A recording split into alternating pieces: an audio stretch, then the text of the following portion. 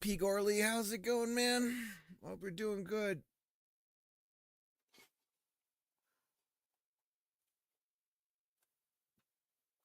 Feels good to finally be on the making a game thing again.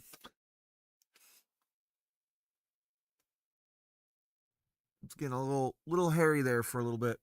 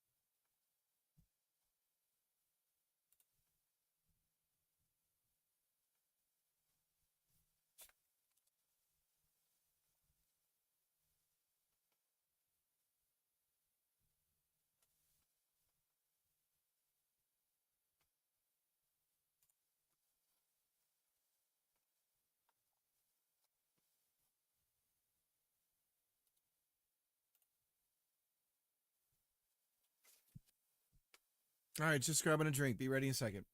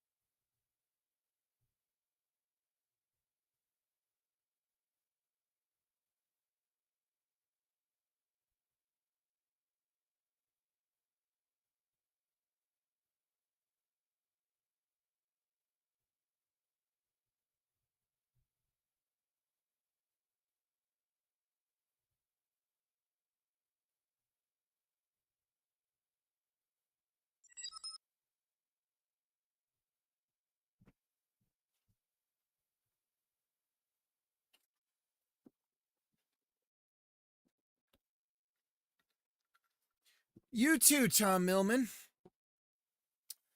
Thomas E. Millman, extraordinaire. Thomas E. Millman, skydiver, adventurer, lover. Thomas E. Millman is.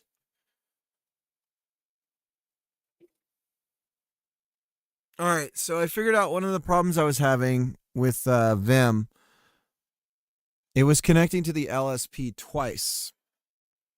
So every time I typed anything, every time I did anything, it was sending the same requests twice. Another thing, check this out. I didn't know about this. Along the LSP, where is it? You can use, oh no, that's not it.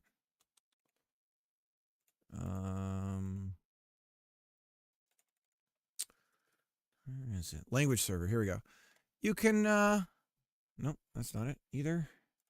Debug, nope. Nope. Thread. Use thread. You can have a dedicated thread for your LSP server. That's kind of a good thing to do. So we've done that as well.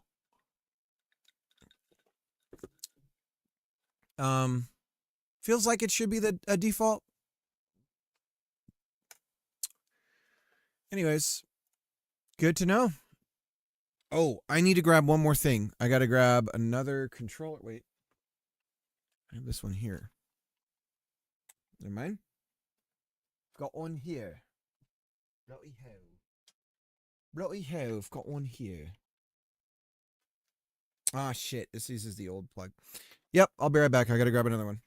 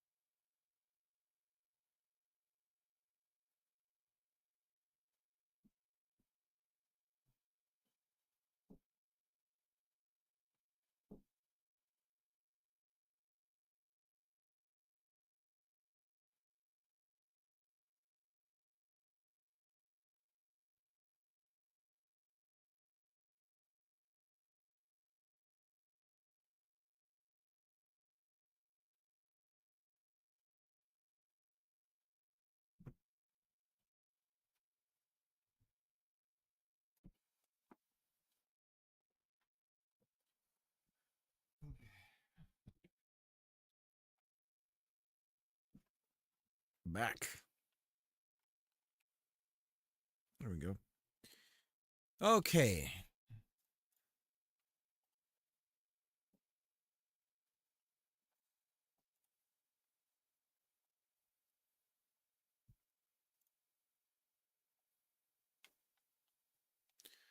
All right.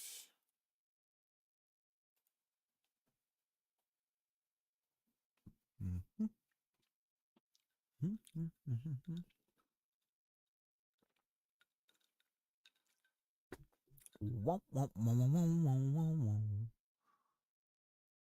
Oh. Guys, I think I know why there's some jitter. Should I solve that first? It just came to me in a dream. A vision. Not quite.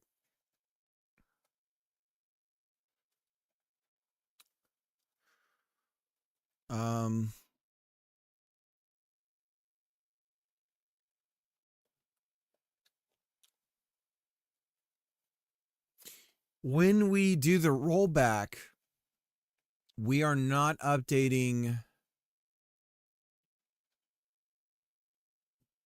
So we use input buffer position to check to see where we were. So what we should be doing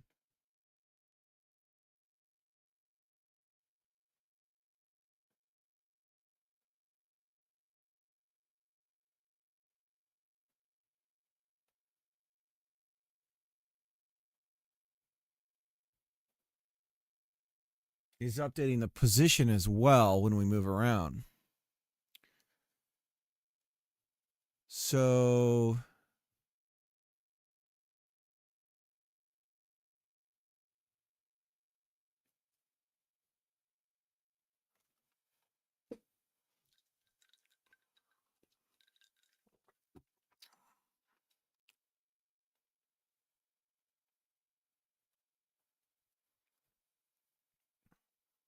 we want to update, we want to record the position that we end up at, which we don't process the input here. Do we want to just record the player position? Yeah, just the player position before we process the input. Dude, what happened? Oops, we broke out of here.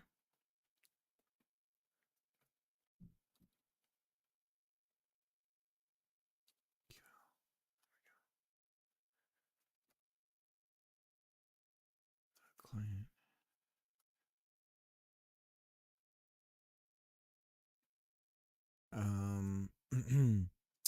So we're gonna go and say this, like this, and it's ring index. Okay. Yes, please. All right. Good.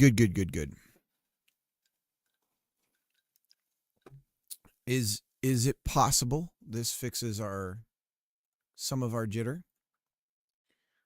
I think so. Maybe, or maybe we introduce a bug here. Let's find out.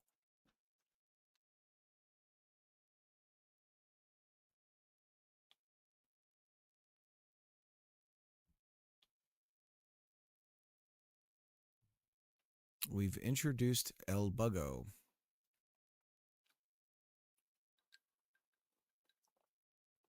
Let's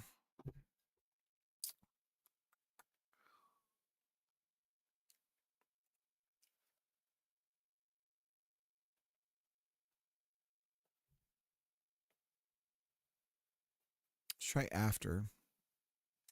We're not assigning player position. Start. Oops.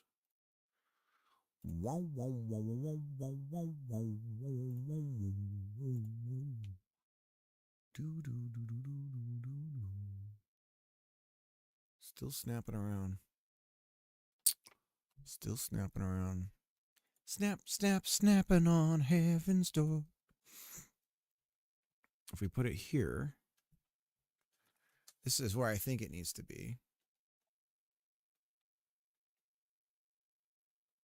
Still does it. Should only snap once after I stop moving. Really.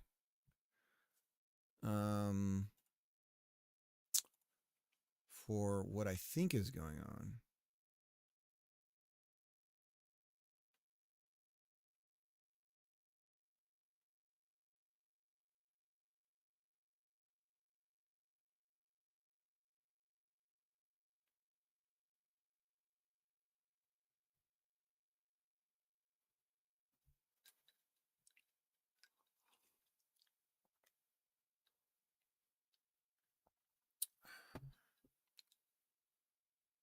Well,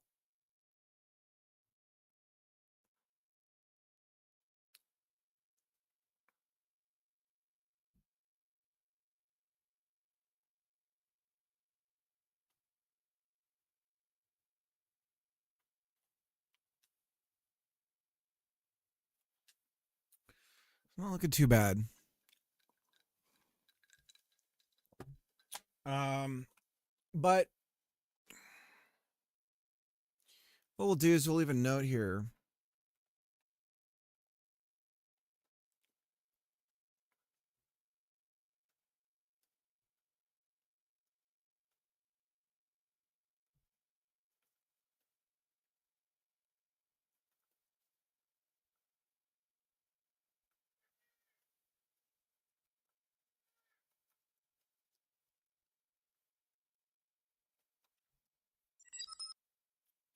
Look at this.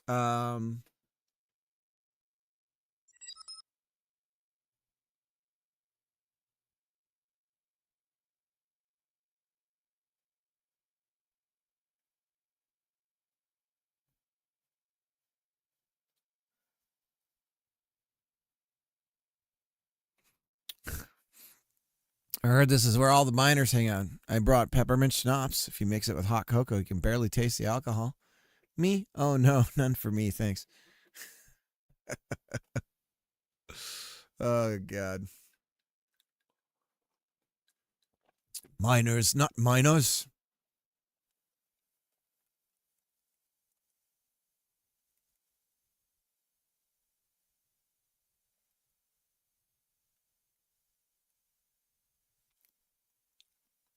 They all look like, yeah, they all look like kids.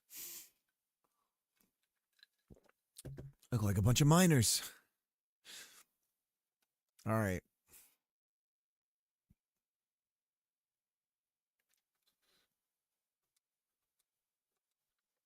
Wow, wow, wow, wow, wow, wow, wow, wow, wow, wow. Wow, wow, wow, wow, wow, wow, wow, wow, wow, wow. Wow, wow, wow, wow, wow, wow, wow.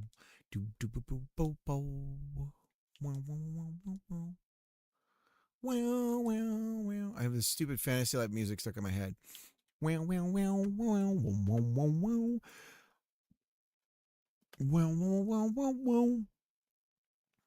Do do do do do do do do do do do do do do. Boy.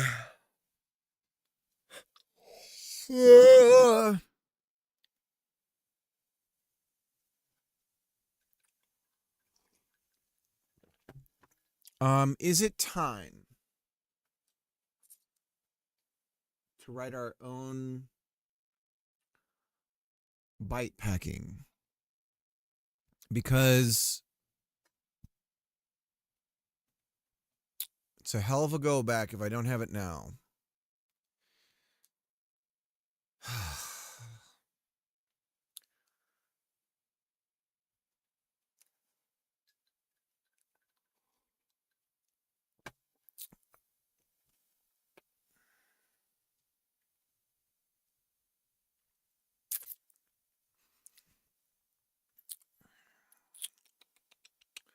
Wow, wow, wow, wow, wow, wow, wow.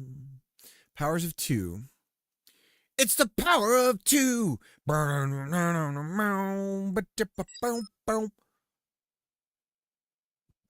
Every second of every moment at home is just snorting and scratching and huffing and licking.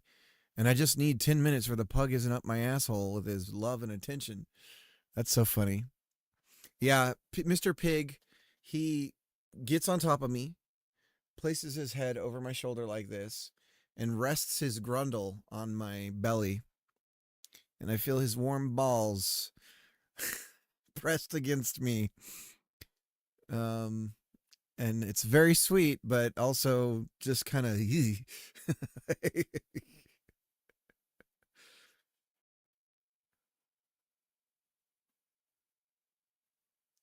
I feel like he's like, if he could speak, he'd be like, "Let it happen.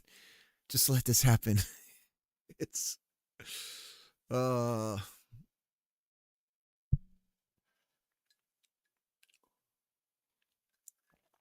but he's always like, and then eventually,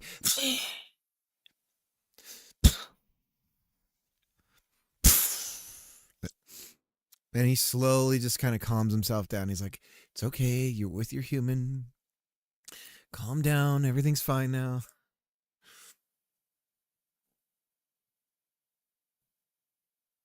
I was gone for a week, and the pug's actual dad was on a cruise until Thursday. And it's not like he's ever leaves me alone anyway, but he's being an absolute pain right now. I love you. You're my human. Let me sing to you. But in reality, it's just.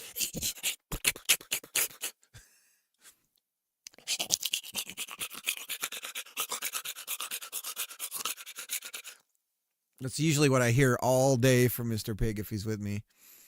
But not really all day. I actually don't see him that much, but damn, is he like, you're my favorite. I'm going to let everyone in this room know, even though I barely see you, you're my absolute favorite person. I'm certain I could take him on a walk and this would all be fixed, but I'm supposed to leave again tomorrow and I don't know what I have, that I have a walk in me right now. We'll take him on one during everyone's dinner time so I don't have to talk to any neighbors. Dude, that's why I won't mow my backyard. I stopped mowing my backyard because the neighbor on the other side of the fence talked to me. And I was like, I can't do this anymore. I can't. I can't. I'm like, you're a great guy and everything, but and the conversation hadn't been about my yard, it probably would have been fine. But now I don't want to go out there because I don't want to talk about my yard to somebody else. Like, ugh.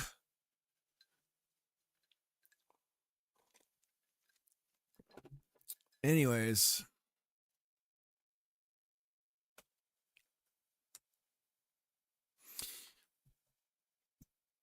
So yeah, I watched the rest of the talk about Dome Keeper, and it definitely sounds like they use far more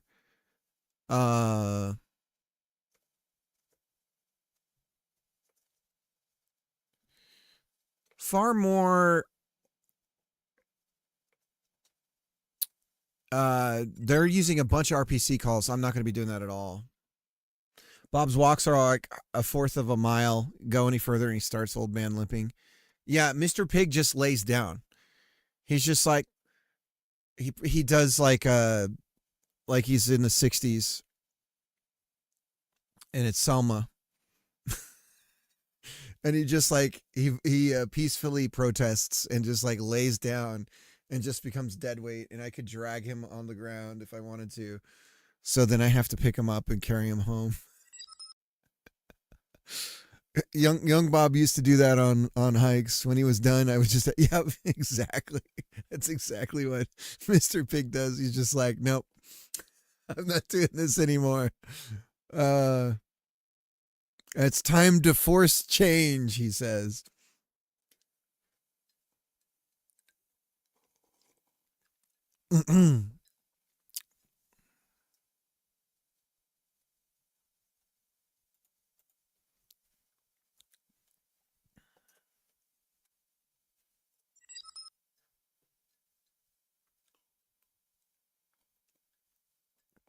Now we're both so lazy that we never reach the limit. He sleeps like 18 hours a day.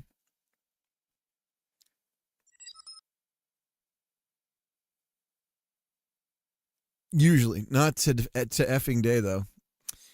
Bob, give your buddy a break. I wonder if we could get like a FaceTime call going between Bob and Mr. Pig. Would they talk to each other?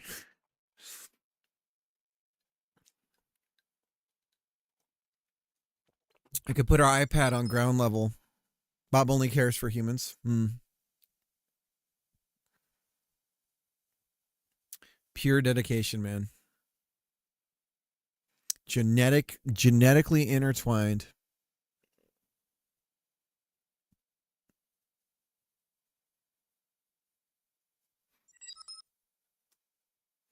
He does not get along with other dogs. He's just not interested in them all. How do I get it so I stop doxing people on Steam really quick?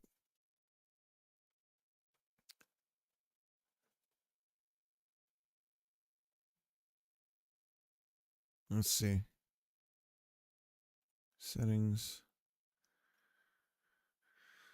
Ba-ba-ba-ba. Notifications. Show toast. No. No.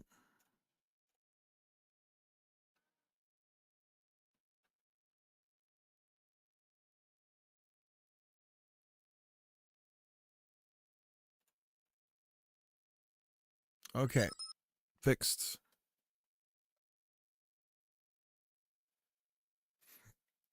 My streamer talking about minors.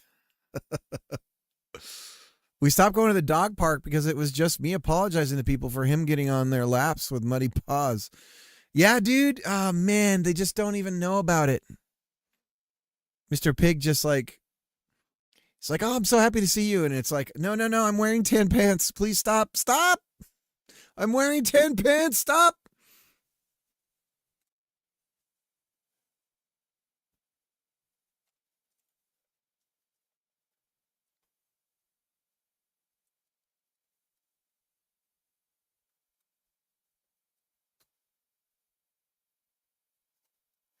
Minors, not minors.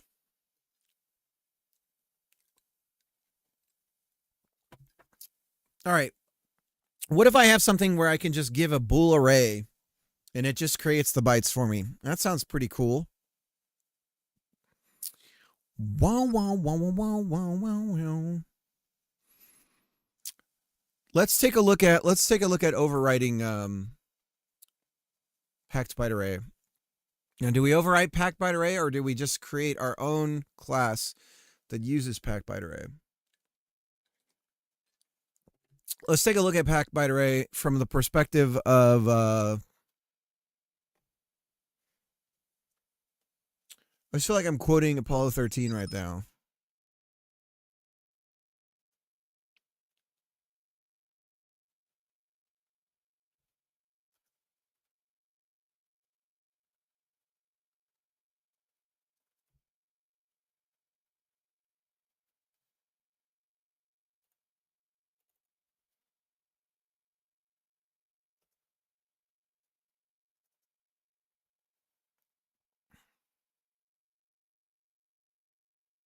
What does he say?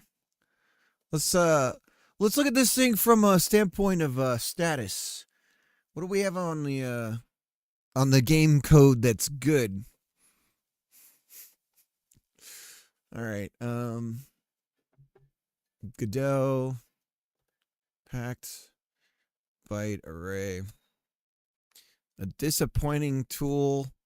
Wrong tool for our job, boys. That much is true. Is this a all classes? This is a variant. This is a type. So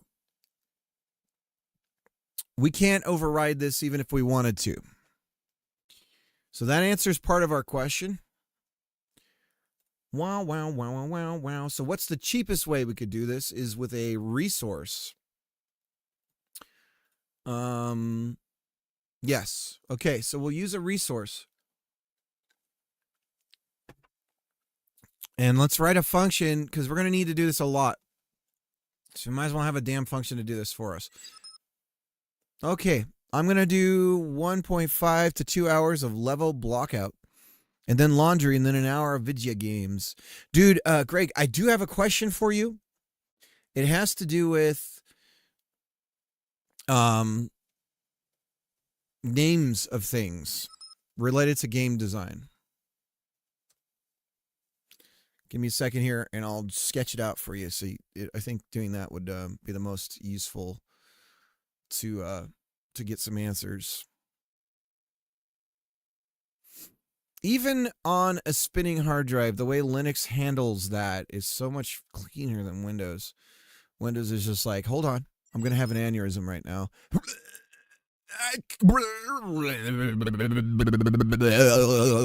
Becomes like that guy in what movie was that? Oh, it was Stargate, the Stargate movie, when the guy's getting his brain fried by the alien overlord, and he's like, and he's like got his eyes crossed, and it's unintentionally comical.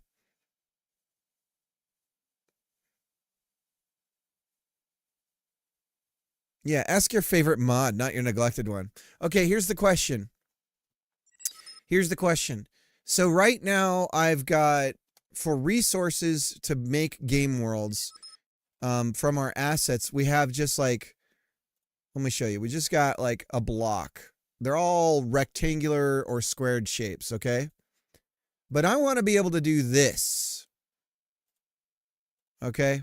Let me show you. I want to be able to just draw hey, here's a landmass. It goes around like this. And it's all the same height. And then we just have a mesh that's the floor, the top of the surface. What is this called? What I'm describing? Where I can just draw like a shape and then it just creates the heights of the thing. So like if it comes up like this, it comes up like that. But then from this perspective, it would look like something like this. A 3D object? Got him! Thank you, Sarah. But what is this process called? Like, what am I describing here? ProcGen? A height map? Okay.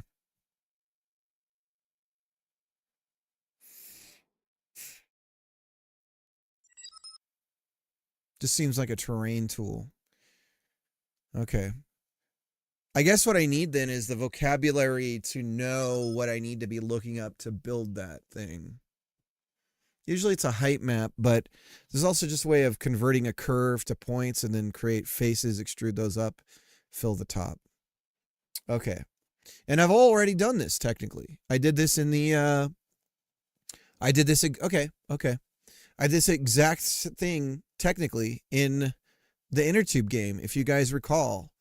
When we had the map, we had an area around here, and to solve the problem of when you get out of bounds, I had a tool where we could just draw a curve and then it would just create a volume of space that when you left that area, it would reset your spawn point to the center of it.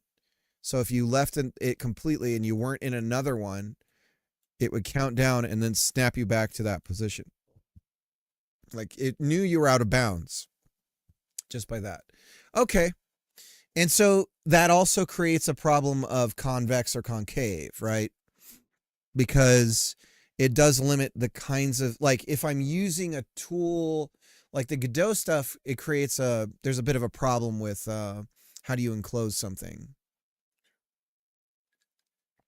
And I'm sure, okay, all right, okay. I think that kind of helps me. It is pretty complicated. Your mom is pretty complicated. All right.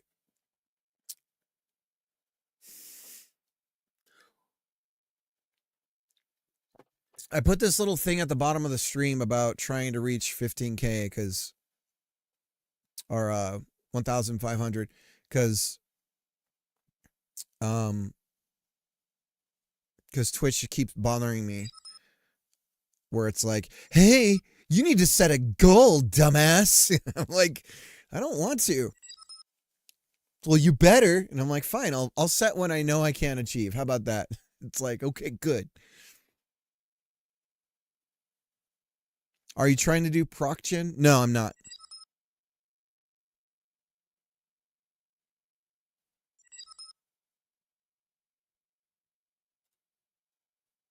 Are you reaching your monthly milestones? Would you like to know more?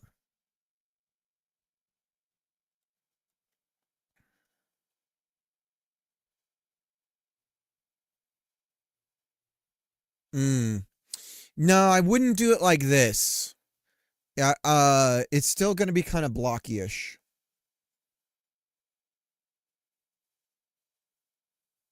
It's going to look like you're at Disneyland. I don't know how to describe it.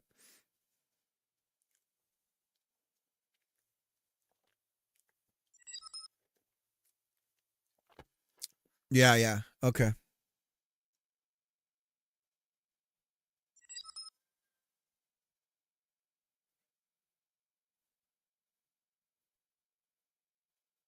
Right. But it's still going to be like a designed the sides and everything are going to be a design surface. That's where it might be a little different than what you showed, Sorrow. It's not like I'm just pushing the same textures up. The part that's dynamic that does the like that equivalent is just drawing the shape of the thing from like above and then having it just be um yeah. Um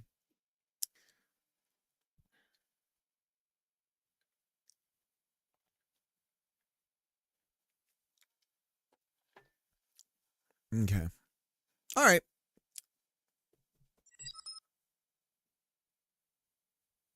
Right. Yeah.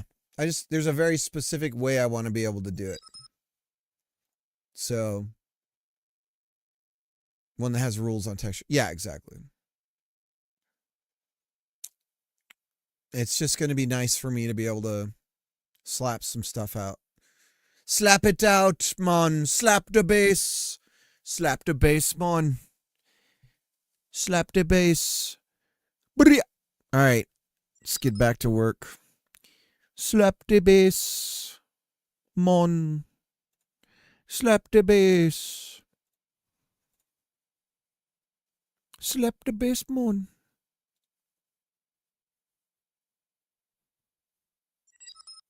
Slap the bass.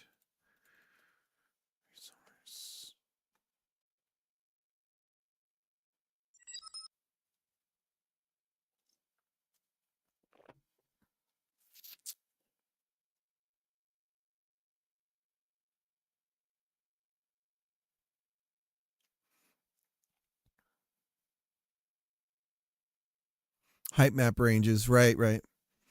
Yeah, that always ends up having this very uh um working with Play-Doh vibe to it.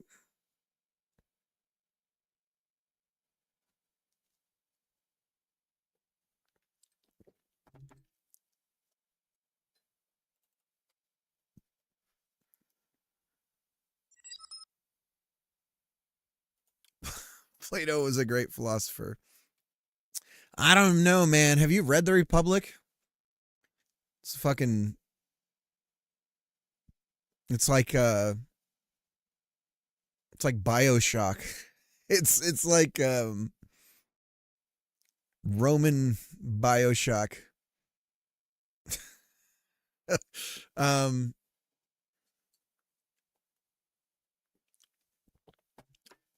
That's a weird. That's a weird one. I imagine a perfect society where we take children away from parents based on their abilities and give them different parents to train them, foster them.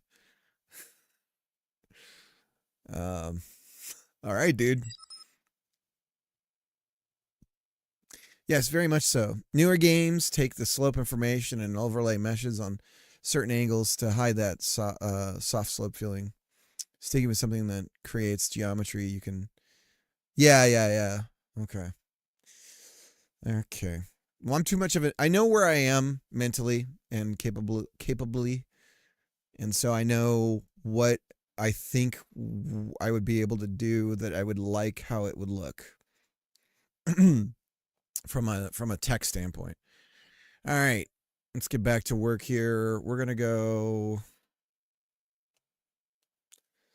I guess we're gonna have something called network. I don't know. I don't fucking know, guys.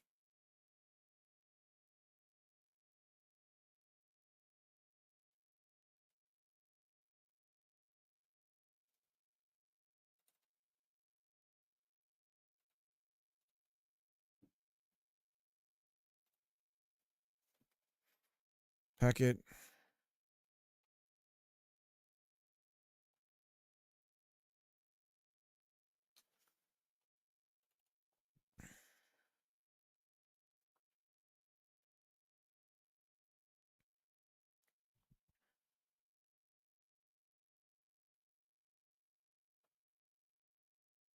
Packet packer. Do we call it packet packer?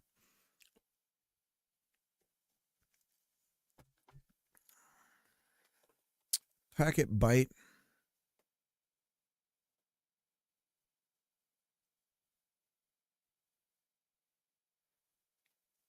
Byte packers. Byte packer. We'll call it byte packer. Got to be careful how you say that, though.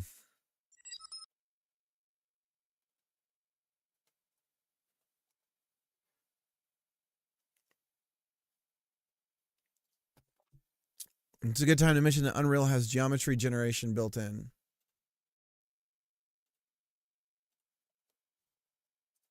Good for you.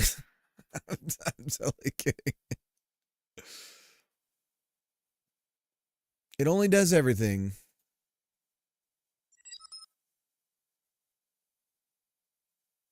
Make yourself a tool in Unreal that you can export 3D models from. Oh, that's a clever idea.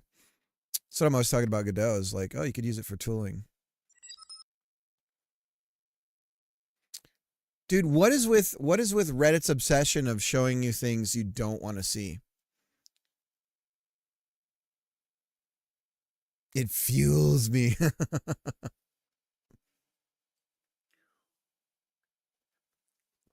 It's like, oh, I'll subscribe to these subreddits. And it's like, oh, cool.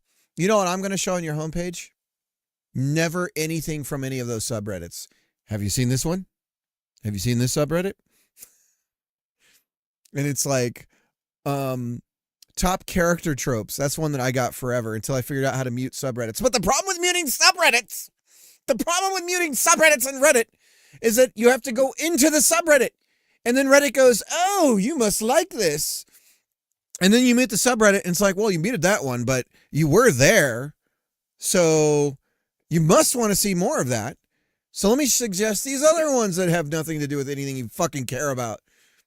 And you're like, I'll mute those. And it's like, okay, well, I still can derive something from that. And it's like, you fucking idiot. I'm muting all these. Leave me alone. I just want video game stuff. Just about game dev.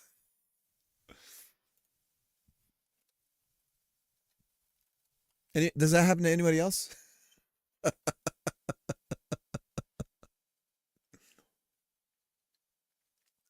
You okay, guys?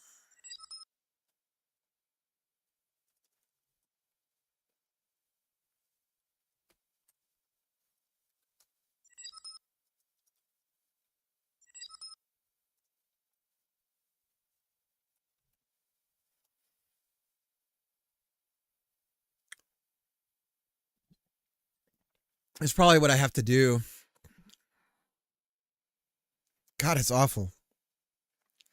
And then, Jesus Christ, every single video game development thing is, I'm brand new. Why is this engine the best that you're following? I'm brand new. Here's the same question again that you saw last week. I'm brand new.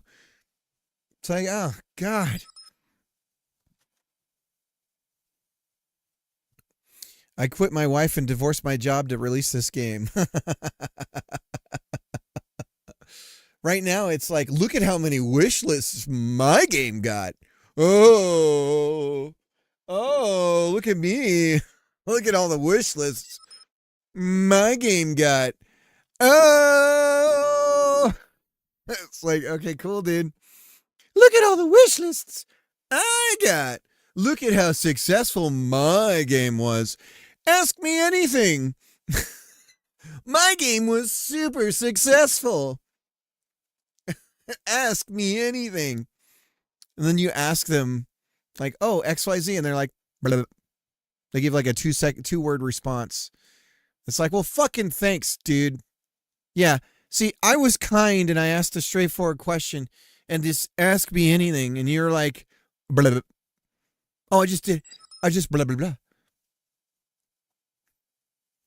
Anyways. Sorry.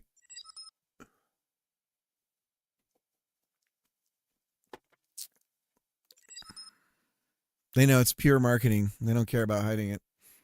Ask me anything. Blah, blah. Exactly, Sim Man. That's the reply I get. Blah, blah. It's just like a really quick 3-word thing. And it's like, oh, cool. AMA. This is great. Imagine an AMA with a celebrity and you're like, oh, you know, I loved you and blah, blah, blah, blah. You know, it was really, what was the meaning behind blah, blah, blah, blah, blah, blah. And then the celebrity's just like, blah, blah, blah. Oh, okay. Cool. Great. Very talkative. Efficiency about business is how you get financial success.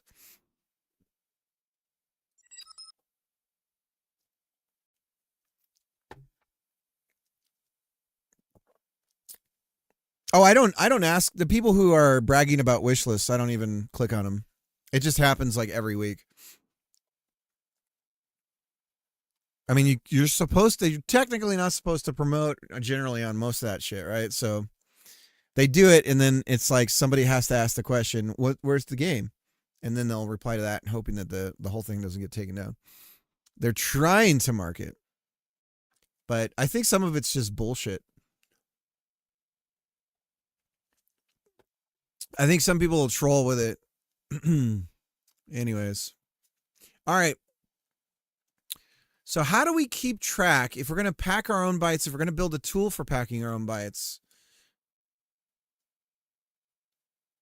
Well, let's look at packed byte array on its own.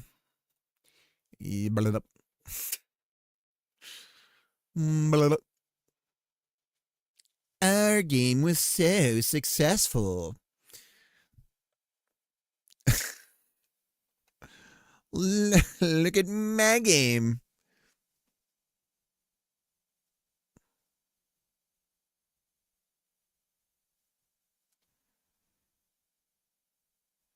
I think for a lot of indies, they're like, I don't know, dude. I don't know. I got really lucky. Somebody, I picked a good publisher or whatever. And it's like, I think for a lot of them, it's just like, I just was making a game and everyone started to like it. It's like, oh, okay.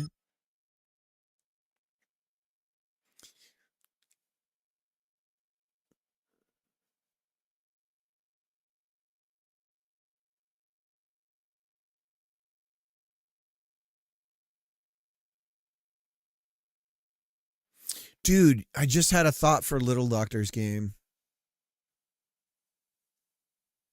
Who owns is it Nerf that owns Crossfire? Crossfire!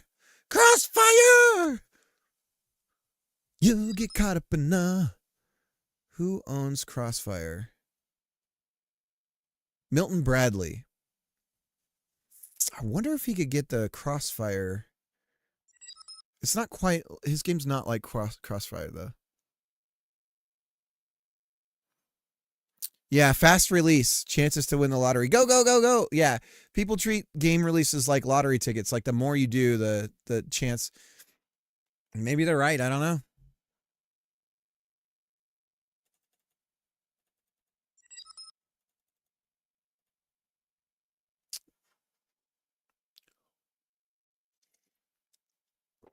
I mean, I do think there's probably some validity in releasing some basically prototype testing the waters kind of things and seeing if there's a response to, say, like 3 different ideas and see which one kind of bites the most.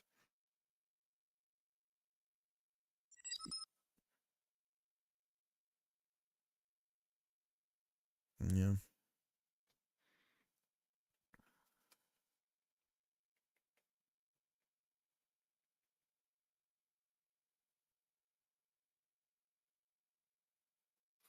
How do we build?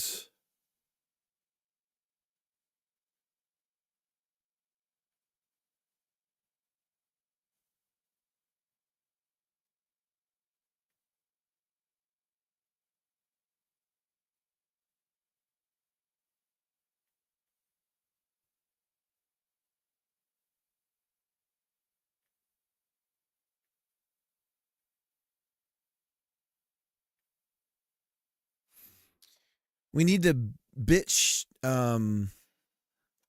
right? Let's get to work.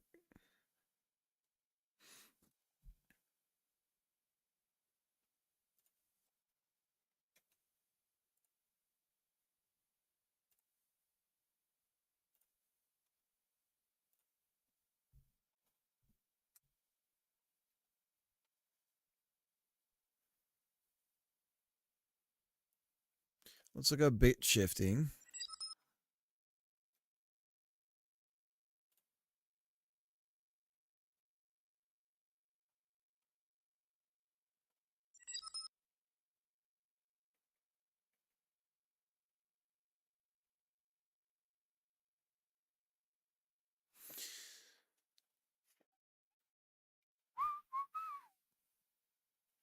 You'll get caught up in the crossfire.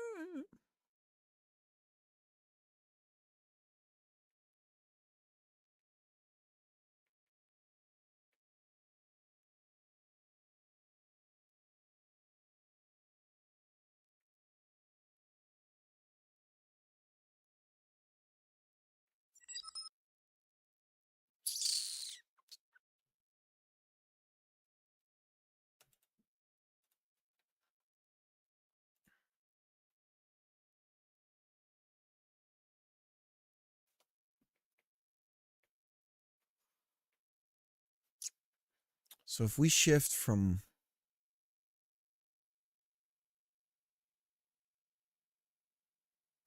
that gives us a number. If we add all those together,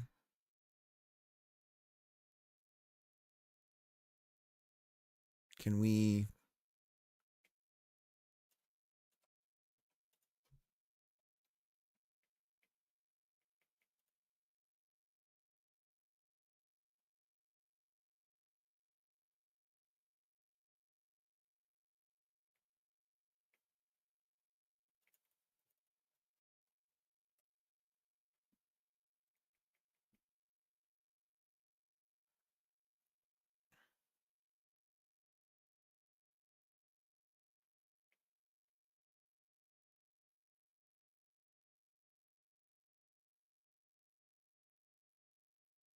so we would want to use or.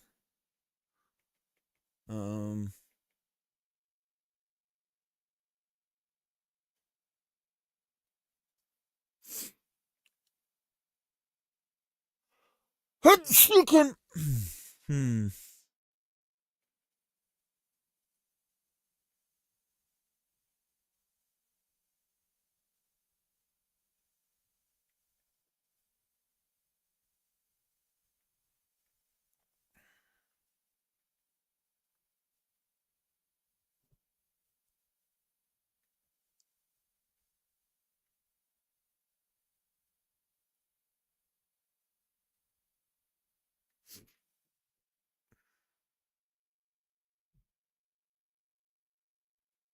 I don't know if Sorrow is joking or not. I can never tell. So I don't know when I'm getting like real advice from Sorrow or just joke advice. Okay.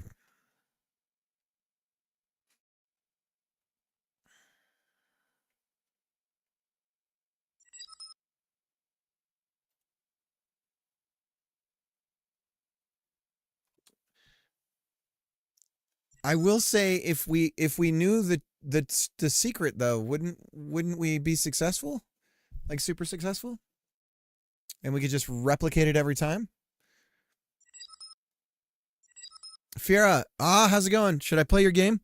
Hang on, I gotta use the restroom. I'll be right back.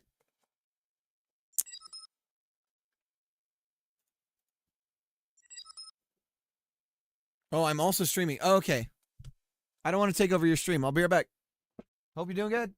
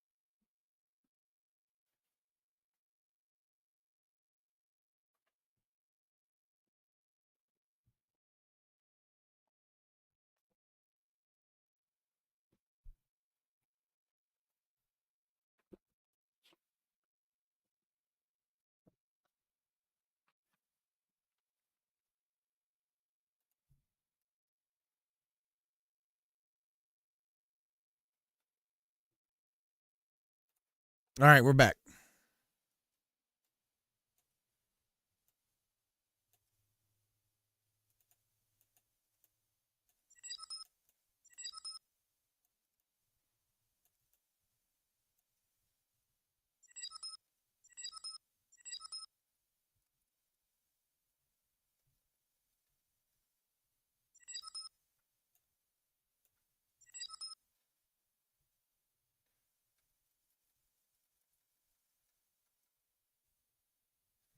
Dude, what is going on?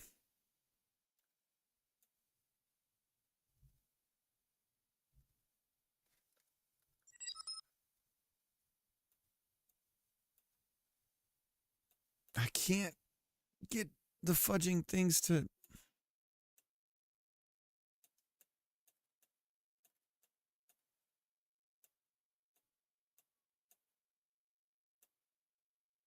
There we go. God. Sorry, I was dealing with an OBS issue.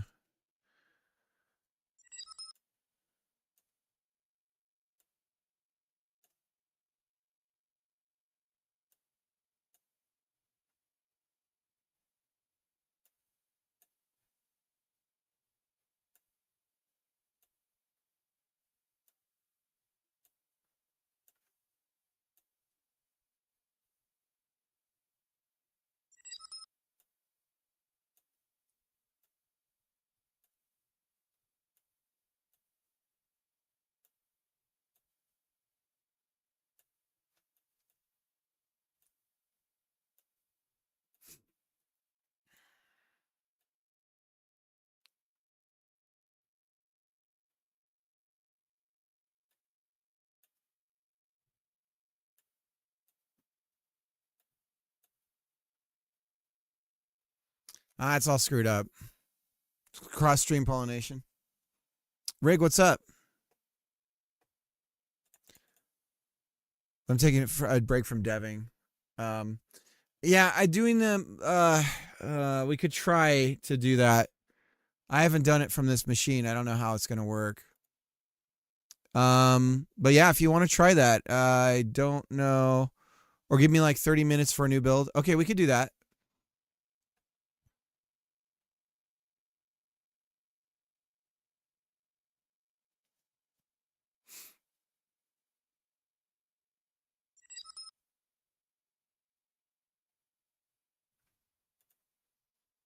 The great thing about watching someone make a game is that everything that they do can be premature optimization, and you can say that it's all premature optimization, because why not just not do that or not do this? And it's like, but if you still know the game that you're making, you still, and I'm getting a little frustrated by getting supposedly called out for prematurely optimizing on some of this stuff. I'll be completely frank, because it's frustrating to do all this knowing that I'm building a framework for how I'm going to be making the entire game.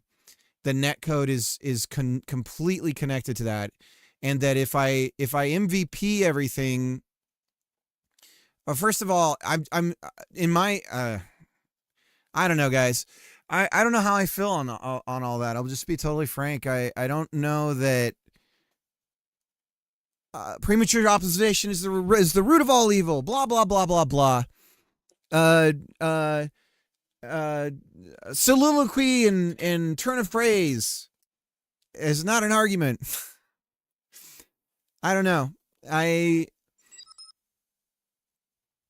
Right. That's what I mean.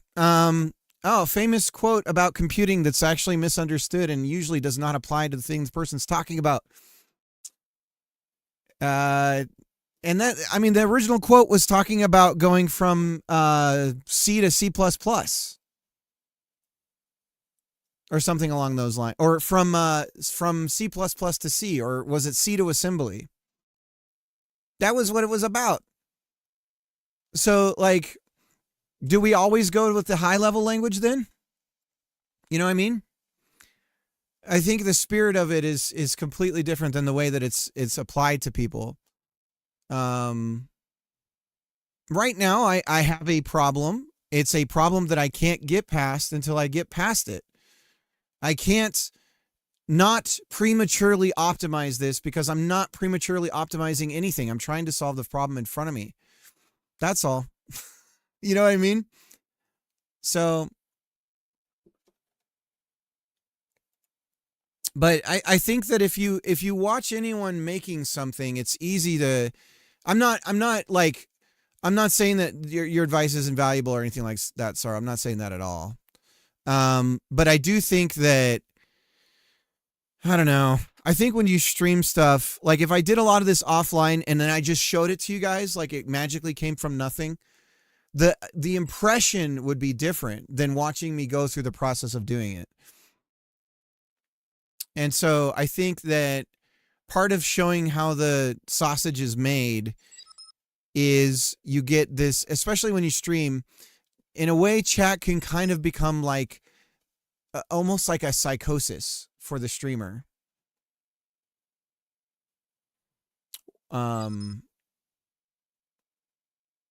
where it's like, oh, I should take everyone's advice. And then you have like this, like, oh, I shouldn't do this. I shouldn't do this. I should do this. I shouldn't do this. But this is in direct conflict of this or that. And like at a certain point, you just kind of have to make a decision and say, this is how I'm going to do it. I don't think premature optimization fits here. And an argument for premature abstraction could be made, though. I'm avoiding abstraction. People are complaining that I'm not abstracting. That's generally a complaint I get when I program. I'm trying to avoid it as much as possible, but like on the server code, it's like, why do you have all this? Like, why isn't this into its own class or something? And it's like, well, because I don't know what it's supposed to be yet. That's why. So like, I'm not going to make a thing that's prematurely abstracting something, in my opinion.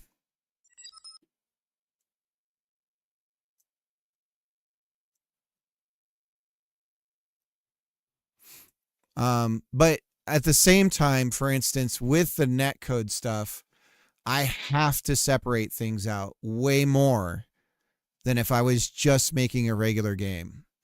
And so it looks like abstraction, but it's really more separation of concerns. Like, it's really more that. That's what's going on there. I'm not making a... See, this is the thing. I talk about something and I'm not doing it, and now I'm overthinking or whatever. I was just asking a question. That's all. And I'm thinking about the future. That's all. But I'm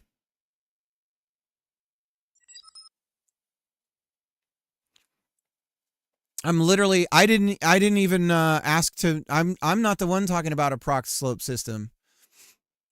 That was your suggestion, right? I was describing something totally different. And I'm describing something that lets me create faster, in my opinion. And it's not, in my mind, it's not necessarily procgen, but because I'm not wanting to like shape land as far as like some sort of like brush tool or something.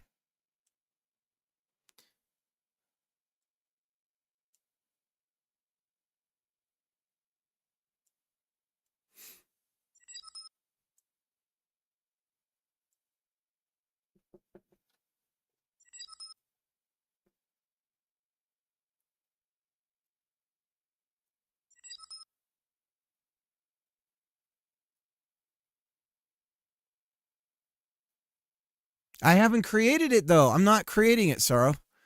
You're talking about a future that hasn't happened. I feel like I'm talking to my daughter right now. What? Like, I'm not doing any of that.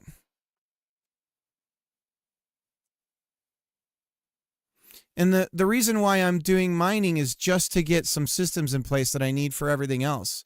It's like the first thing I can do.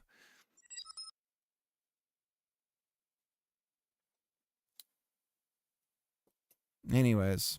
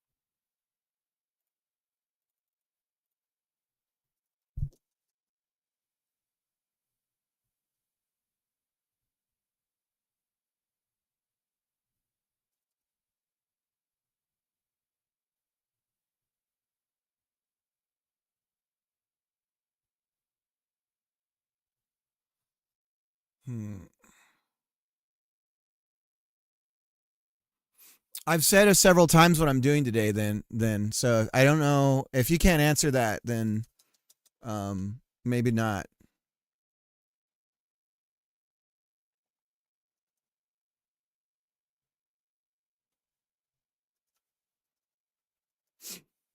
As far as what I'm working on right now, I've said it like a couple times. Fox, what's up?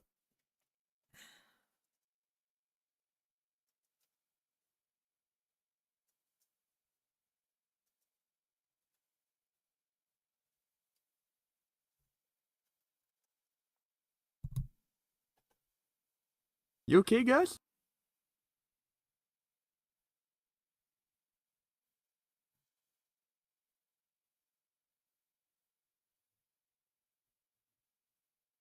Get ready for the ride of your life.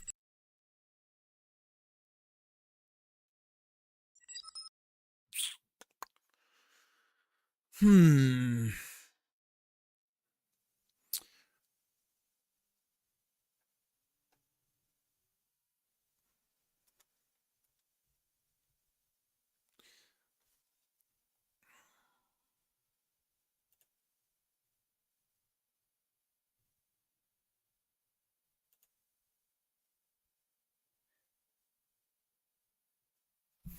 All right, let's try. I'm just gonna try this in here. Let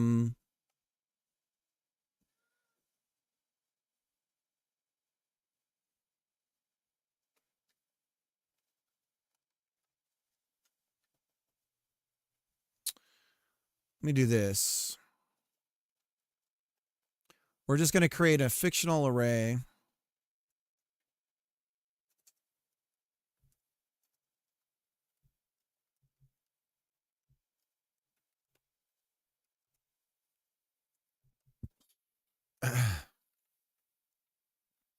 One, 2, 3, 4, 5, 6, 7, 8. Okay.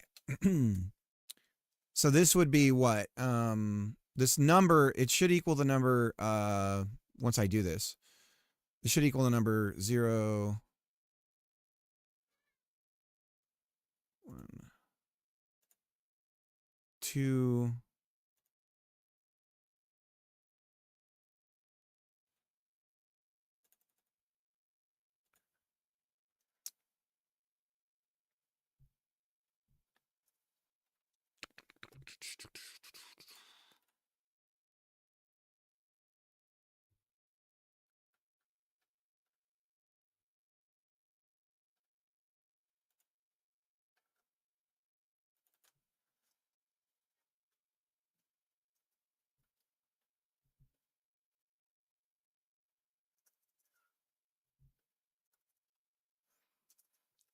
so I'm not allowed to. I'm just trying to get this straight. This is why it's hard to listen to chat sometimes. I'll be totally honest. I start working on something, I'm wasting my time. I start talking about something, I'm wasting my time. I'm doing the wrong thing if I'm working on something. I'm doing the wrong thing if I'm talking about what I'm working on. I'm doing the wrong thing. It gets a little bit like sometimes it's a little frustrating to All right, so it's 1. How does it go? How does it go here? I'm trying to remember.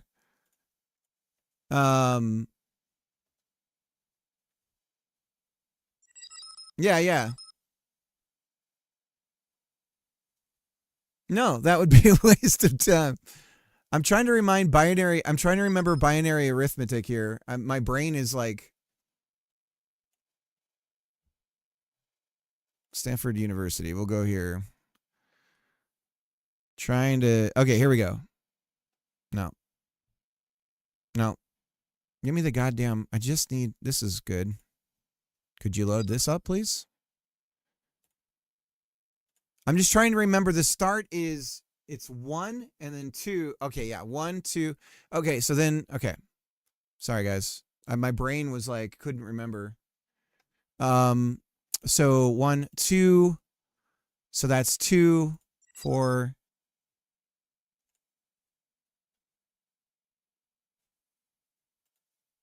4, 8, 16.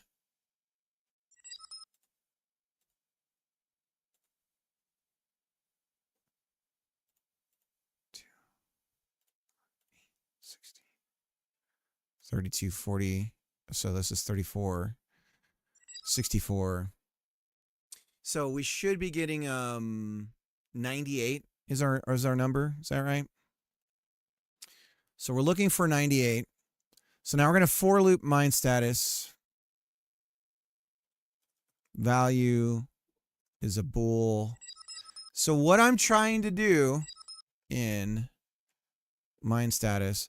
So we're going to have a bunch of binary values that indicate whether or not something, a resource on the world, is or is not something you can interact with. And it's just a set of bools. And what I would like to do for the ease of my development, and this is, am I prematurely optimizing because I'm trying to make something easier for myself? Is that prematurely optimizing? I don't know. Is it? So I'm trying to make this easy for myself because I want to store it in an array of bools, and then I want to take those array of bools and then put it into the bytes that I need to represent those bits as flags. All right? So that's what I'm trying to prematurely optimize.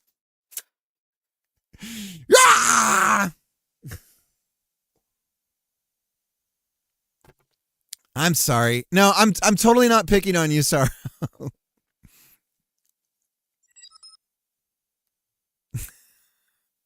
I'm sorry, Sarah. No, I'm not. Oh my God.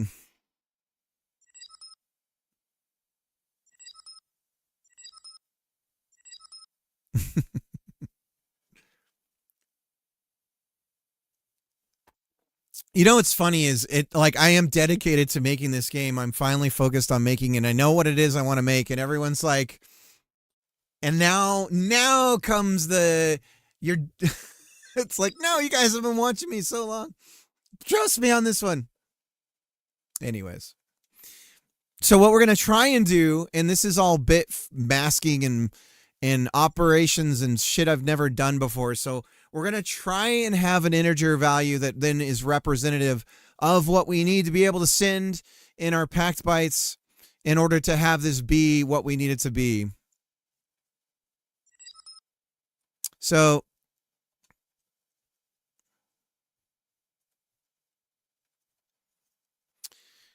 okay, so what we can do here is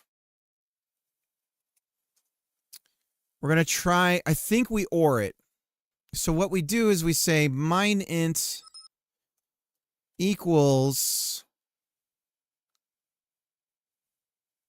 So how do we OR something if we don't know?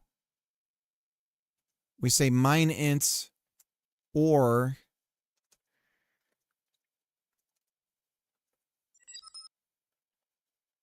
value, and value we have to bit shift on 1 like that. Invalid operands for int and bool. So why does this work in here? Because we need to translate the bool to a int. So if value equals true. Can we, how do we, isn't there an easy way in Godot to turn a Boolean into a 0 or 1? Does anyone know?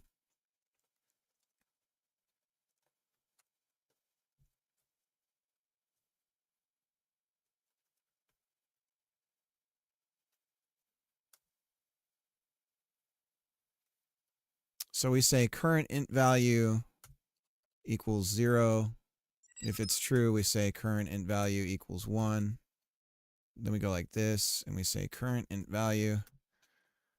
Okay, so now if this is doing what I think it's doing, when we print out mine int at the end of this, mine int.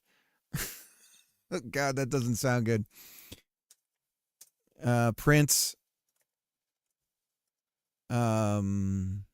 debug mine int 9 int.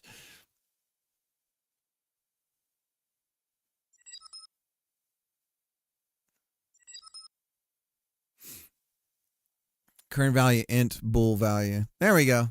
Okay. I don't 9. You know, they say a 9 is a horrible thing to waste. 3. It gave us the value of 3. Oh, are we not we're not adding. Do we add? Do we just add like this? Maybe we just add. We could do that. 11. 1, 2. Oh, we're backwards. This should be 1. But no, we should be way higher.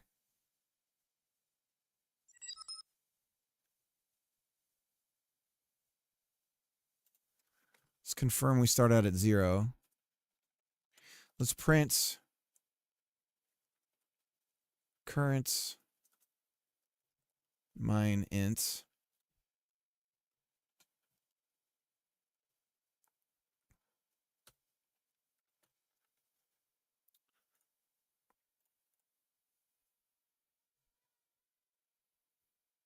One, 3, 5. What do we get if we're doing the oh no, current int value. Oh, we need the index. We need a count of whether it's true or false. So we want to do from a count. So we say mine status. Okay, we're almost there. Mine status size index int. Okay. Then we say for now, we're going to say mine status index. Sorry, guys. We're getting there. Okay. Let's see what we got now. 11.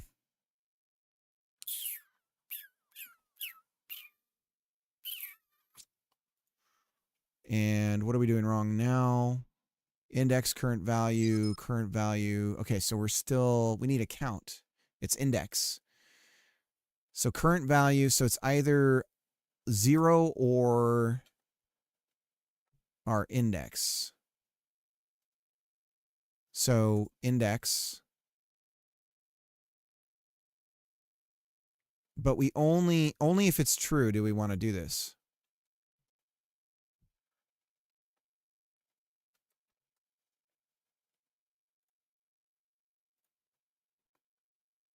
$70. This is looking right.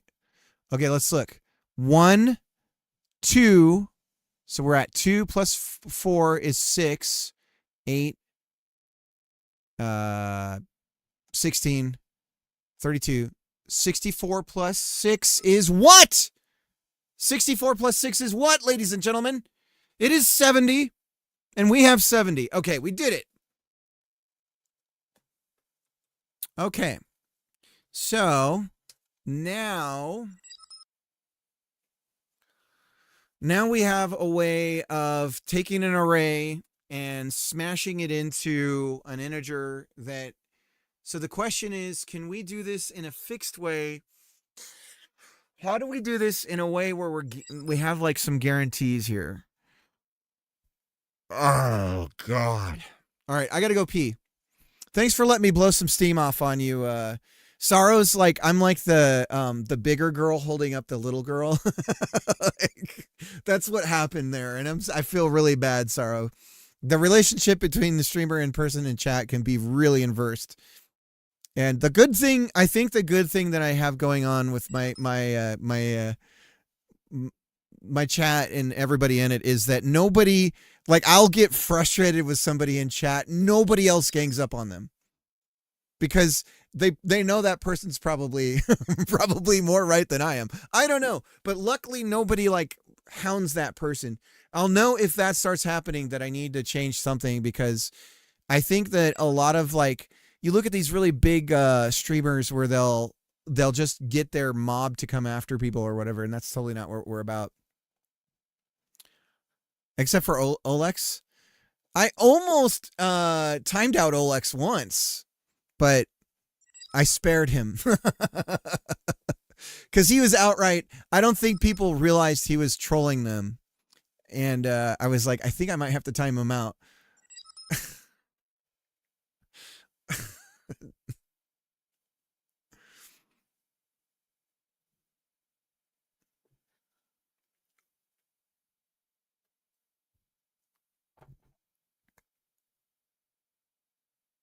GD.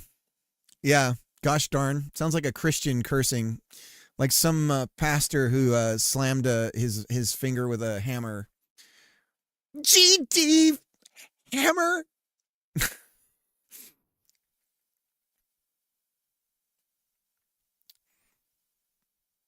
Oh, dude, I have a confession. Can I tell you guys a story really quick? Blah, blah, blah, blah, blah. Please don't time me out.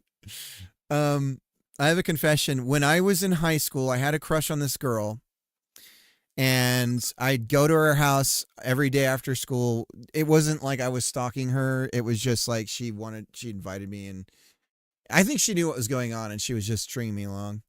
But regardless, Miss Cricket's trying to get a hold of you. so I go with this girl that I had a crush on in high school to her house, and I think the parents clearly knew what was going on too. Like it's like, oh, this, some boy doesn't just start hanging out at your daughter's house just because he's like a friend. That didn't happen, right, guys? Anyways, so the dad like started pulling me into like he was doing like a project, and he was sanding something.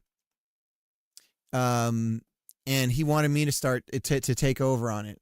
Now, all I remember about this, he had a belt sander, okay?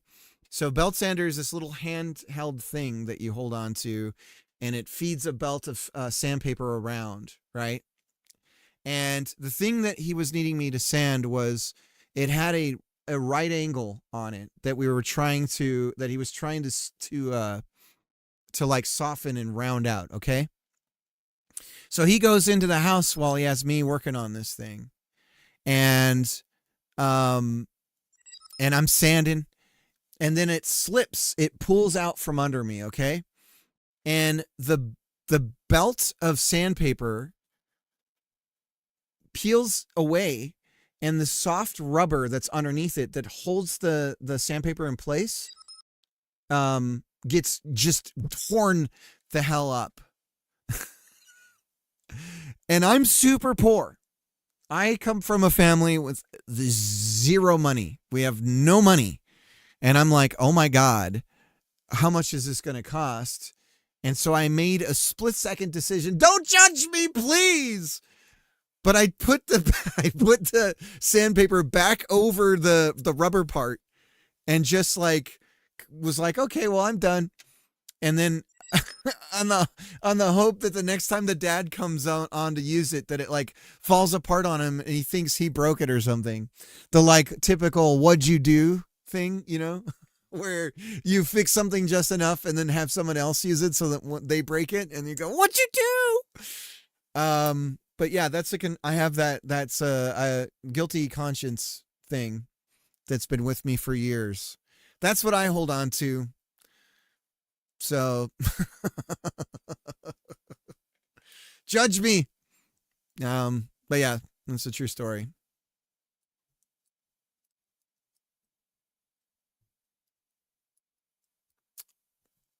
But I was so scared. That's the dad's fault. At least, yeah. No, it was I was definitely like, I'm fucked. Like, this is like, because the rubber part was a part of the mechanics of the thing. I could tell from the design of the tool that there was no fixing it. You'd have to replace the whole fucking thing. And I was just like, oh my God. Like, I don't know how much this thing, and I don't know if it's like some special, has some sort of significance to him or whatever.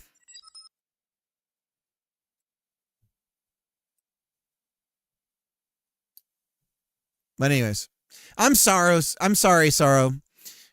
No, I'm definitely listening. Like, I'm trying to listen to everyone's advice, and I feel like I'm doing a great job. and but I know that it seems like, because you guys have seen me at Mach 10, like the inner tube game is what I'm trying to get to with this project. I'm trying to get it, like, that's the weird thing is I reached this level of aptitude with Godot when I did that jam game where I was like, oh my god, I get it. And then so after that I was kind of like reassessing where I was at, and we went back to the baking game, and I was like, I'm not feeling this. Like, I can do this, but it's not something I want to do. So that was like a big part of why I was like, well, what do I want to do? And like, what would I be happy with producing over time and showing people and everything. And that's when I started to settle on this. And I was like, I know this seems ridiculous, but I started this year with networking. I started this year with online on purpose, with the marketing, with the thinking around marketing, and how a game, if I can play a game on the stream and I can say, hey, you can join me right now kind of thing, how that could translate into getting play testers and getting people to want to play it and all that kind of stuff. And so that's where I started the year, and then the shit hit the fan with my IRL stuff. And so it's kind of a return to what I was originally trying to do with the stream at the start of this year. Yeah.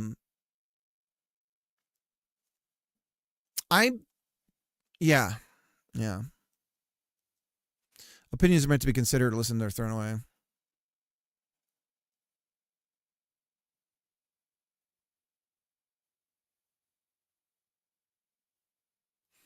All right. But I'll be right back. I do have to tinkle, otherwise I'm going to piss myself. Should I just do that instead? I'll be right back. I'm going to grab a drink too.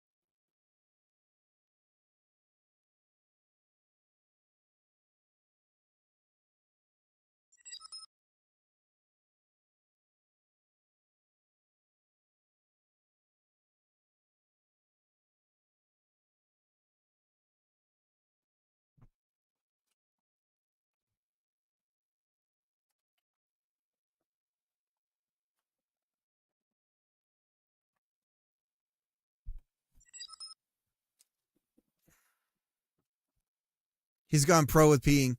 Dude, I pee so much on this stream. I don't understand what's going on with that. I'll be honest. Because I think what it is I drink way more fluids when I'm streaming than when I don't. Because it is like a racehorse kind of pee. It's not like, oh, it's a little tinkle and I need to get my prostate checked kind of thing. It's just like the quantity of what I drink is just coming out.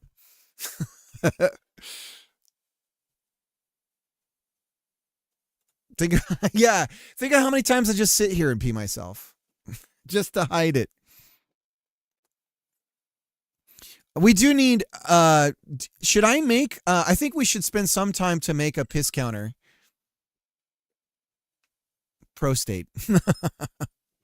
There's bottles everywhere. I'm just what's his name? What's that guy's name? Okay, so now that we have this approach, and this looks like shit, we can change this code, make it a little bit better. So what we should do, what I would like to do is formalize this as a way of packing it into bytes. And that's what we were doing here with Byte Packer. Packer, hardly newer.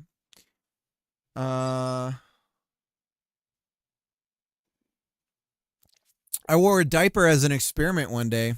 It's not great.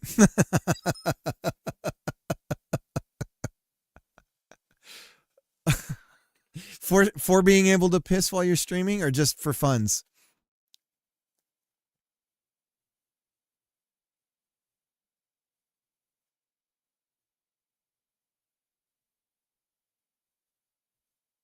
Mariano, how you doing? I bet you Elon Musk is going to end up pee bottles in a hotel. Well, it's probably, dude, it's probably already happening. Let's be honest. Something like that's already going on. I think the problem with getting super wealthy like that is you start to not really have any real friends, and everyone wants to be in your inner circle. You go two routes, I feel like. But I think that if you're the kind of person who is always kind of an outsider and lonely, and you're seeking validation, I think that getting that wealthy can destroy you. We were in the military. Want to see how it would work with a day of drinking and just pissing in the diapers.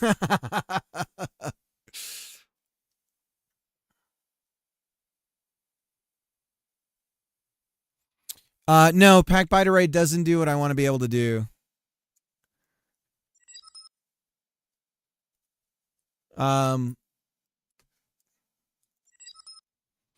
Not how I want to be able to do this. He never has sad friends. He's always been a weirdo. So here's what we'll do. This is just going to be static. We'll just have a thing called Byte Packer. Hardly newer. And we'll have a thing called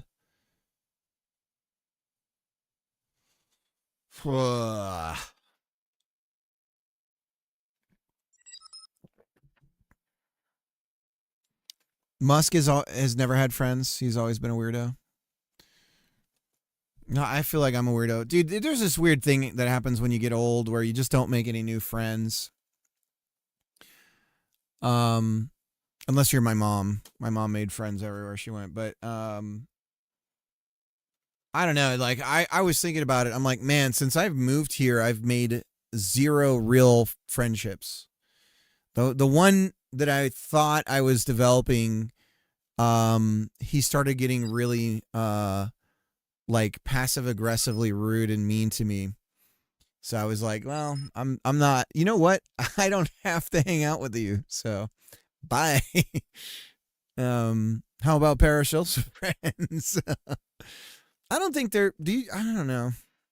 I think parasocial is like there's a imbalance in a I think parasocial, no, I think because we all talk. I don't think it's parasocial. I feel like when it's about you're talking about somebody that you like hate watch somebody, right? Is that where you get parasocial? Where it like, and you think you know somebody just because they I don't know. I think parasocial maybe also is like you go somewhere in public, somebody comes up to you and it just expects to be your best friend because they think they know something about you, but you've never interacted with them. Yeah, exactly. So I think with everybody here, if somebody came up to me and is like, "Hey, who am I in chat?" We were talking for a little bit and they said, "Hey, guess who I am in chat?" I would be able to say, "Oh, are you, XYZ?" Turns out I'm not antisocial, I'm asocial.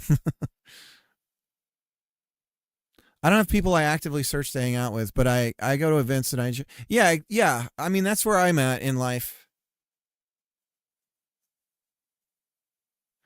But yeah, as far as like building a relationship where I don't feel like everyone's just being niceties and everything, and it's like, oh, this is like a real friendship. I think I've found just maybe not a good idea to say, but like I think really the streaming is where I'm doing that.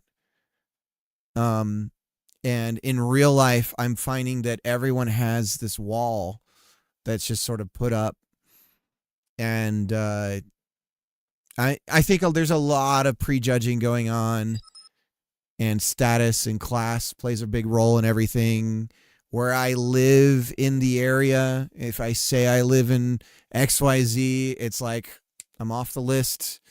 If I'm dressed a certain way, I'm off the list. You know, I think unfortunately a lot of people as they get older do that for shorthand and engaging in relationships and stuff. Let's be parasocial together. I got small town problems and I'm a hermit. Yeah, same here. Same here. Okay, so we'll just have a class that let's call it. Let's look at Packed by Array.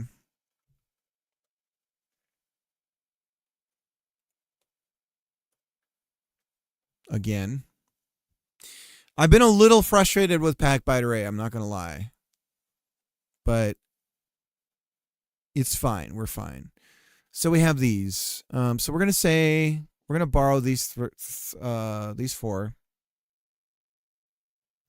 And we're going to say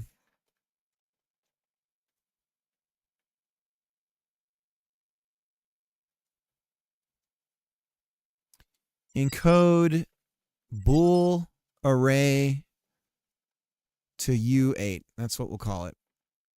And then we'll do the same for everything else.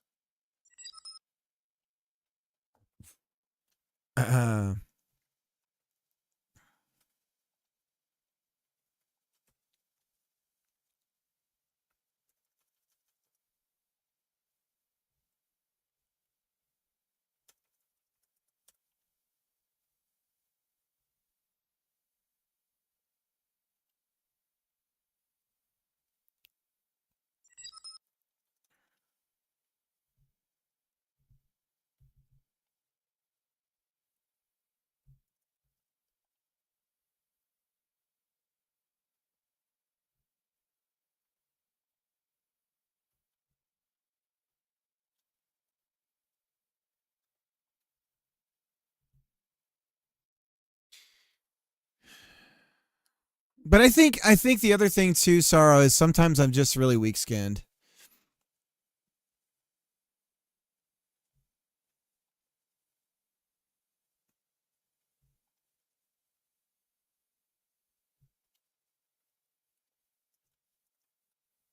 Like thin skinned.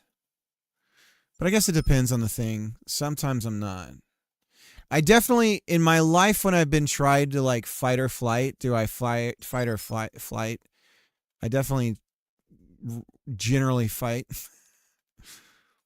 when it comes to like defense, like physical life stuff.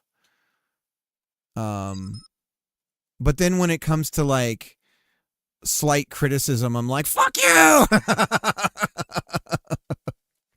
Not really that bad, but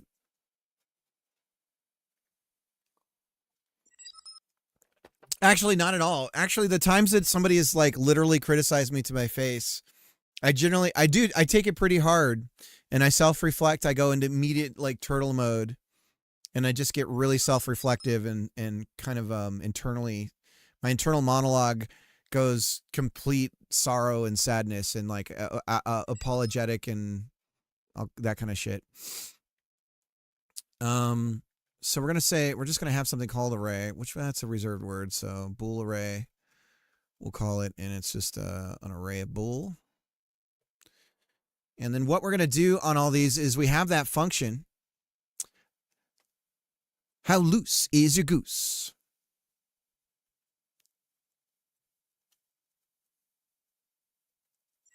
How funky is your monkey? How loose is your goose? And we want to return an int.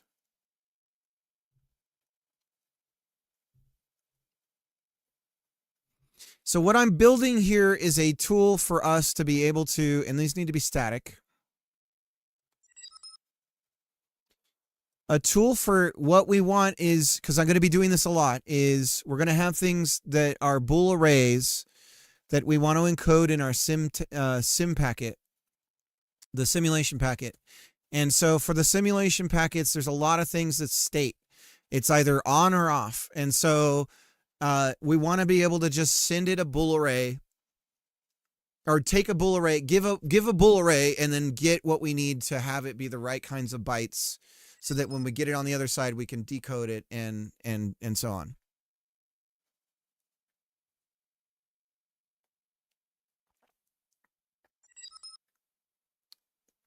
I know those are permanently gone.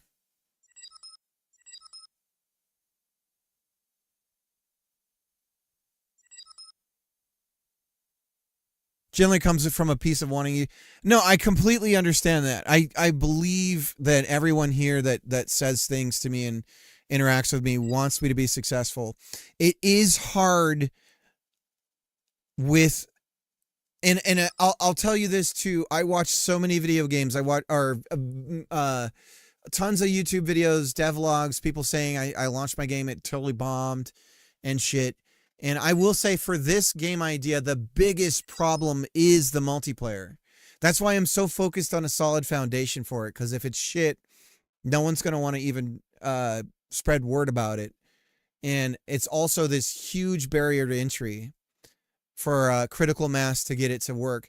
So it also needs to work as a solo single player game as well. But my focus always is going to be on the multiplayer experience. Anyways. It's exactly that. You're exactly right, Mariano. That's exactly what it is.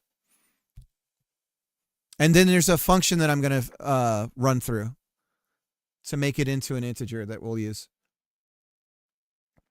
that I just wrote. It looks like this. All right, Fiera, are you back? You ready to do it?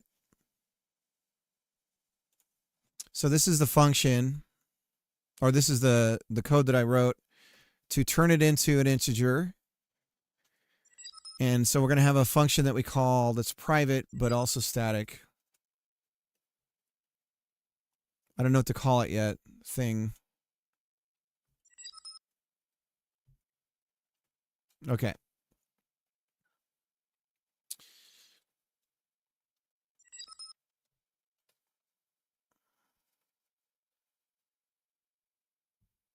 Pack bool array.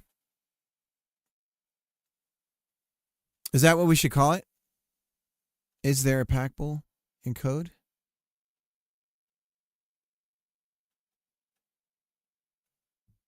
Pack bool array in code. That's what I suggest. Oh, I see. Thank you. That's a good one.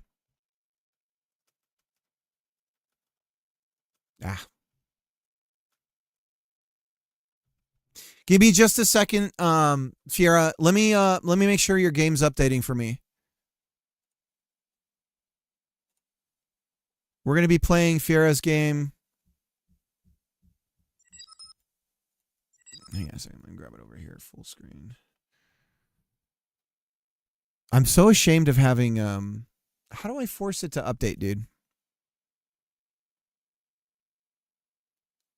Is there a way I can... how do I know that it's up to date? Properties.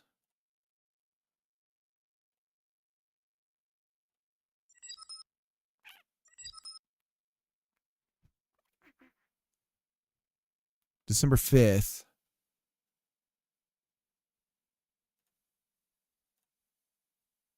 There we go. Okay, so it's updating. We're updated. Oh, dude, nose hairs and ears hairs. Ears hair are a new adventure for me.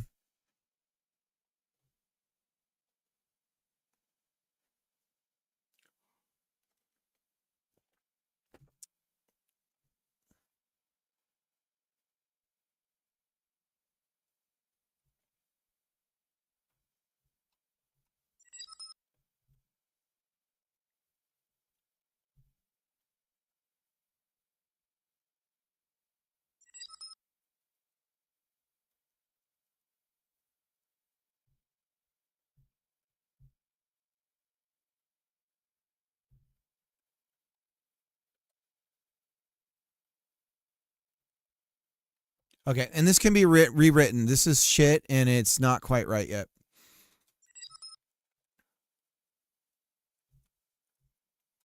And the names are shit, too. All of it's shit right now.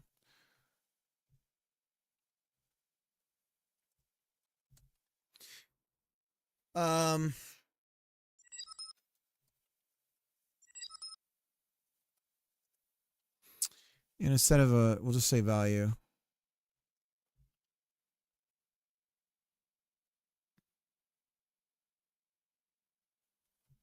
And we'll do an assert because we're hardcore like that.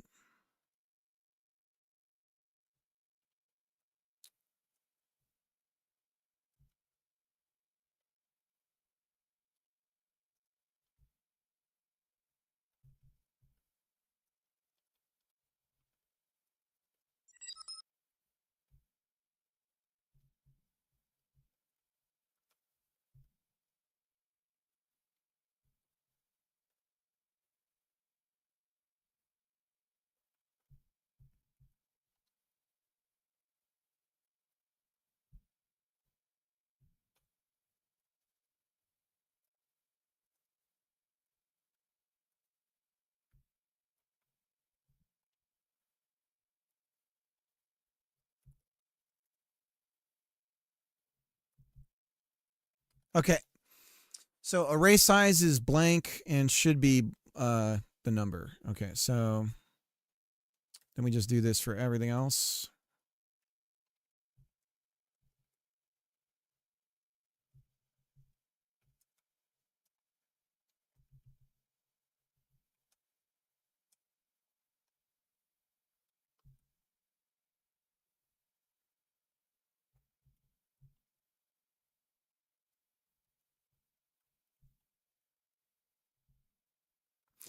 You know, there's another thing too, like there is this like there's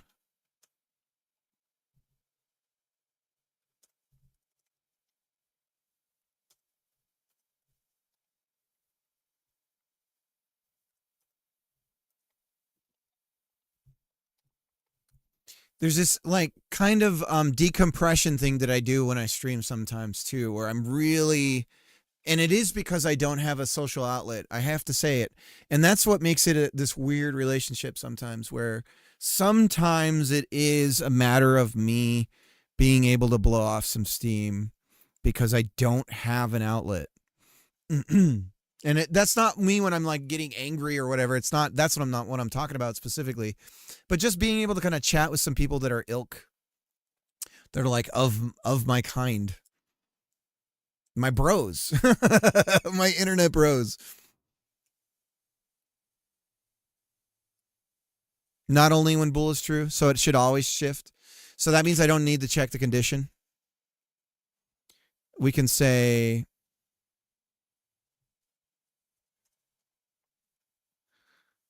we don't need, that means we don't need, all we need is the bool value then, right? So we just need, we say value index int. Then we don't need this.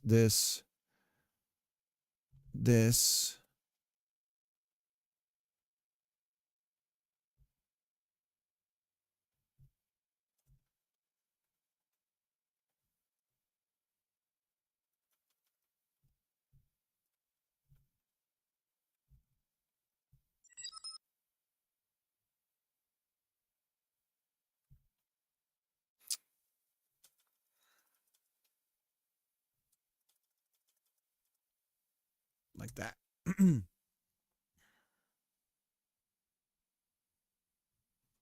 If you don't shift, you will only store pure ones. You are affecting shift, not flag. Int value index. Colon. Is that an if statement there?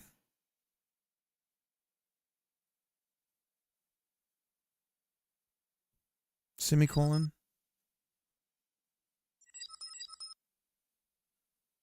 I don't have a new line. Oh, I see.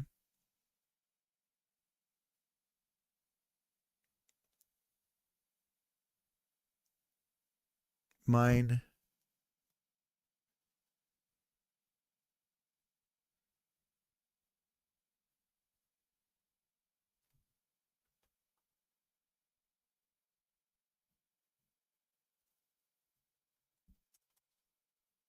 So the mine, so what is now value array,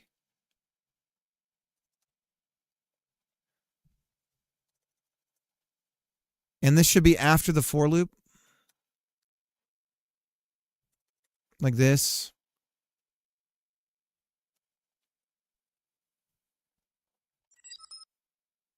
No, inside.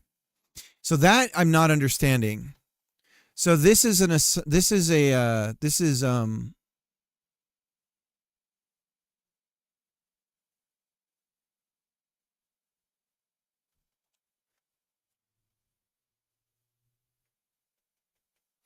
see what we get. All right, I'm almost ready.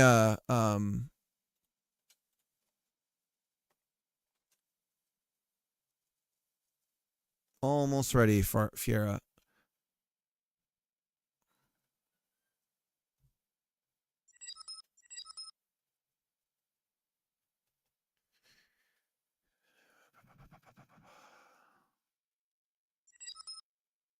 Bytepacker.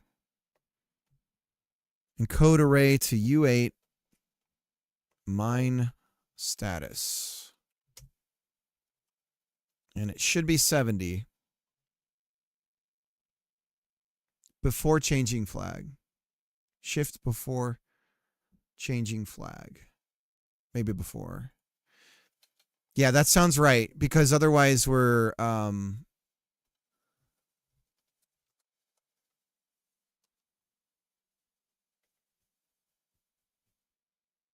so that's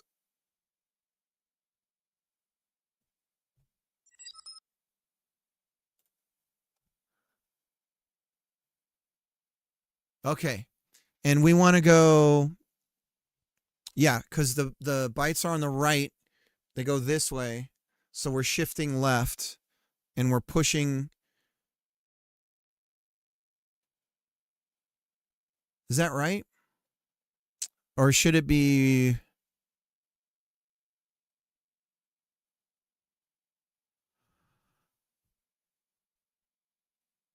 Well, let's see what we get. We got 3. That's not right.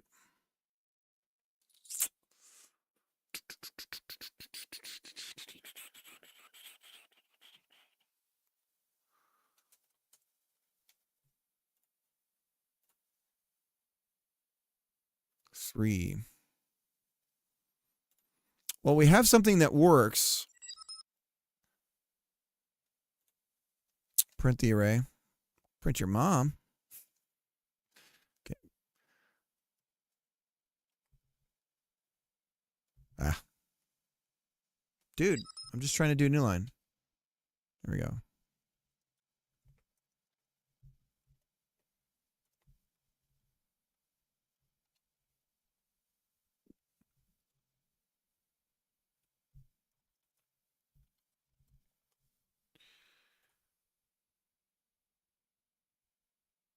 Mm-hmm.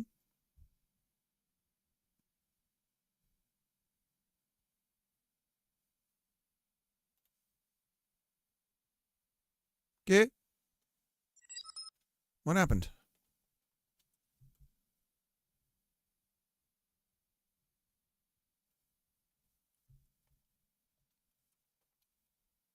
Done that before though. Haven't had a problem.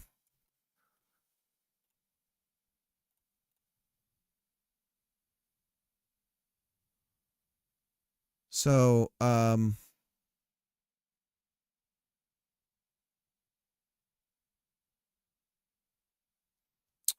1, 2, 4, that's 6.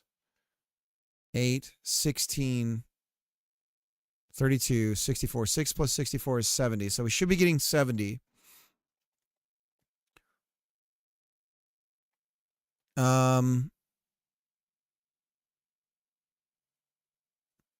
So what I did here worked.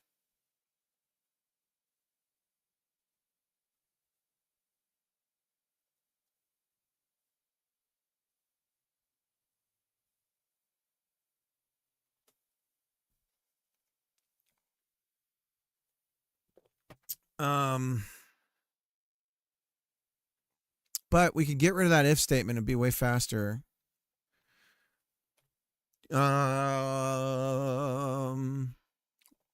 What is wrong here?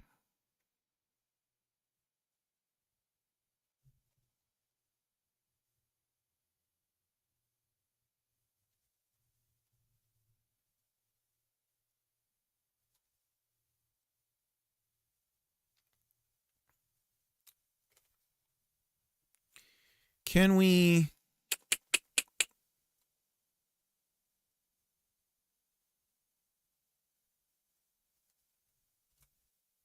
Is it on the wrong end?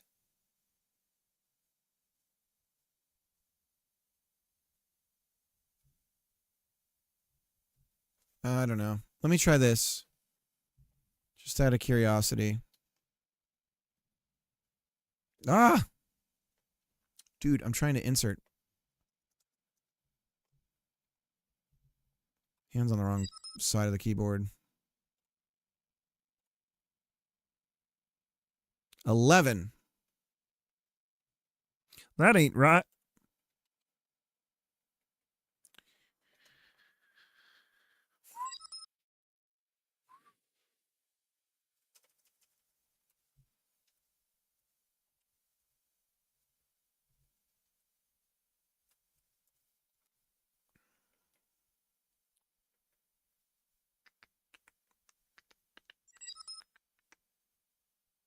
Or it. Okay.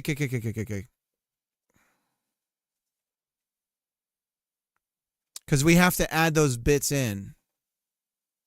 And then we shift. So we or it, we're inserting. I don't even think we need to shift then at that point. And the shifting before. Oh, okay.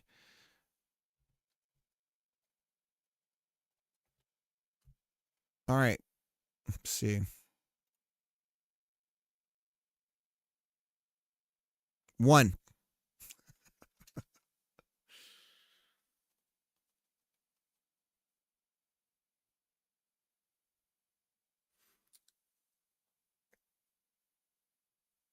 Do we not need, if we're ORing, do we not need the int thing and we're getting the true Boolean value? But no, it's an integer, so it has to be an int.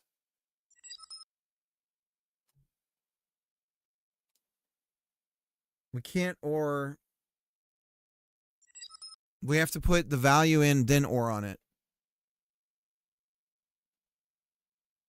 Think we're miswriting GDScript. Yeah, I've had a hard time understanding. Right. Okay. Yeah, because we have to.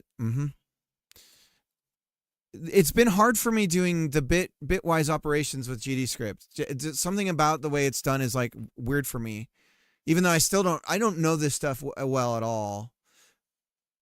Assignment first. Okay, sorry, I got you.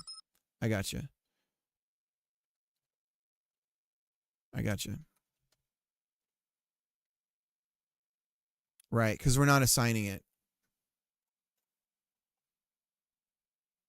Still, now we're 0.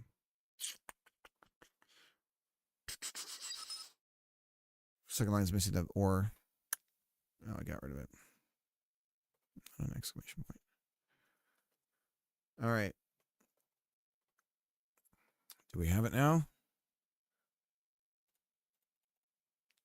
But I don't. This stuff is like 98.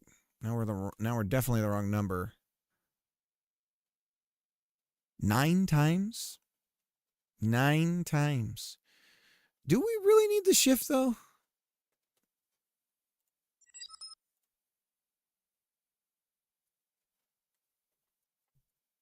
98 is correct.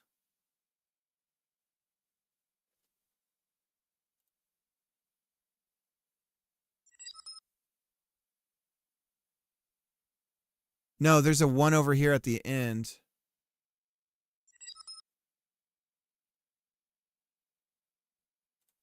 Well, but because we're going through the array, I guess if that's correct, so there's 1 here. So you're seeing okay, so you're seeing this as 1, 2, 4.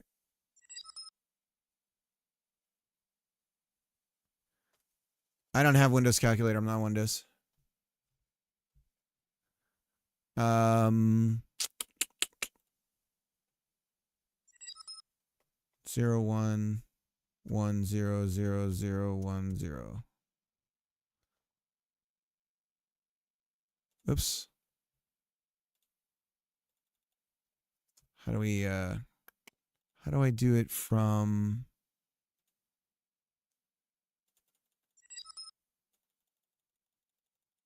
write your mom's 98?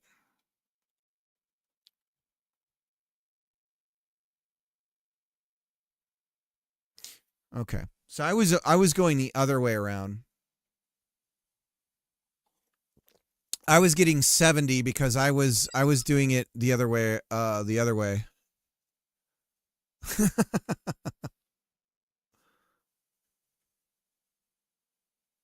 So for me, I was imagining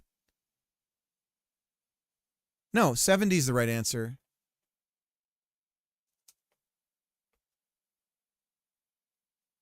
Wait.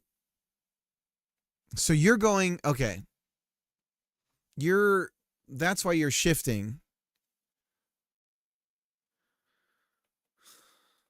Which I guess is the right way to do it because that's how okay. Okay.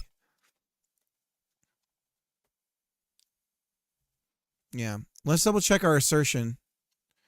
So let me throw in an additional parameter here or an additional value. All right, Fiora, are you there? Are you there? Are you there? Wow. Yeah. Okay. And we want a hard crash like that because it needs to be exactly right. All right, let's do this, Fiora. Thank you so much, Mariano, for blasting me through that. We had the right idea. Either way, it would have worked the way I was doing it. It's just that it wasn't. It was the construction was backwards.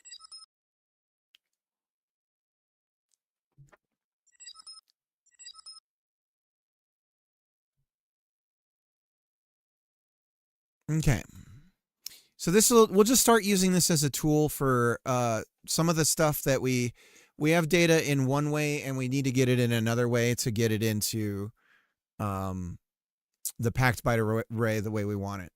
And we can't override packed byte array because it's a variant, so there's nothing we can do to it. So we have to have something that does a little bit more.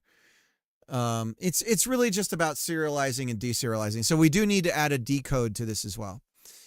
All right, let's go ahead and pollinate our die. Here we go.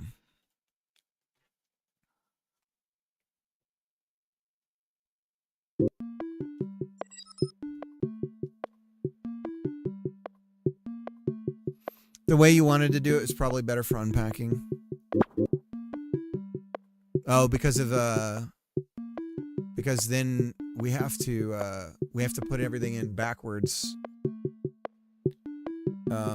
It'll be fine.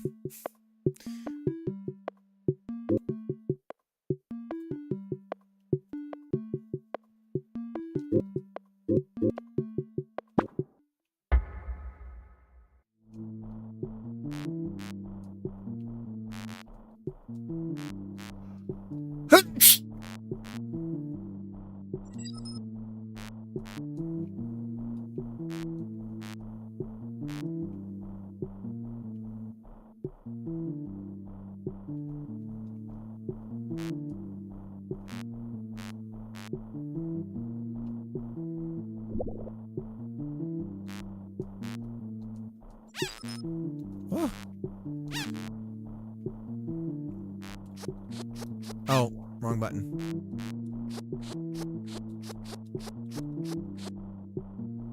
This is from me. This was me suggestion here, guys. I almost want to start over. We're fine.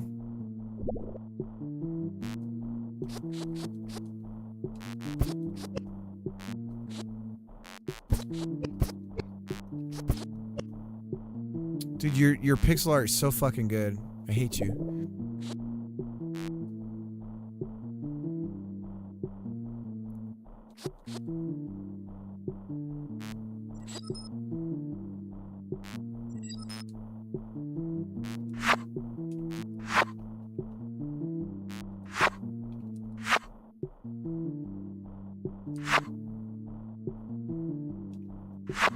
You're not hitting the right thing?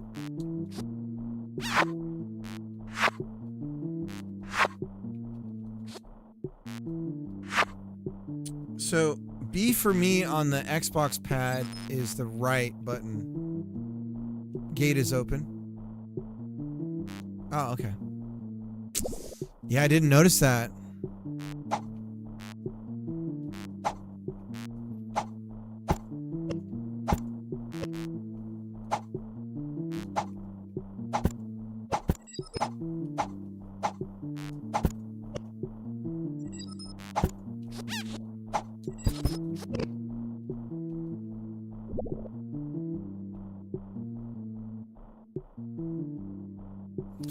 I need to read it. I think maybe if a gate is open and you're not going through it, that maybe there should be some sort of like flashing element or some sort of like arrow or something maybe, because I'm an idiot.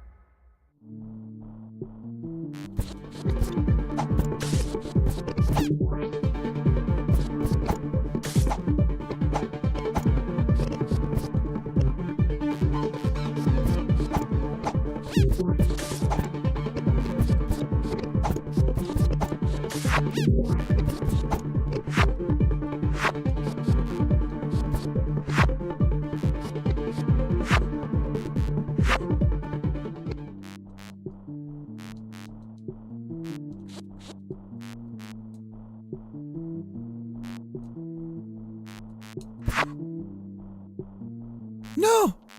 No! Is it gonna go down the hole?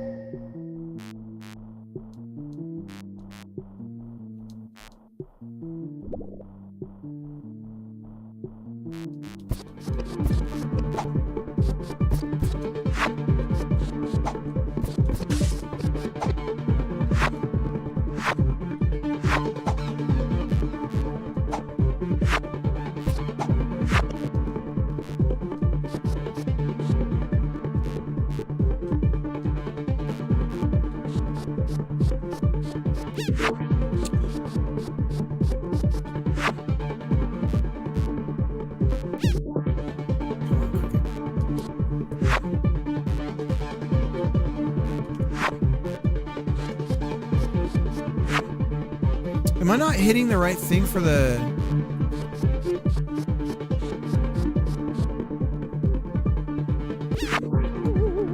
Dude, what am I doing wrong?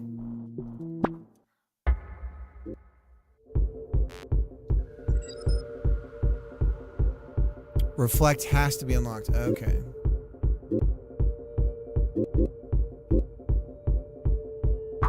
There we go.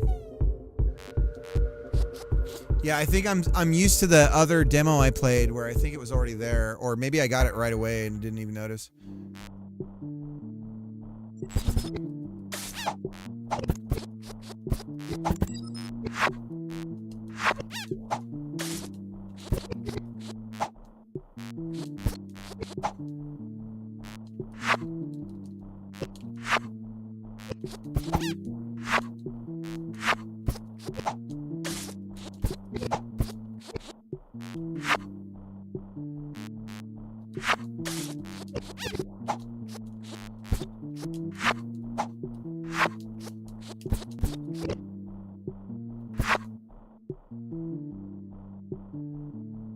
And these are run specific bonuses, right?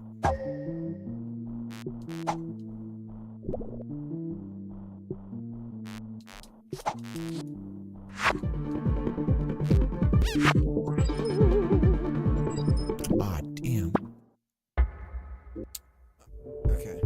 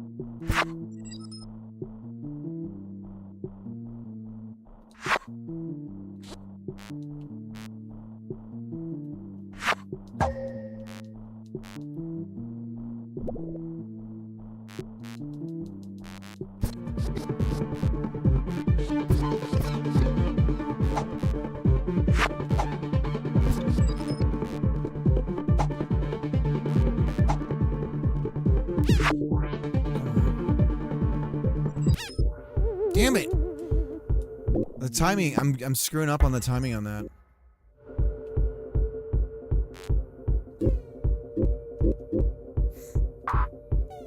We need some health because I'm an idiot.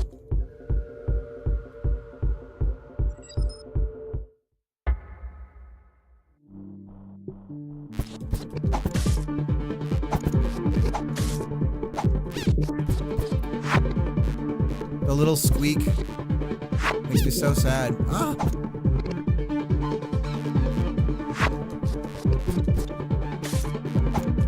I guess I could go a different route.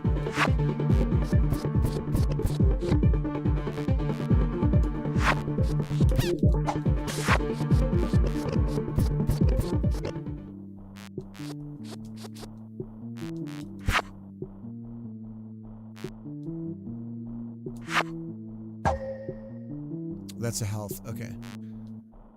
There's a little speed run timer.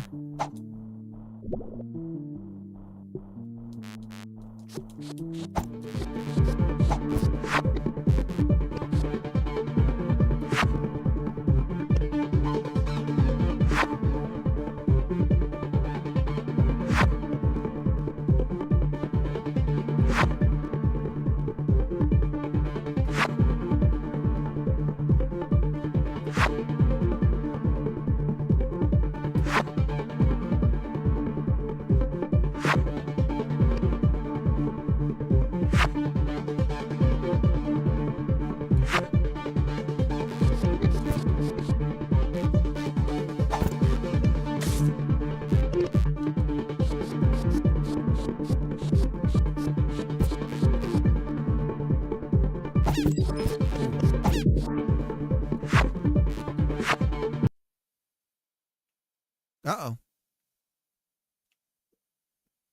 I don't know what happened. Oh, it crashed! Is there a log I can check for you?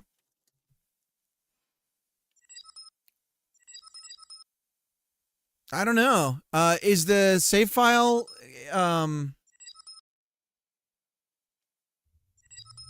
first crash. Oh my god, I don't know what happened. Let me go back in.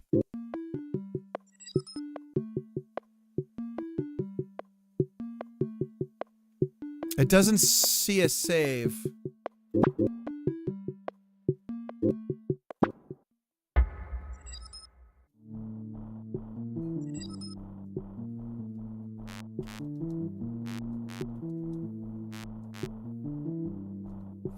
Maybe something that indicates you could use controller or keyboard initially. Some way of letting the player know they could use if they see the keyboard prompt first, they're gonna think that maybe they can't use the controller. But maybe they'll just try, I don't know. You can press select to skip this.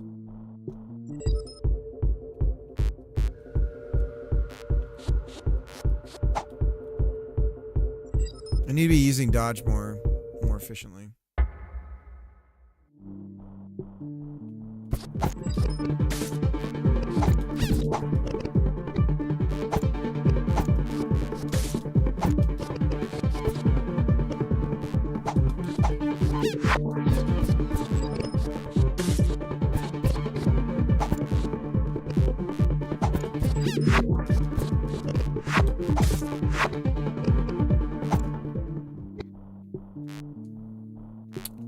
What happened here?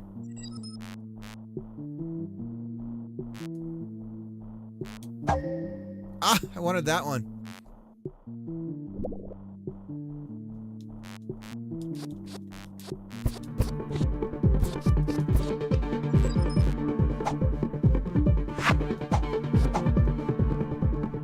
So I can't reflect, right?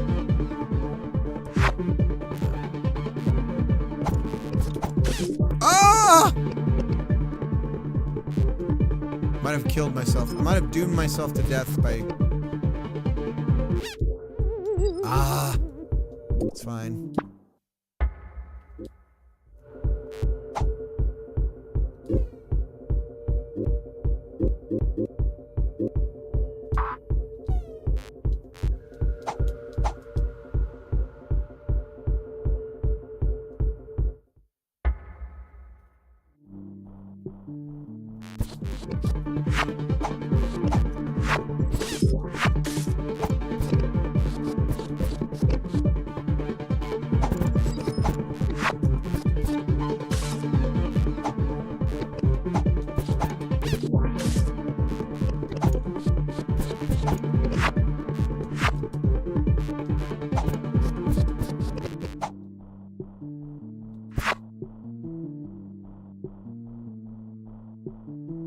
So how do I get the one on the top? Ah! That's fucking not good.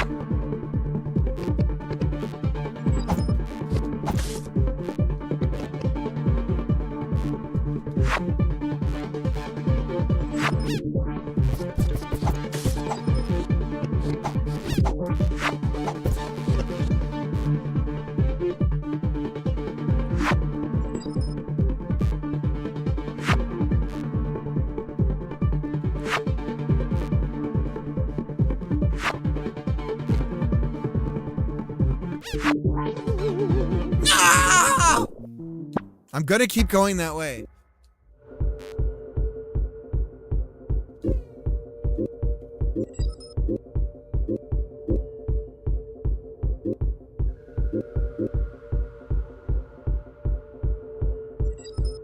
Oh, auto aim. I desperately need that.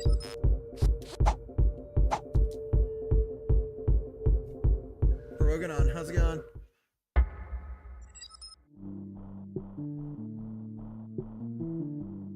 Oop. Way to go, Crick.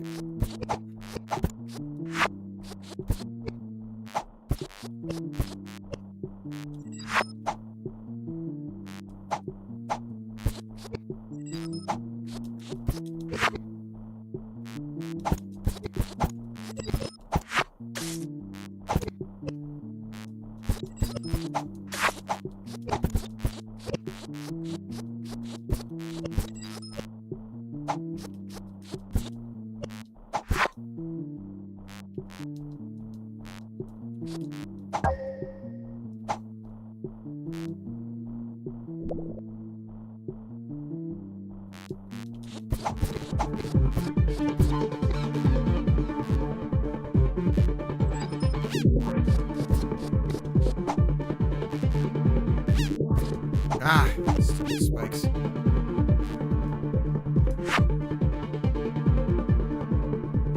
I do have a question about the spikes hitbox.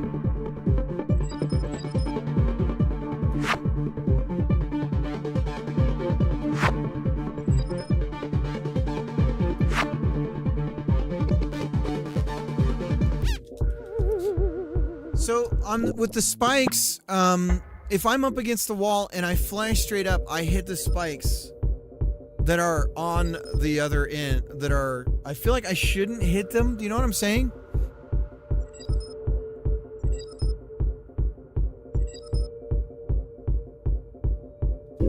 So is the collision area like some sort of circle or something?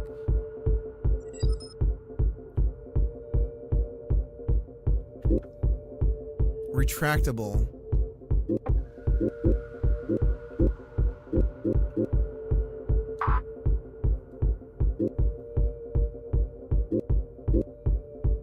So I see a point number, but I'm not seeing how much I would, how much these things cost.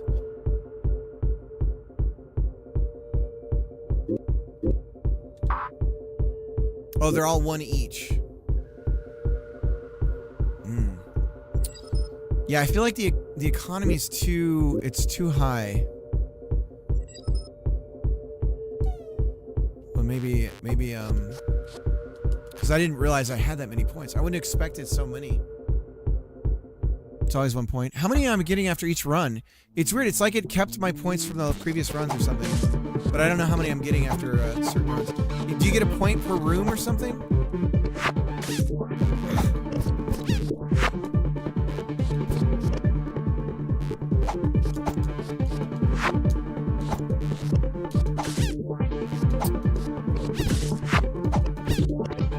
Jerks. So you do get health for killing. Is that what's happening? No. Give me some health. I don't know what this does. I'll take it.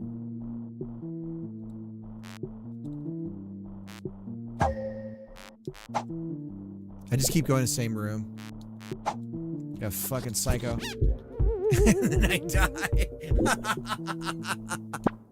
Alright. You guys know something about me with this?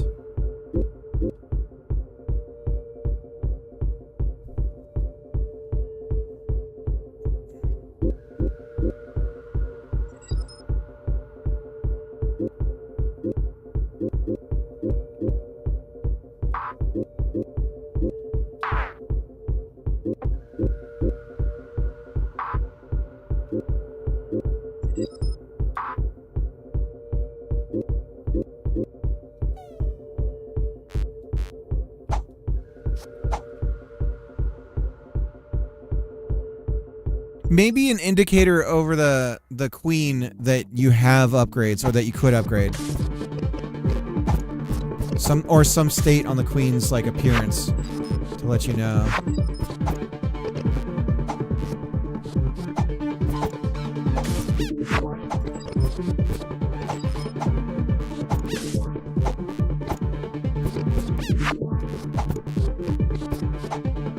You know what's throwing me off too is I've been playing a lot of this TMNT game called Splintered Fate or whatever the hell it's called, and the dash mechanic in that allows you to pass through projectiles and things that would normally harm you. So I think that's kind of screwing me up. I'm using the dash in the wrong way in this one.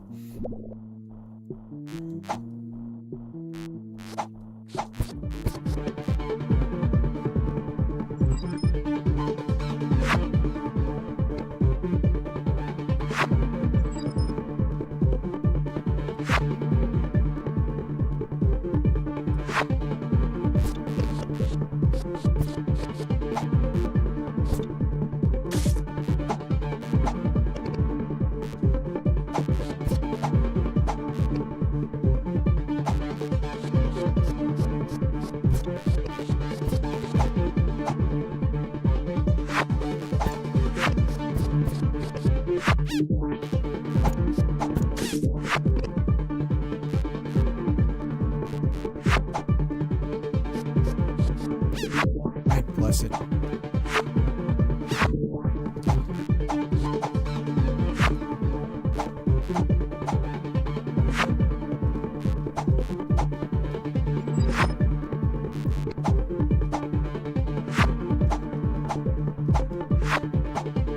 It's not returning it. I thought I have that ability. There we go.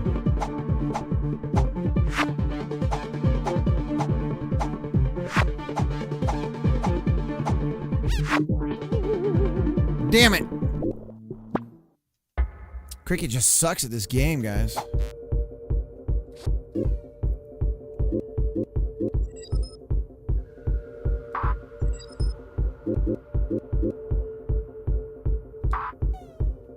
Well, that's what we should go for first, is that XP bonus.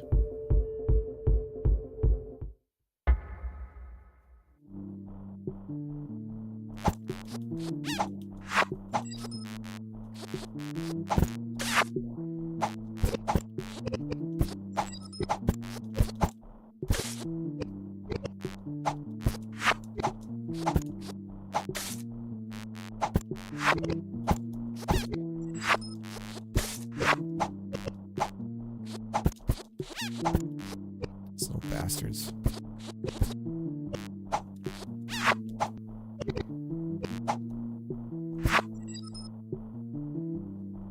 Gimme. I'm going into the room of hell.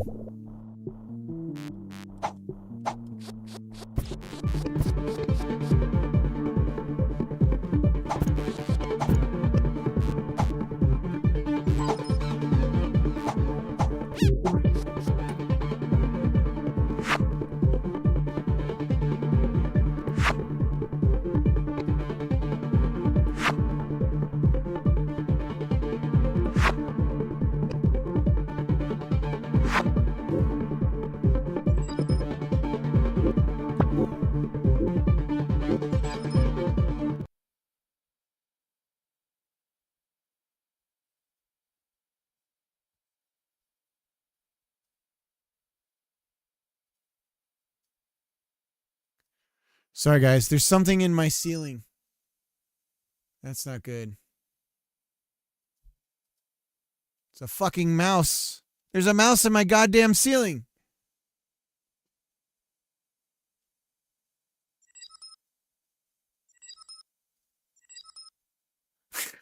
Hang on. Give me just a second, guys. I gotta talk to the wife.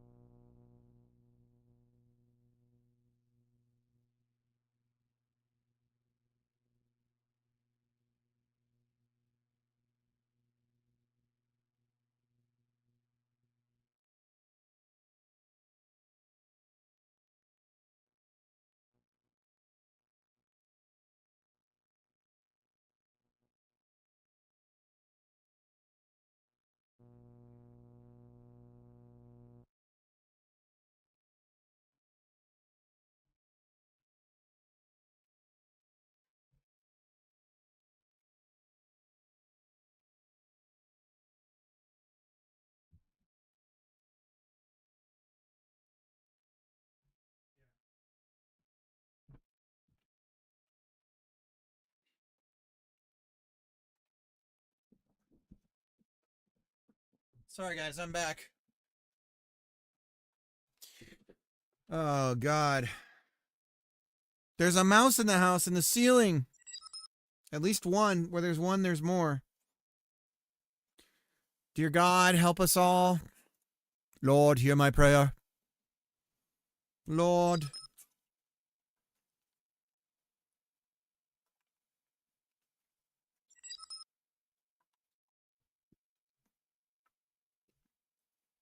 I get it. It's cold. It's winter.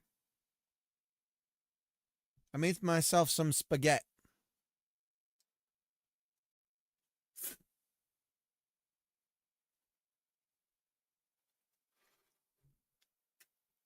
There's a mouse in the house.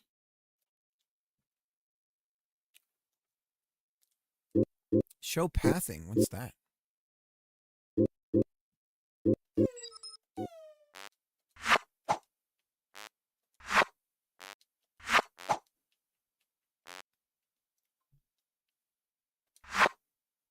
Oh, let me put the music back on.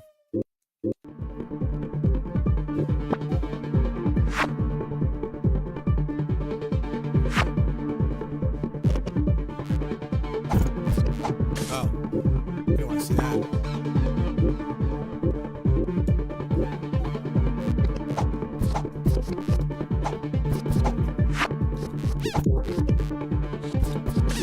Die!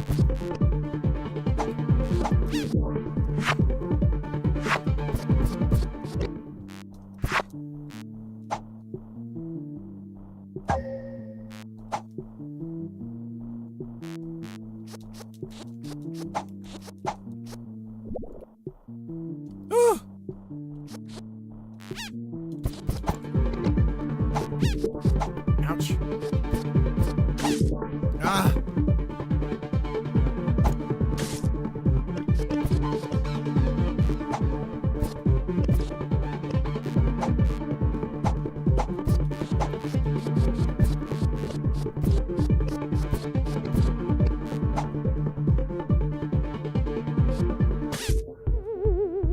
Son of a biscuit! All right.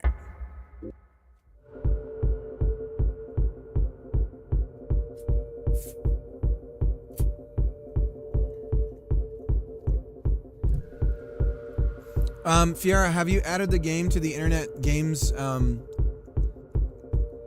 database so that people can pick it from the list in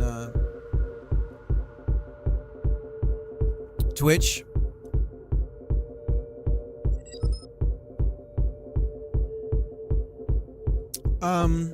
Internet. Let me see. IGDB. Now, this is a website. You submit it here, and then it'll be available on the drop downs that people can pick in on Twitch.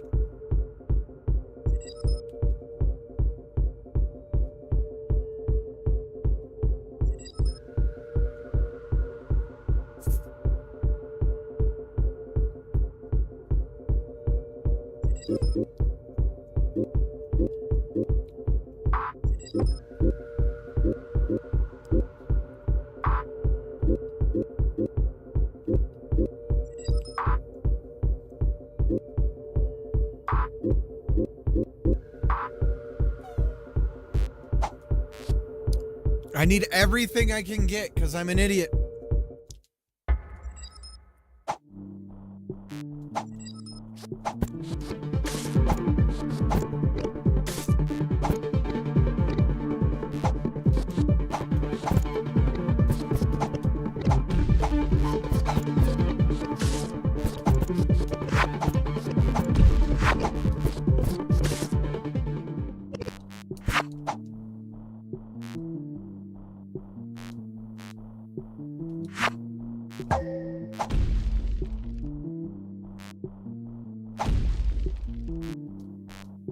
Let's try going a different way. What? Okay.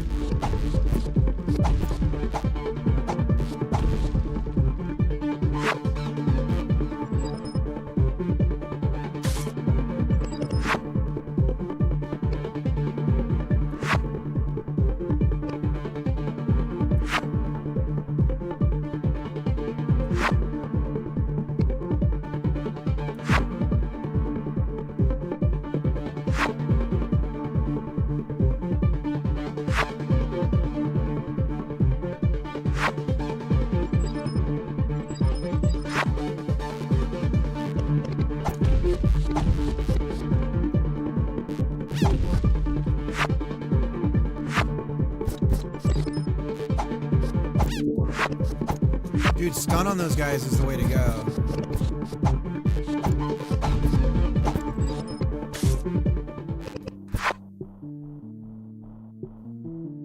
What's a band-aid? Oh, it's just like a little bit of heal.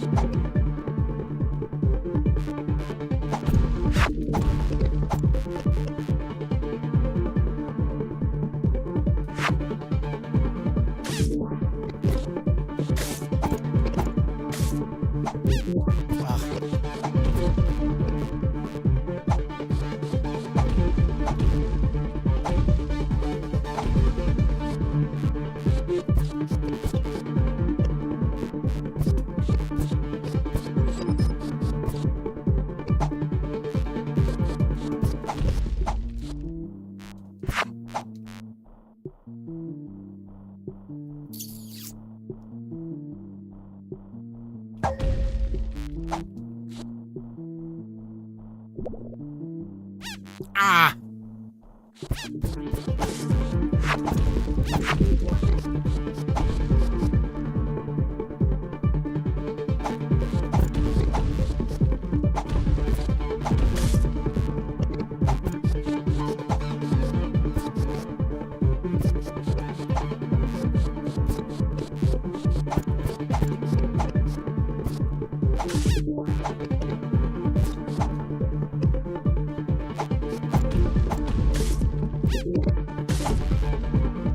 Wasps.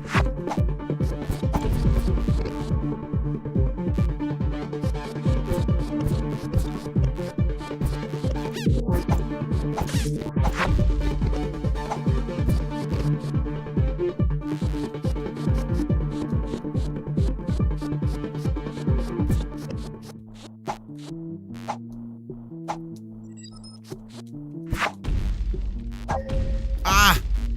Wrong thing. I'm a goner. Ah!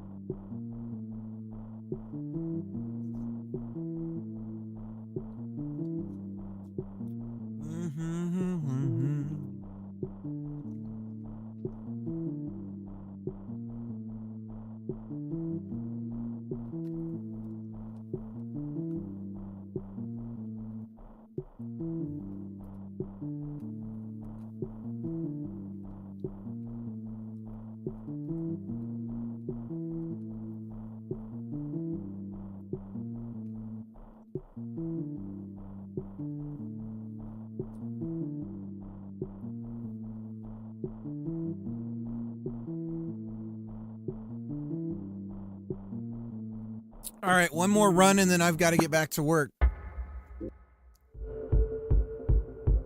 There's nothing here, right?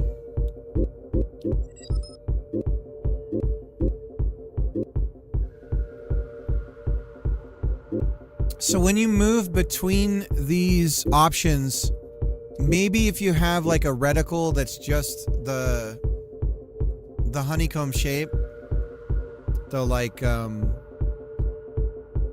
how many sides is that? 1, 2, 3, 4, 5, 6. The hexagon. So maybe if it just kind of there's the selector thing that kind of slides around, but that's just like a little, I don't know what you call that, like juice or something. It's not really necessary. Whoa, what happened? Oh, you can turn them off. Oh. Oh, you can reassign your skill tree. Oh.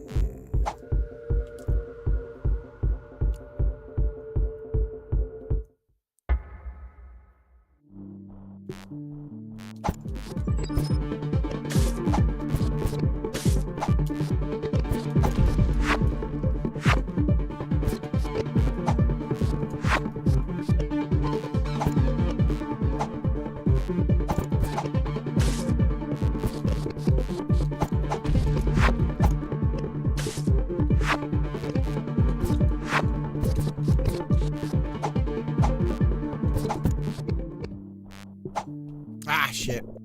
Oh. Keep it moving. We're speedrunning this son of a bitch.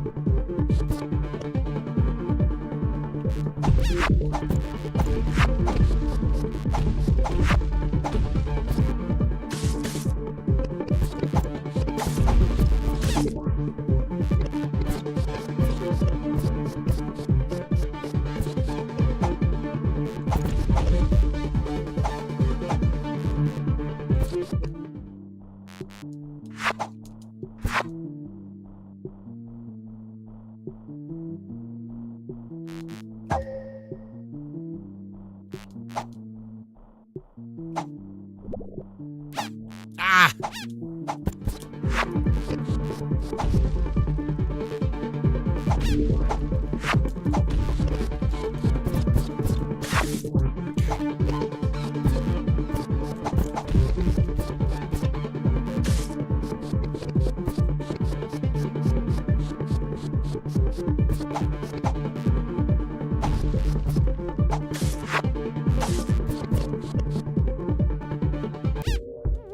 Ah, it's that rubbing up against the side there.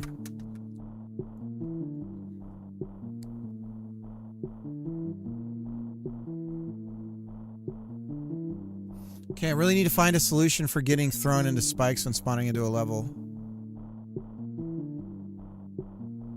I don't know what it is.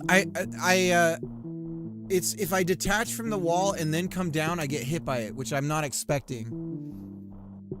But, dude, it's definitely coming along. Overall, any thoughts that I have, it's mostly like, I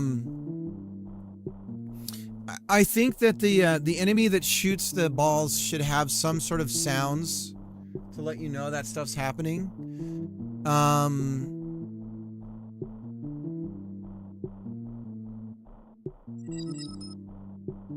Another thing is, let's see.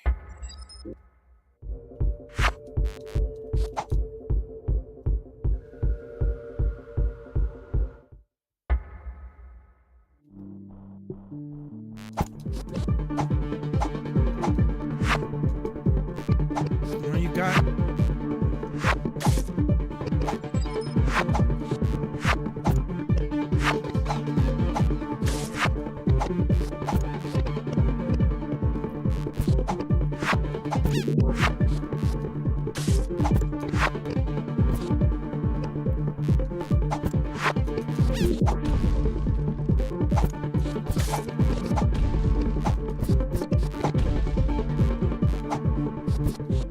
So when you kill the last enemy, another thing that might be a good idea for the room, when you kill the last enemy in the room, it should sort of like, there should be some sort of release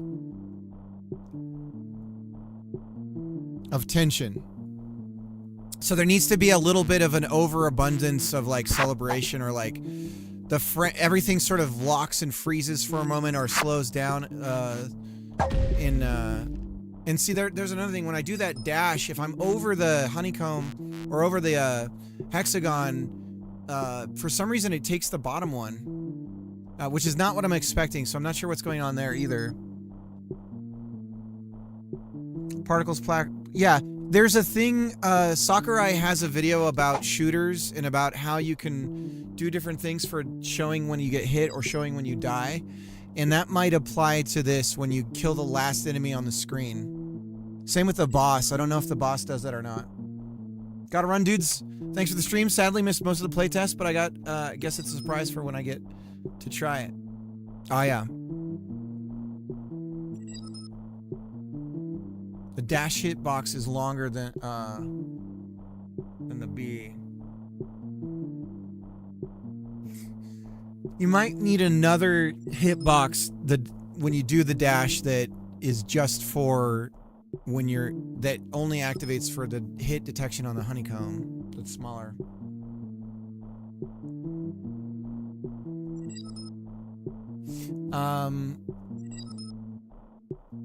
Yeah, and then you only turn it on. You turn it on. Well, you could know that you only need to turn it on for the moments when you're in the selection's kind of happening. And another thing, let's see what happens when you die. So when you die, and this is from Lord Sakurai, so don't take my word for it.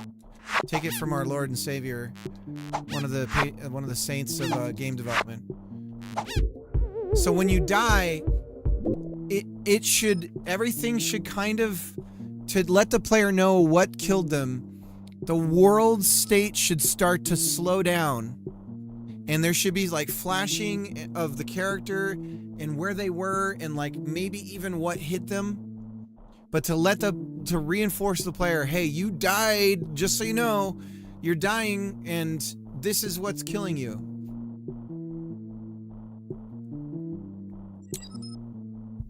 And again, it's a climax. It's the release of some pressure.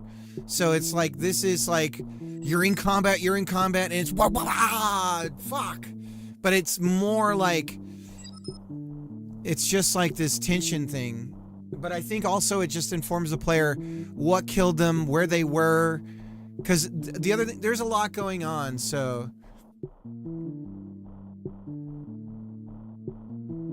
And leave the killer be visible. You could do that. Like, you die, and then the thing that killed you, if it's the thing that was shot from something, then that enemy shows up still, and the projectile that hit you, maybe the whole room, something about the enemies fade out. They go to, maybe they go to silhouette, or they desaturate more. Everything's kind of already desaturated already, so that might not be the thing to do. Yeah, the whole room gets black, something like that. But when you kill the last enemy in the room, same idea. You've cleared the room. Some sort of bigger thing should probably happen. Because for some people, for me, for instance, I'm going to the same room and dying like 700 times, right? So when that finally happens, there needs to be some sort of like a little bit of like cheering for the player, even if it's not really pedantic or like, yay, it's not like that, but it's just like, and this thing is coming, and it comes, and it like comes all over you. It sprays your face. Yeah, some audio feedback, but just like, so when it happens, you're like, oh my God, it happened. Because you know what it looks like, you're expecting it.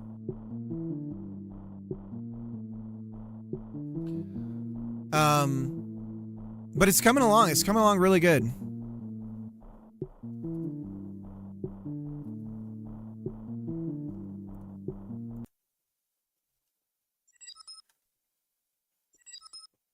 All right, Fiera.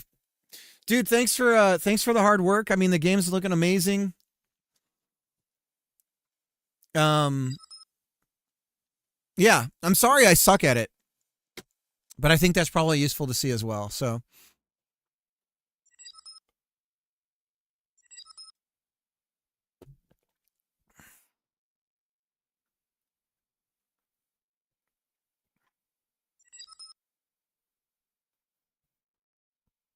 okay.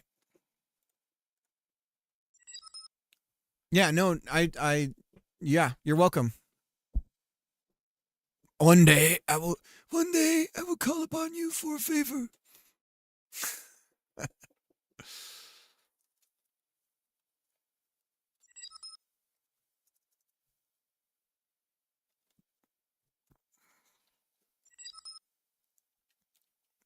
I'm ready to return them favors. All right, Fiera, see it. So we'll do the decode.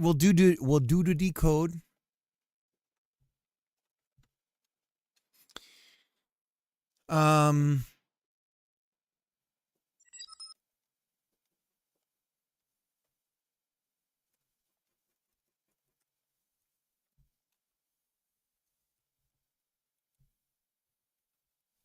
decode packed bool array. And for funsies, so this starts from an array.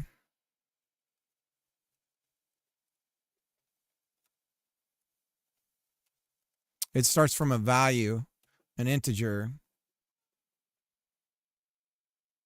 So same thing, value array is int. We don't assign it, we have it. Now we need to take the integer and turn it back into, see, this is a little bit more than just that. It's a little bit more than that because we get it back as an array. That's fine. Okay, so we'll just return an array.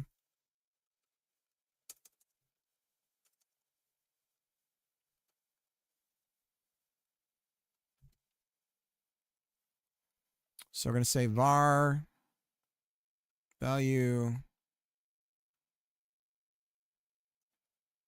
int as array is an array. And then we'll return that.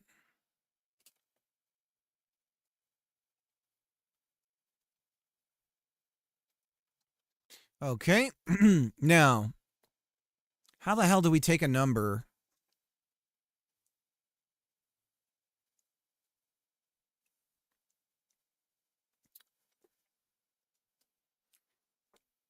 This is a little more complicated because we need a size.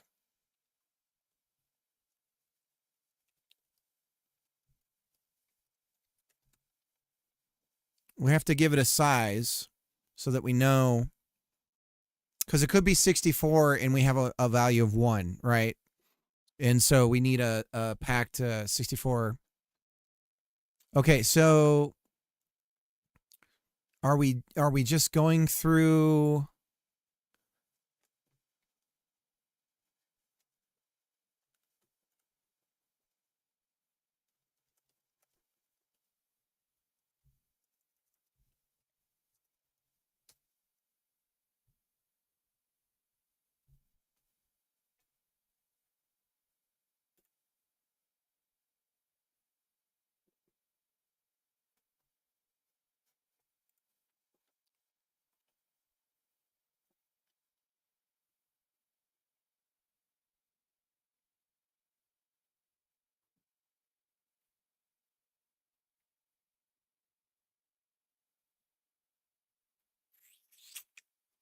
Do we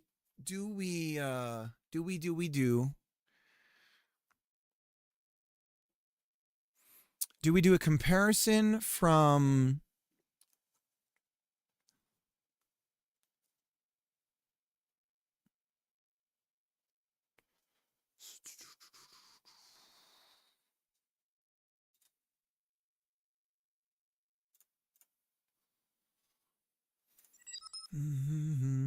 You're welcome. I appreciate dude. Yeah, anytime, man.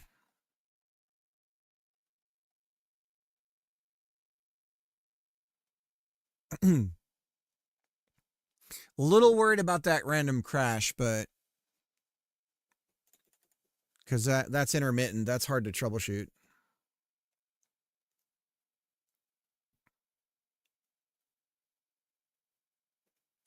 So do we take and it? I think that's what we need to do, right? And then we can check if it's these are operators. What about comparisons? Boolean and. So I think I'm doing something like this already somewhere.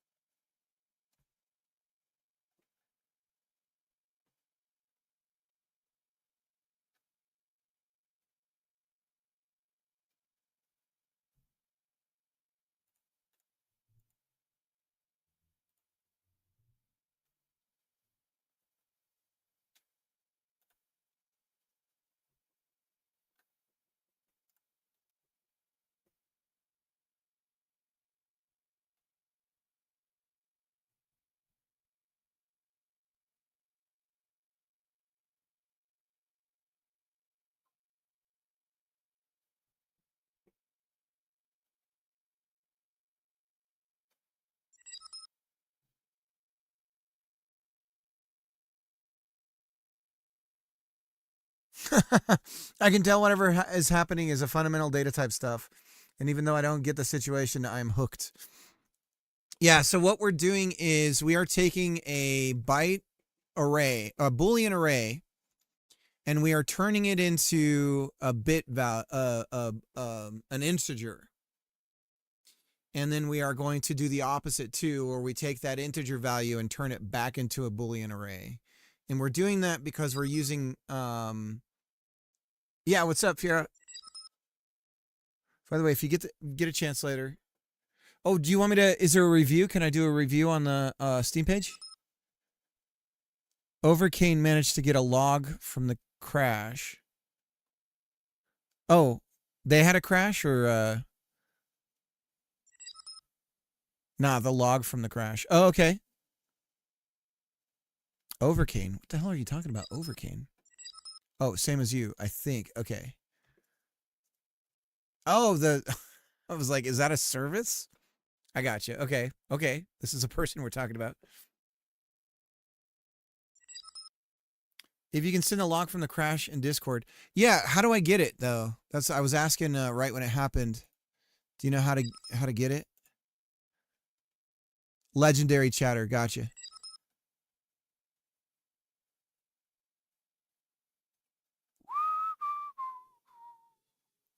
Pollinator die. Playtest. Properties. Installed files. Browse.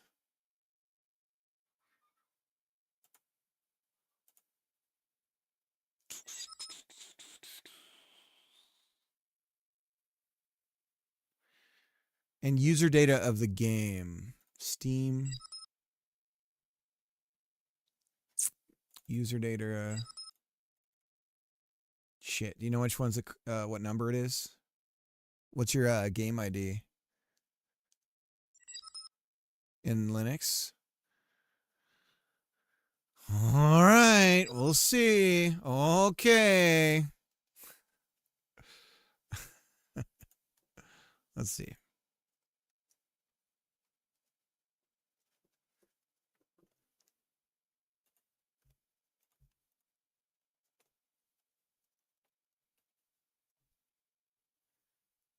Cat tilde local good share Godot app user data pollinate or die logs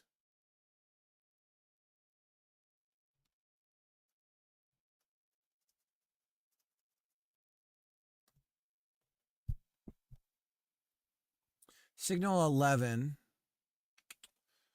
And then there's another one that's just underscores. Let me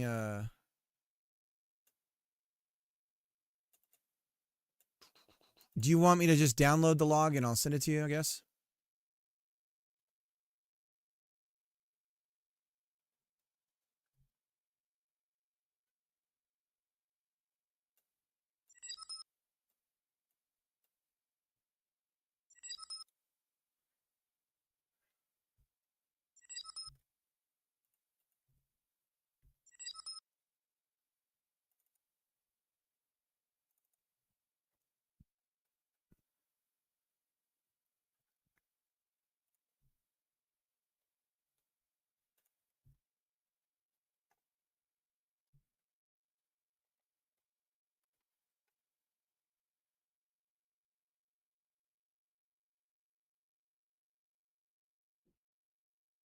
That's already enough. Okay, cool.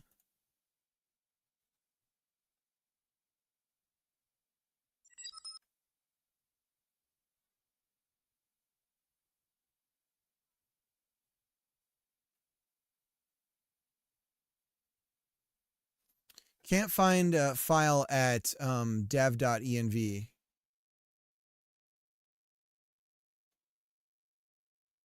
So this file this is for the local player directory. No, that's the project directory.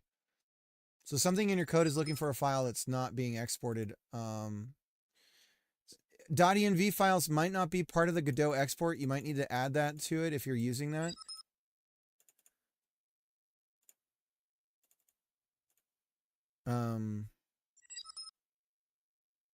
I didn't push into the Git. Oh, so you need to add it. It's part of an ignore. There you go, bro. All right. I'll need to find a way to create them once people... Yeah, no problem.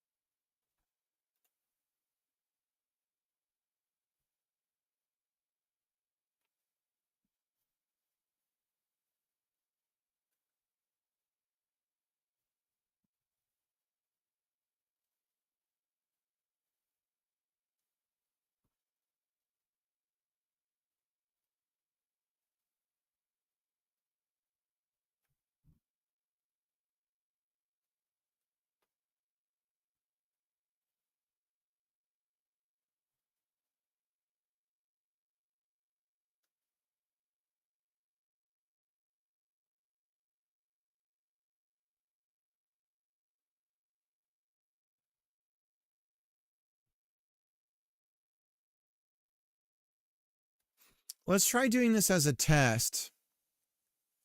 Do I have to go through each number value? No, that doesn't make any sense. How do we do this? How do we undo what we've done here?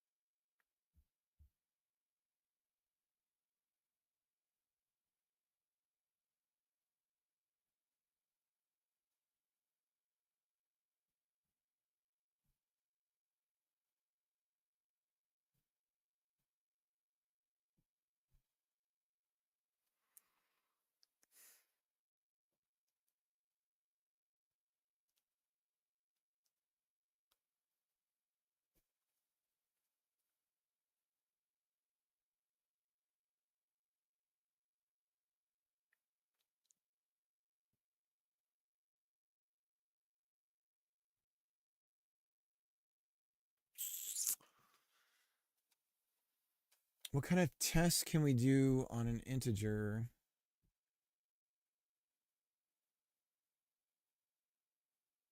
It has to be and, right?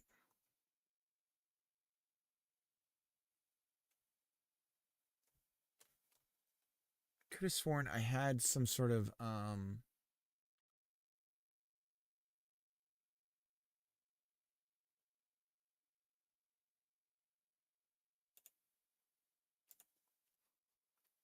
Let's search for and equals.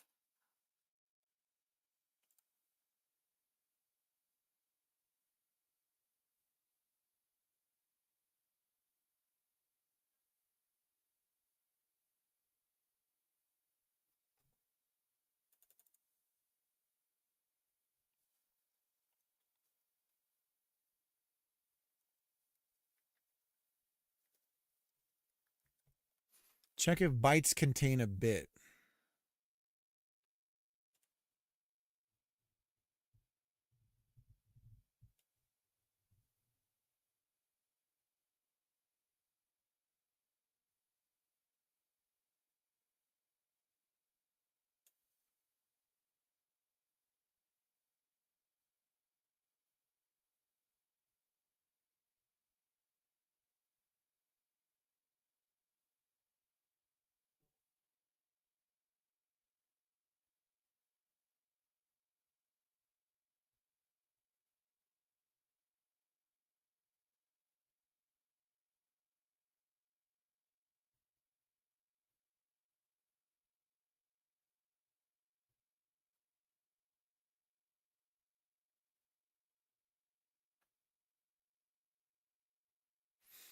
So I think it's as simple as going through the size. So if we say size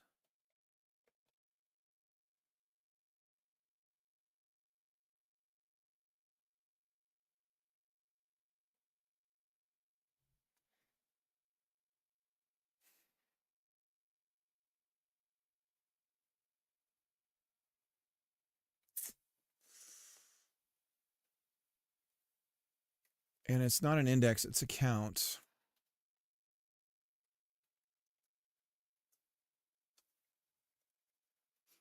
And then we say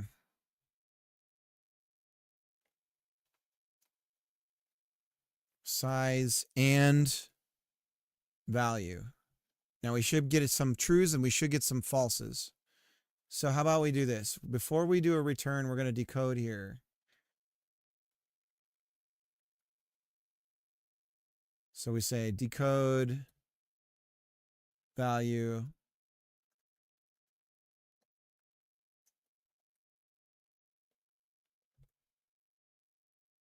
and size is 8. Okay.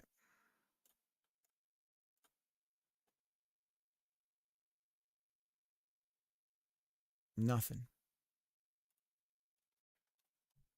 But decode fires, right?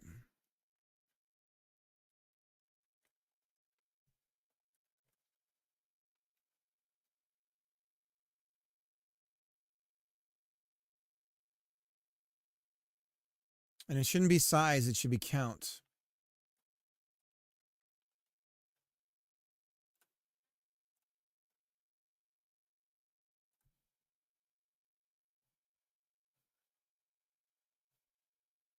We're not hitting the break though. Why not? Oh, we're not doing it now. Okay.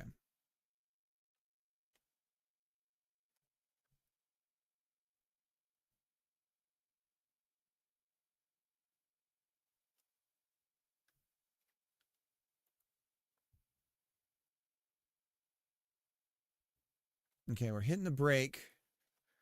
Let's get rid of that.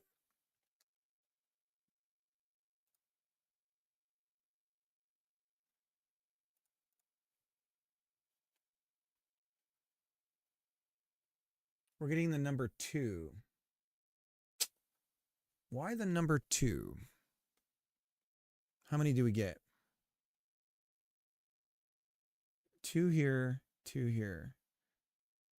That's not right. That ain't right.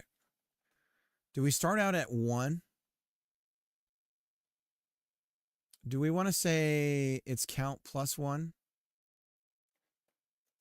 Is that part of our problem?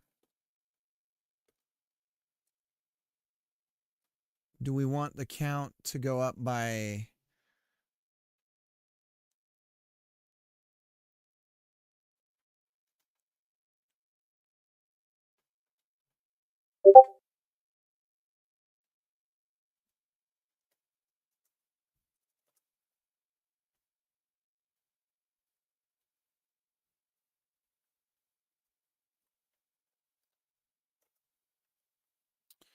Give me just a second, Greg. Be right there.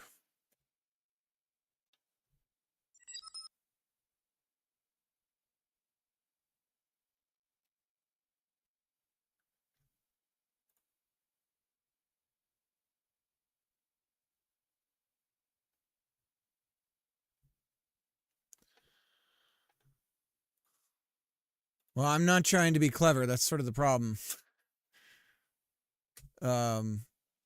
I wish Godot would do this for me, but it doesn't.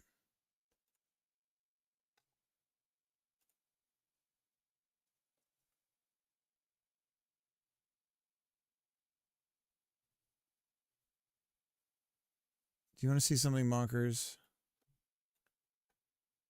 I used AI to make this. Please don't hate me. I'm not trying to profit. Took me 30 minutes.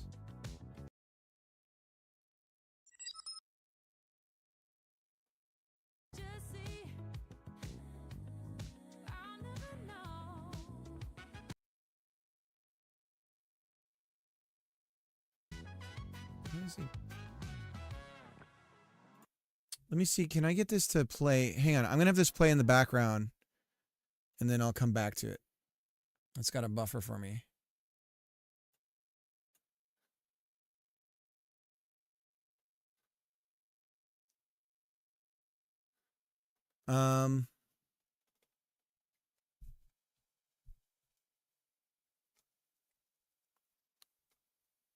So I shouldn't debug. I should just stop debugging.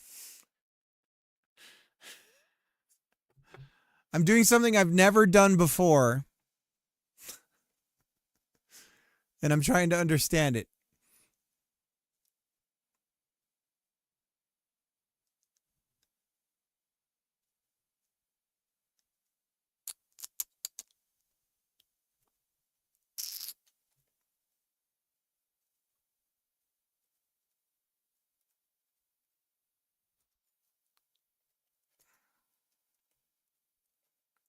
Let's try this.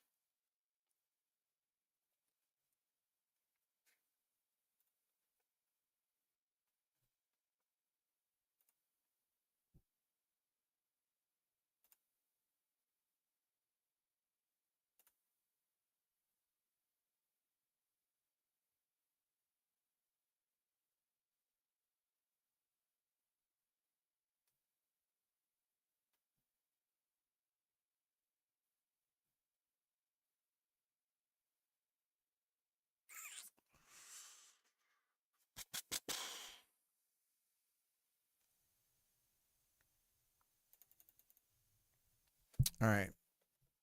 Here's what I'm trying to do. Check if bytes in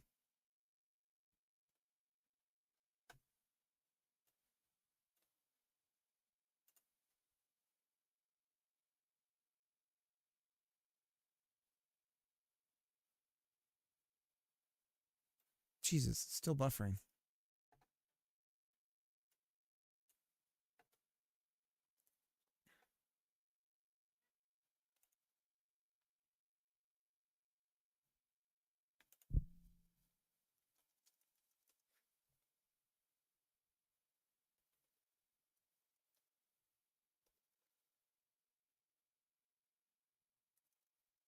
Check if byte in bitmask.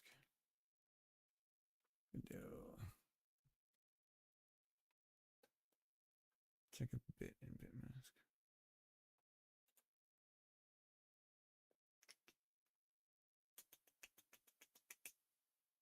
Bitmask and flag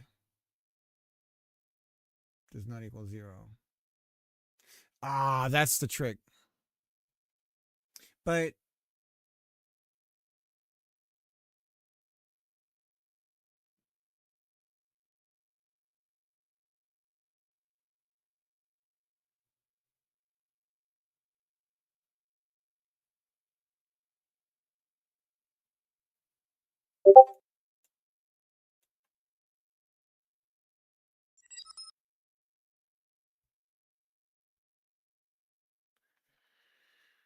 why is it returning 2?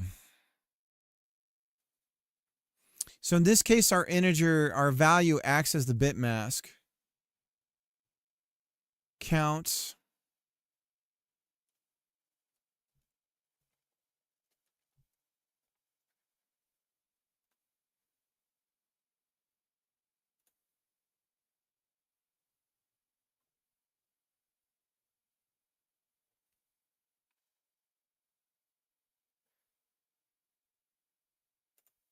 This isn't right. I mean, we can tell that just from our, it's like almost right. It's almost right. 2, 6, 8, 16, 32, 64. Wait, backwards, sorry. 1, 2, 4, 6, 8, 16. That's 18.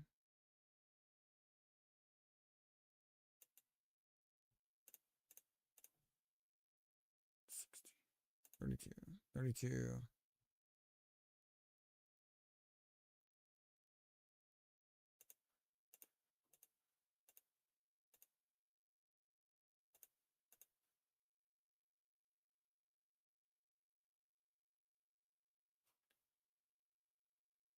We're getting the wrong number. 98. Double check.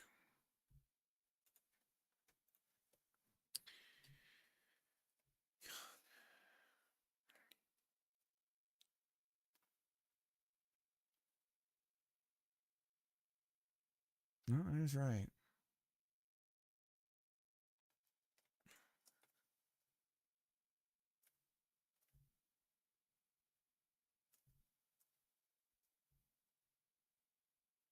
Oh, I'm saying I'm skip counting wrong.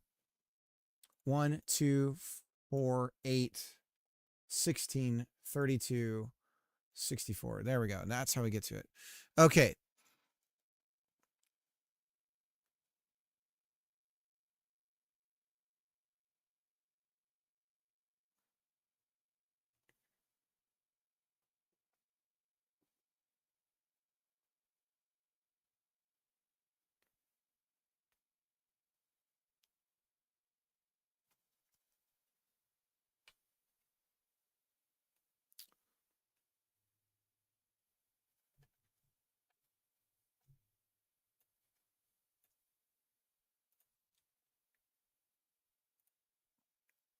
All right, so this is Greg's AI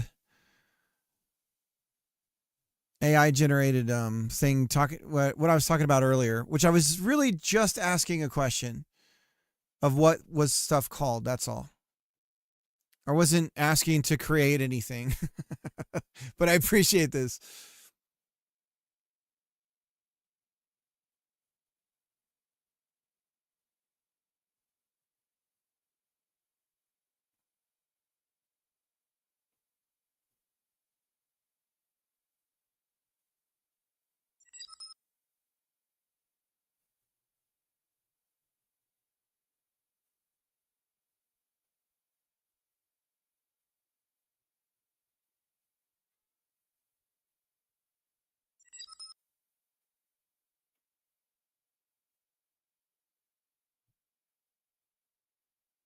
I did not make this for you.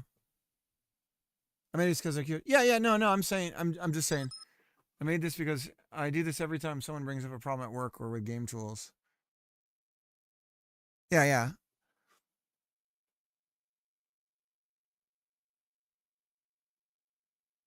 Oh, the height thing's actually kind of nice. I wasn't even thinking that. Well, it would still be. I would still do the fixed amount. Yeah, I'm probably not going to do that. Oh, that's cool.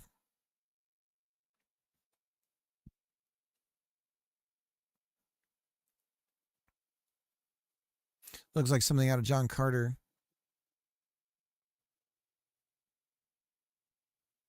That's neat too. Having a curve for the. Oh, are you talking right now? No. Oh, it's stupid Discord, man. Keeps stopping.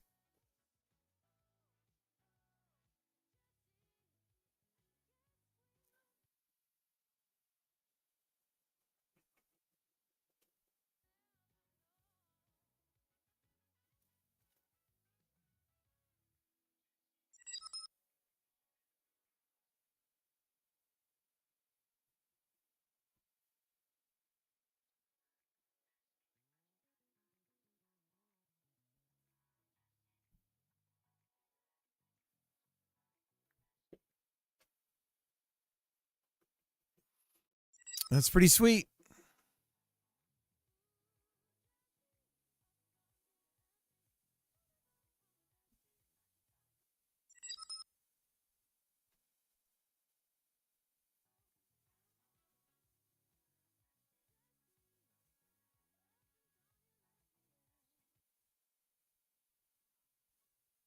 Yeah. So this is what I want. I do want something like this. I want to create something like this because I want to be able to start to build I don't know what you call it, like topology or whatever, and just sort of draw it out rather quickly with flat top surfaces. I'm going to Fantasy Life does this as well, but I'm not going to have there's going to be a fixed kind of ramp style, but then I'm not going to do like, oh, you're going up and down and up and down. And here's the thing. It's like, no, you're either on top of something else or you're on top of something else, but there's no like, oh, you could kind of walk up something. Say for a very specific, like these are stairs, I guess.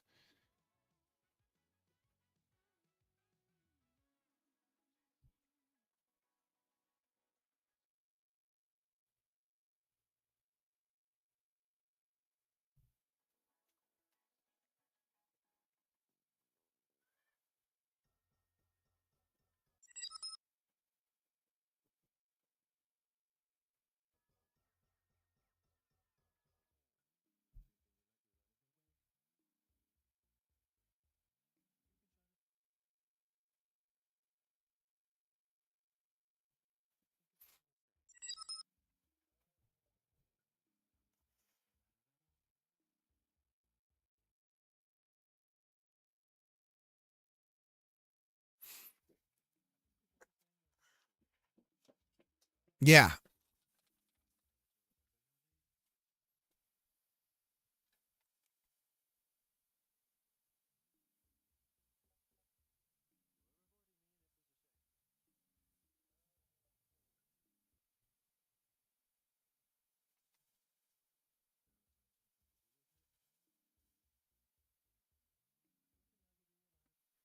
Now, I'm wondering,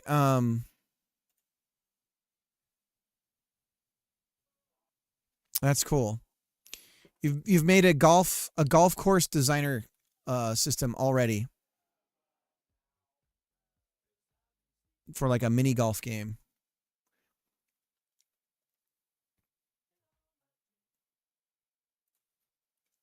All right. Um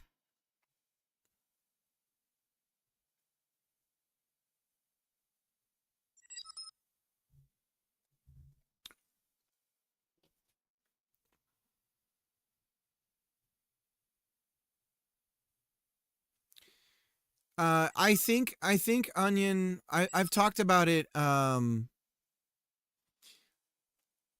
talked about it before. I think that the real problem with any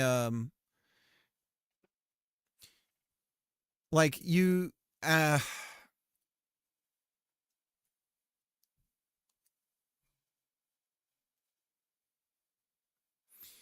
you still run into you run into like a management problem when it comes to having anyone do something for you, including AI.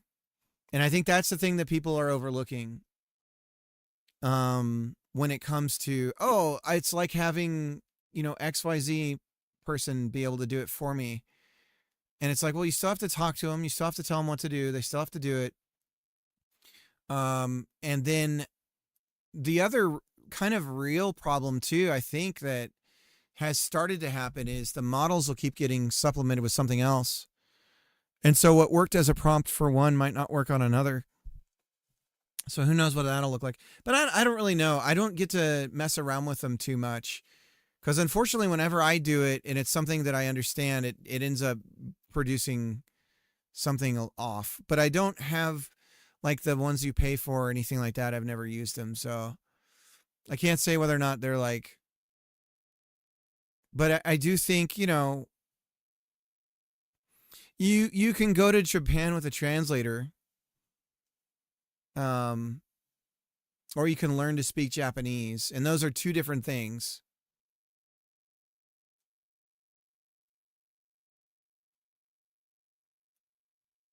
but our minds are thirsty for learning and like applied learning. Um, it's going, Nick. How's it going for you?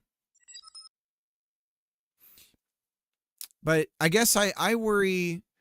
For me, with I worry more about generative AI and the long-term consequences of that. I see a future where people will point to movies and videos of the past of atrocities like the Holocaust or whatever, and they'll say that's AI generated because everything is, at least in their world. And so you won't be able to point to anything true in the past anymore. There's no history to learn from. It's all fake, even if it wasn't.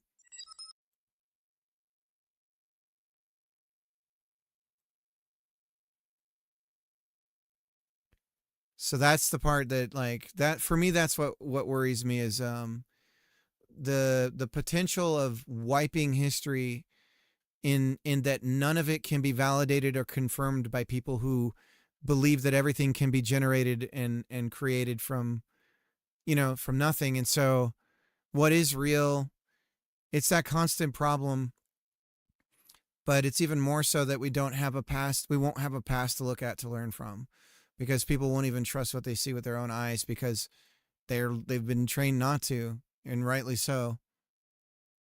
But that's I worry about that. I don't know what the consequences of that will be.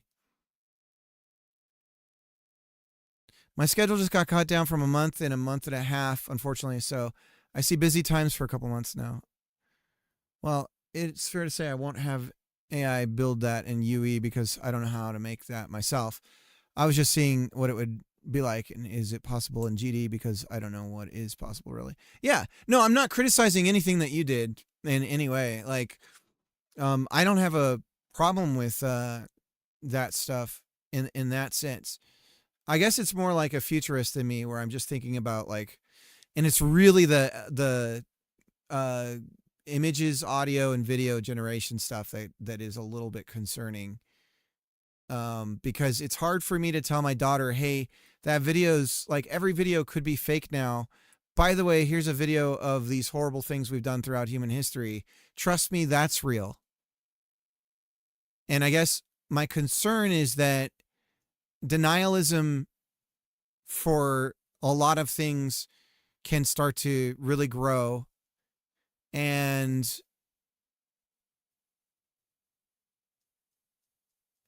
I don't know. It's hard to call the shot on this one. Like, it's hard to predict what culturally we end up with after this has been around for a long time.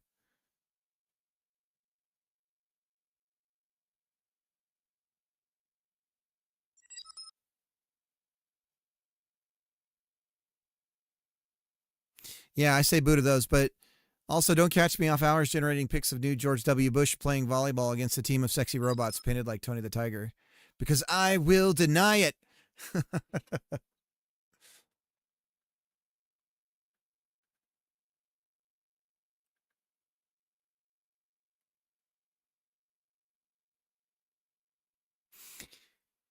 Oh, man. Okay, so once again, what I'm trying to do is take an integer and figure out in a bit mask for that integer what of those bits is true or false. So if I'm to take that integer and make it into, and to think of it as a bit mask, I want to figure out where values are true and where they are false. That's what I'm trying to do right now. And I thought it was with and, where, and it's possible that I think maybe it does need to be count plus one. Let's try that.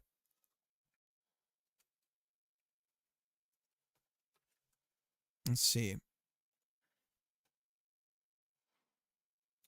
And we're doing this because we're sending packed bytes, and we have to represent data in different ways.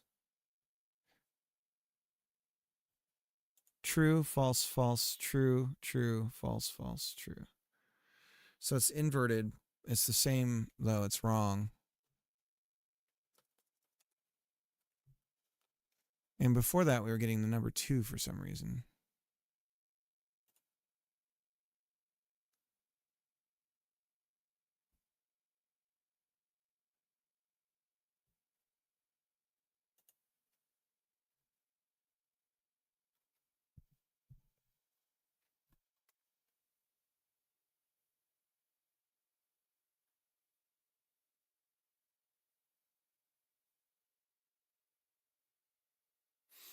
Bit mask and then, oh, okay. And what does that do? That's what it was. Bitwise XOR or Bitwise OR? XOR? Zor? Is it called Zor? How do you even say that, dudes?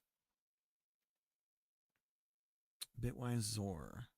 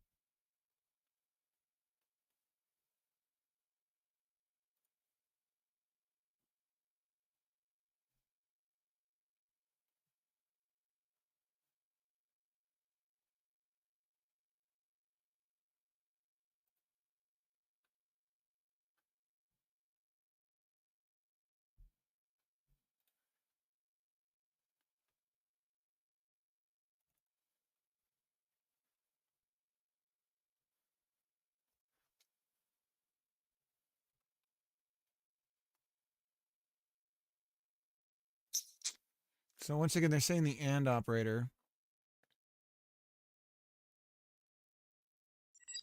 We don't want to combine. Check if a bit is set.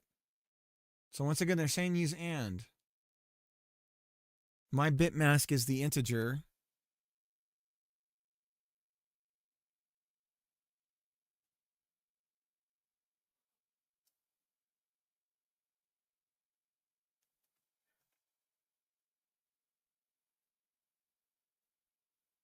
Back to the blockout I was starting.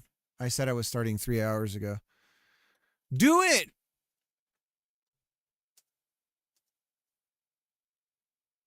Do it. Value. Now, value should be checking.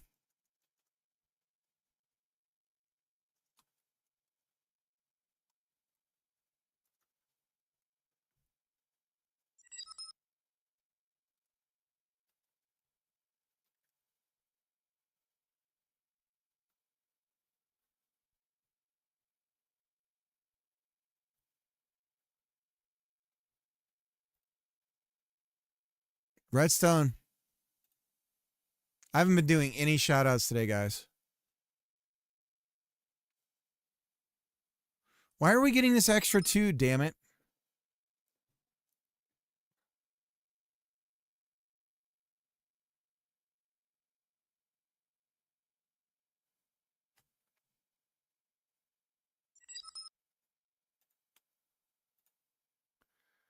One, 2, 4, 8, 16, 32, 64, 128. There's no way the last value can be true as well.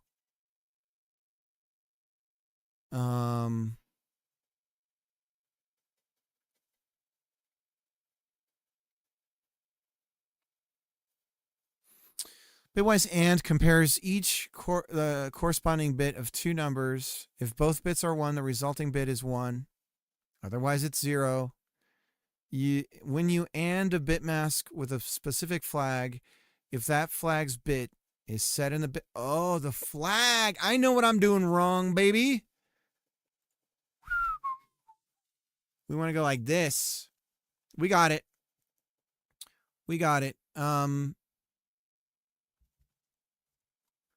Yeah. So we say 1. We do a bit shift on it. So we go 1 like that to the count. And now we should get something closer to reality.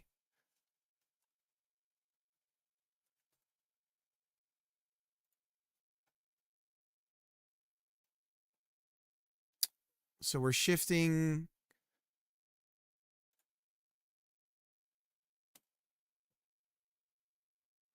Zero 1 0 0 0 32 64 0. Fuck yeah, baby. Okay, we got her. We did it, boys. AI helped us. But it huzzah!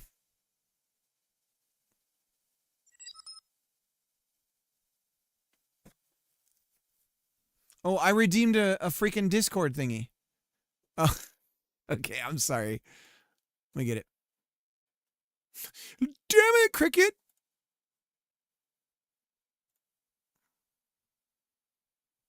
Hats. What is the game you're making, Redstone? I swear to God, Redstone's making his own Minecraft. Now you got skins in the game, basically. I think hats are a good idea, actually. Dude, this is wild.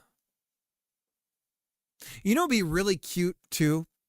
Is when you're building something and placing blocks, if like little sparks, when you make a connection of a block or something and you set it, little sparks kind of come out or something like that. That'd be neat. The little question marks. Oh, you need the Metal Gear Solid exclamation point for sure.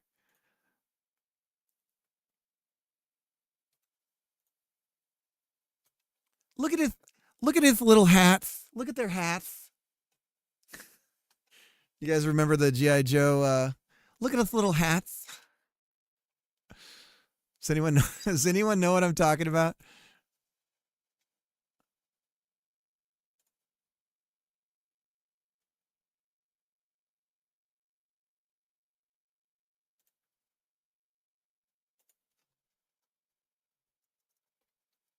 You guys are so cute in your little hats. Oh, the spark thing. Like when you're placing blocks in multiplayer, if people are placing blocks, little like you're welding it into place and a little spark happens. I don't know. Something like that would be cute. It'd be cute. All right, we got it. Now we return the array. Once where there was one. All right, so we have our array. We have our count. So now we know the size of the array too. So we say value int as array resize to size. Okay, so then now that we have this figured, then we say we know if it's true or false. We have a true or false value. We're traveling down the array.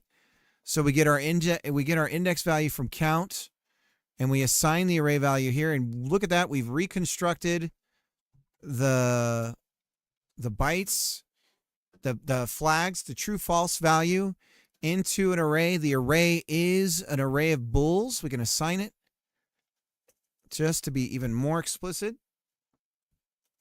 All right. And then here, same deal, returning an array of bool. Okay. And then we do the decode deal here, same deal. So we're going to decode it, and it's looking almost identical to this. We got it. Just a little bit of thinking, a little bit of learning. Decode.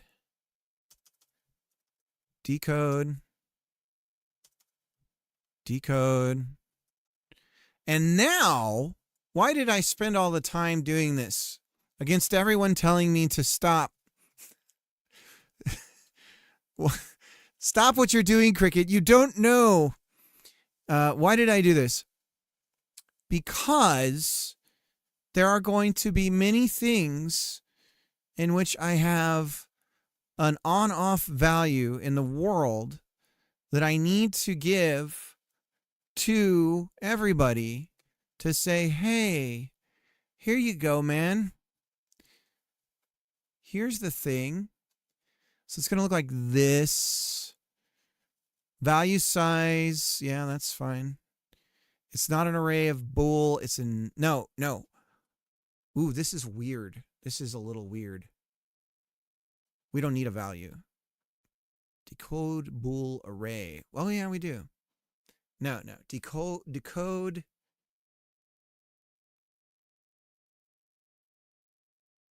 Decode bool array. Okay, that's right. The value is going to be an integer, though. So we're setting the size here. Okay, we got it. Int. Okay. And so what can we test with this? We can't do really any assertion. Because we're going to have a number. It's in the fact that we are requiring an integer. So I guess what we could do is make sure that it's not larger than said number. So if value is going, I'm asserting that the value is less than or equal to 64. And we're going to say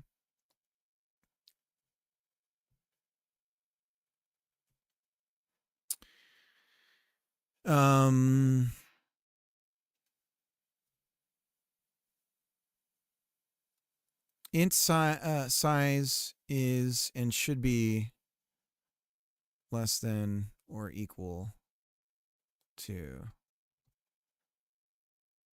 or we could say is greater than int is greater than 64. Okay. And we're doing this because it becomes data that we can actually use, and we have this one place where we pack it and we unpack it. We encode it, we decode it, and we just call this wherever. These are static functions, so we can call them wherever. And we don't need size. Arguments too small, so we say 64 here. Okay, so that's what that looks like, and now we need to do this for the rest of them. So we yank these two here, and we paste them here, paste them here, paste them here, get rid of these two. The assertion here would be 8.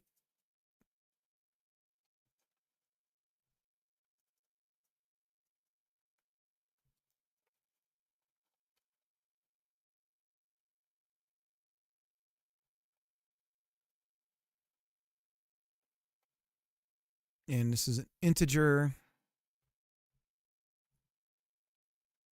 And we're returning an array that is a bool array. Like so.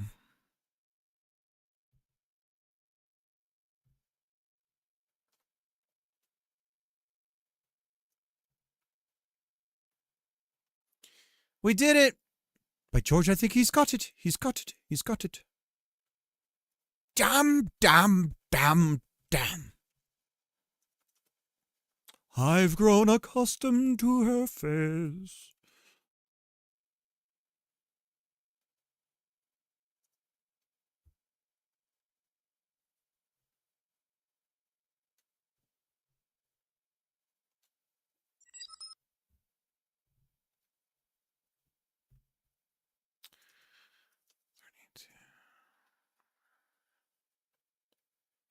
Cool.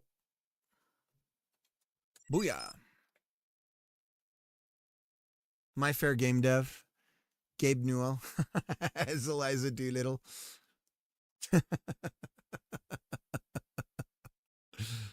Oh, man. No, it would be like, I mean, My Fair Lady has like Gamergate vibes, right? So it would be some stupid YouTube male like flipping out about Anita Sarkeesian. She'd be Eliza Doolittle. He's like, I guess I don't know why I'm equating because I'm programming, so I guess it's not quite the same thing, but I can see some stupid ass shit like that. Damn, damn, damn, damn. I'll teach her to play video games yet. So stupid. she's not a real gamer.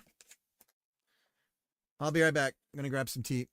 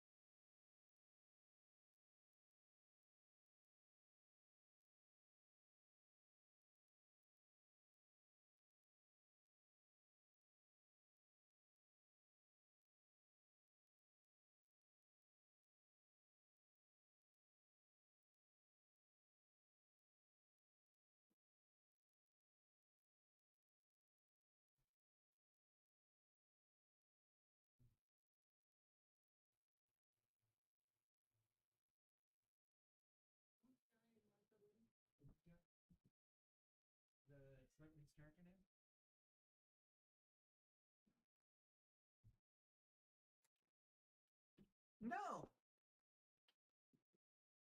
Oh, I forgot my. I went out there and I did all this and I forgot my.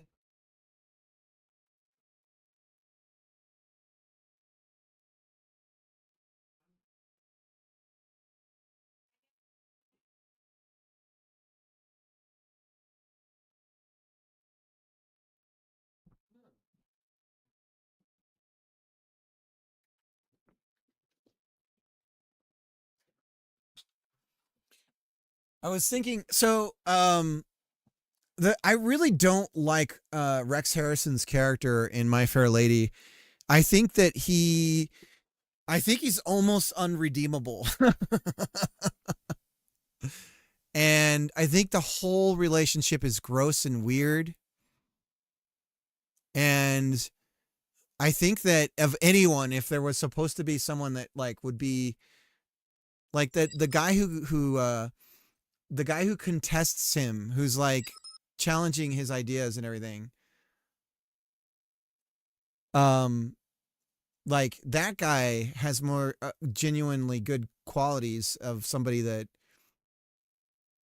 you know, it's almost the movie. I mean, I don't know how the play is, but it's almost like, and it's like how like an abuser like maintains control over someone or something. Like I don't know how to put it. It's really strange. The relationship is so weird.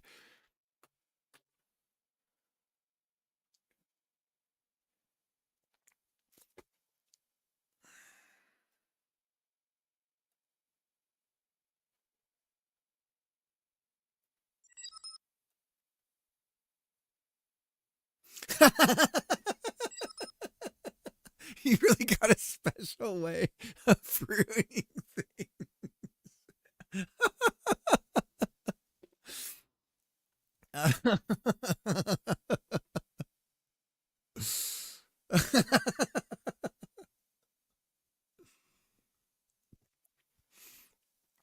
But yeah, that musical is boring as fuck, man. Then it's like, oh, this is a 3-hour slog. Dear God.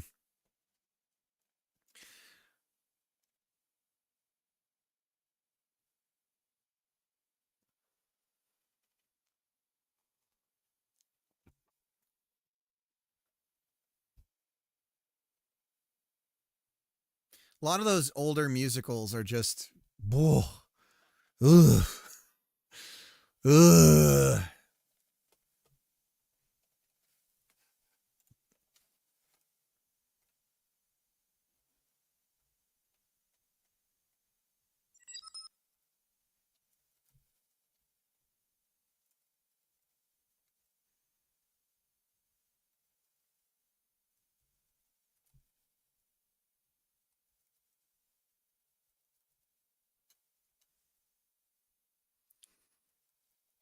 All right. I'm a theater guy, and anything over 90 minutes really has to hook me for it to be tolerable. Yeah.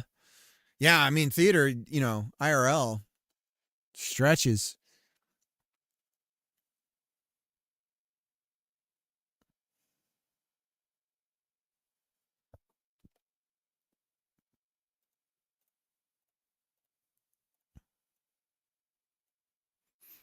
I, but I'm weird, like I really like the original Sabrina is also kind of weird, but I think it acknowledges what it is more. And, like I like the original black and white Sabrina, even though the relationship, there's a play off Broadway right now at one of the very highly regarded theaters. It's about D&D and it's 5 hours long. So a typical D&D sesh. Apparently people love it. It's called Initiative. Is it literally like people sitting down to play D&D together and then the set changes are them going into the world and coming back out kind of thing?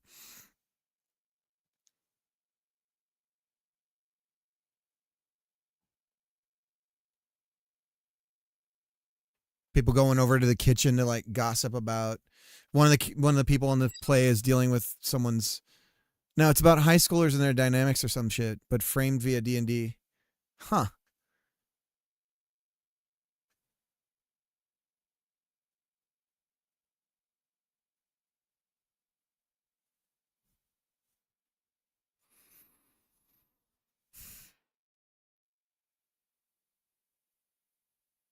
Okay. Well, let's confirm what we have here.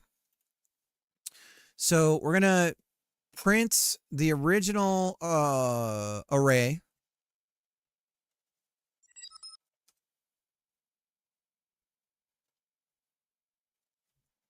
Do we have to do string?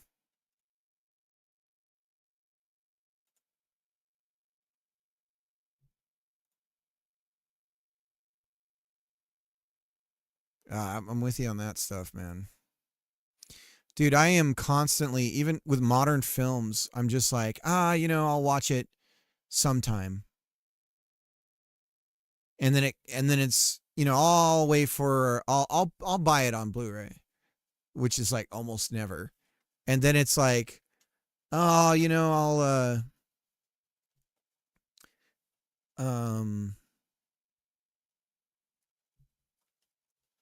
I'll watch it when it's available on streaming. And then it comes out on streaming and I'm like,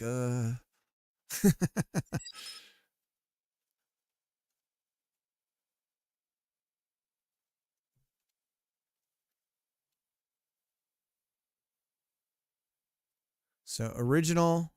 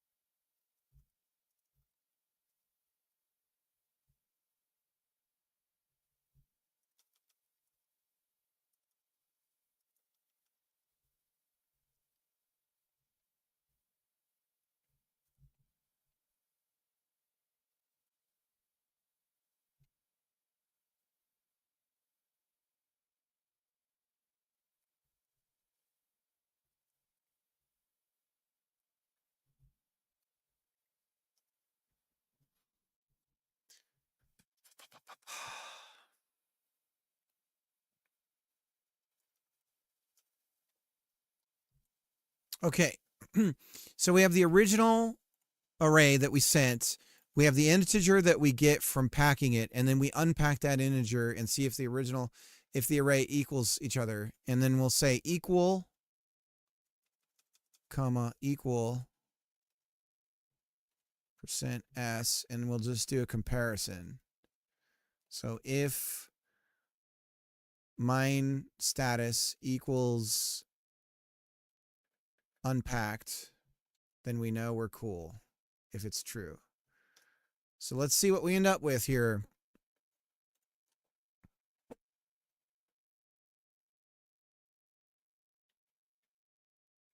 "98 is greater than 8. Oh, it needs to be the power of the number. So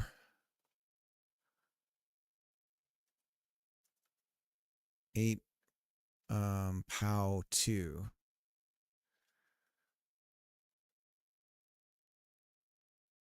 Pow 2.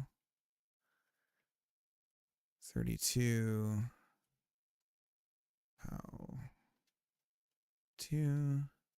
Guess we could just multiply by okay.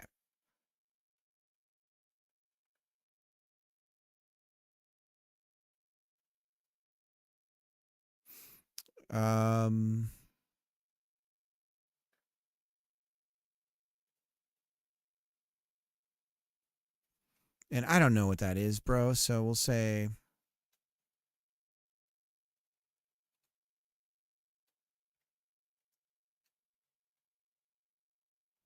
because I honestly don't know. I don't know these numbers off the top of my head. I know 256, but I don't know the rest of them.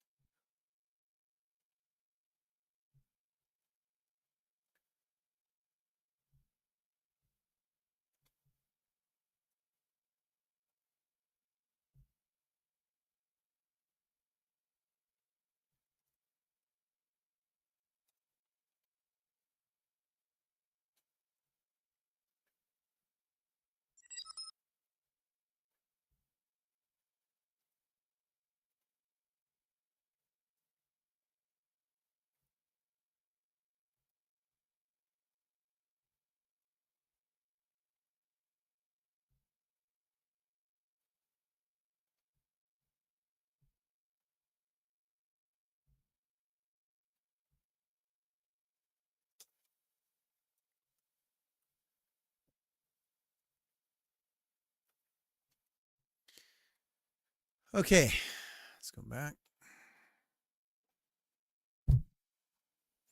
I got 2 bad bananas I forgot about in the cupboard. Gonna see if I can make the tiniest banana bread. Sounds yummy.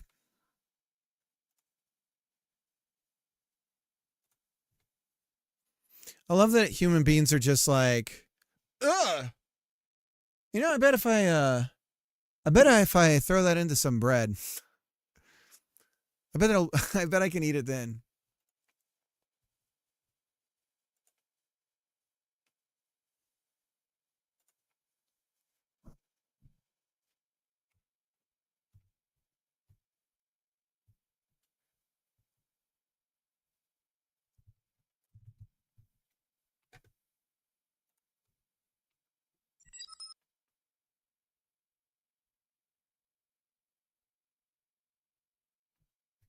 Fuck. It gives a float back? Oh,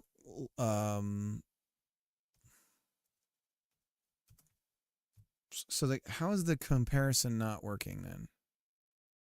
Assertion failed. 98 is greater than 64.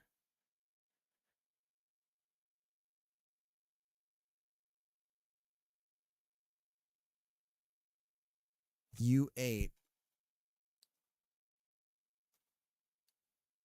2 to the power of 8? Is that what I want? Do I have this backwards?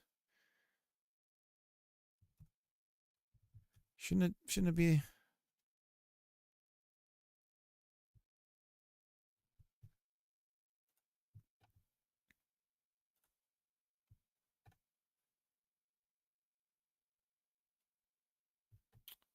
Equal is false. Ah, see, it unpacks backwards. Yeah, shit. Shit. Okay, so. All right.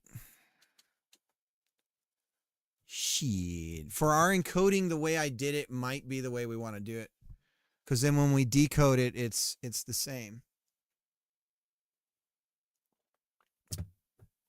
What if we left shift this?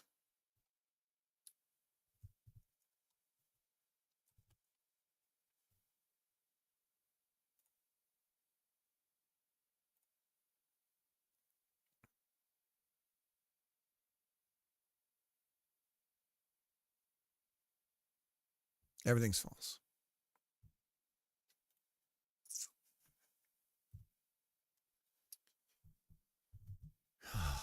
Can we count down? Isn't there a way to do that?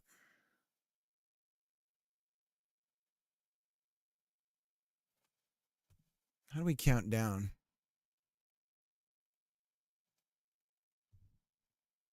Godot for loop count down.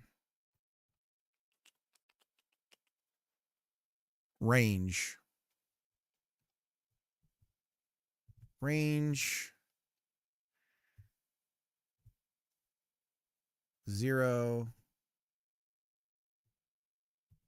-1.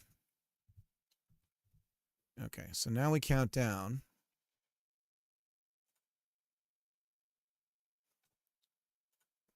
Build it back the way we got it. Invalid assignment of index 8 on base. Count. We're too high. Size -1.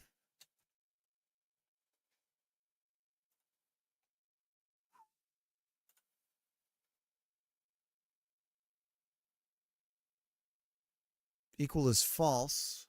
False, true, false, false, false, true, true, false.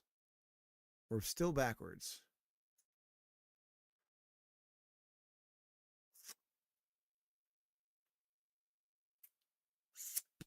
Let's print count out as we do this.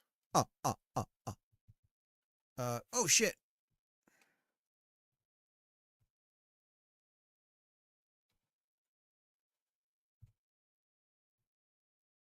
Ah.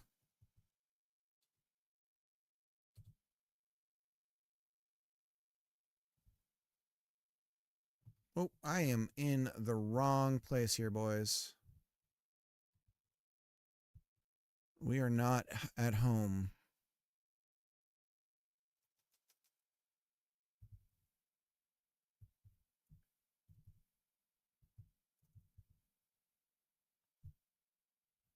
Byte packer. No.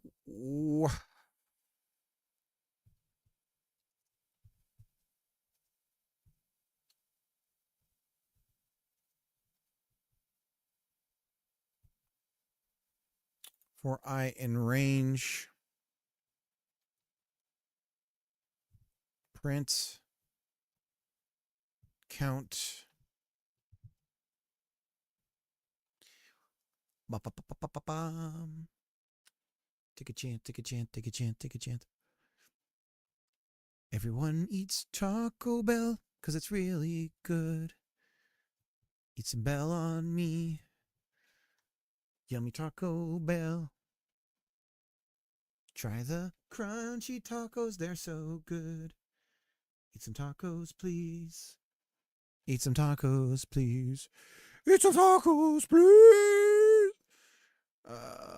Took a chant, took a chant, took a chant, took a chant.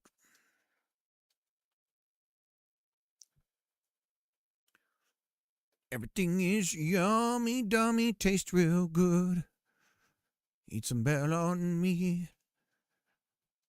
Ah, so here's the other thing. Here's the other thing. 1, 2, 3, 4, 5, 6, 7. Right. Right. Everybody eat some Bell. It's real good. Take a chance on me. Eat some taco, please. Everybody, eat it up. It's real good.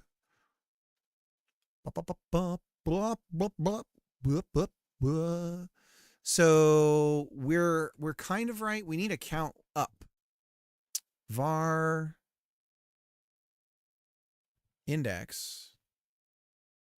We'll call this count down. Var count equals 0. So we're counting down on one and we're counting up on the other. We're going to count up on the array. So let's call it count up. And then count up is going to increment at the end of the 4. So count up. Plus equals 1.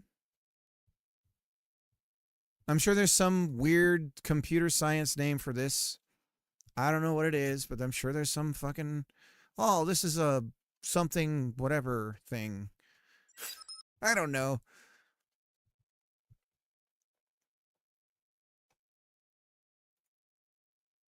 Take a chance on me. Baby, eat some Taco Bell. Hey, equal equals true. We got it. A Scooby-Doo-Doo-Doo-Doo-Doo-Doo. Although we could pack it backwards and we would use less.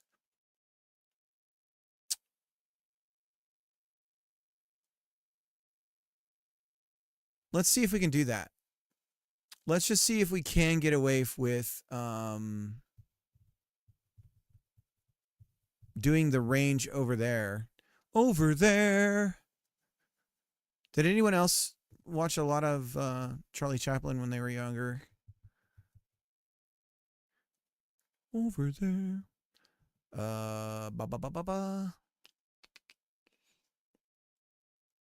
And so this is range, size, -1, -1, index, and we want the size of the value, size. Yeah, my life was old movies and Nick at Night. Dude. Yeah, the Charlie Chaplin stuff. I was definitely Charlie Chaplin over Buster Keaton. My dad loved that stuff. Oh, wow. That's cool.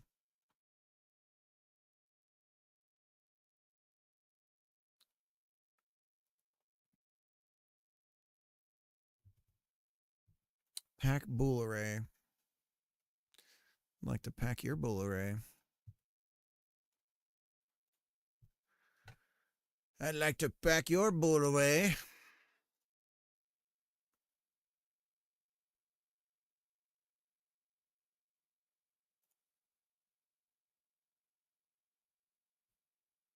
True. Okay, so this is less work doing it this way than all of this really crazy stuff here. So we're going to pack it backwards.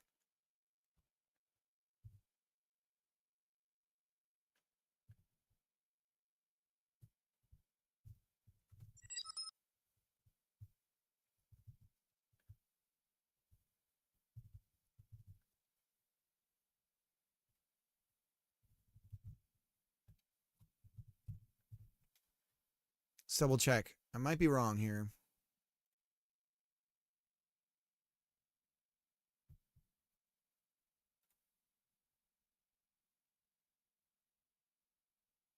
Equals true. So our number becomes 70 like I was calculating. We unpack it backwards and we get the same array structure that we had before we sent it. Which is kind of weird, but we're just working with what we got here.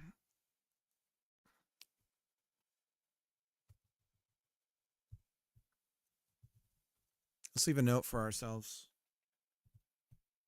Array packed in backwards order to make unpacking easier to unpack in array packed backwards to make it easier to unpack forwards in the correct order. Okay. Let's commit. We got some good stuff today, boys.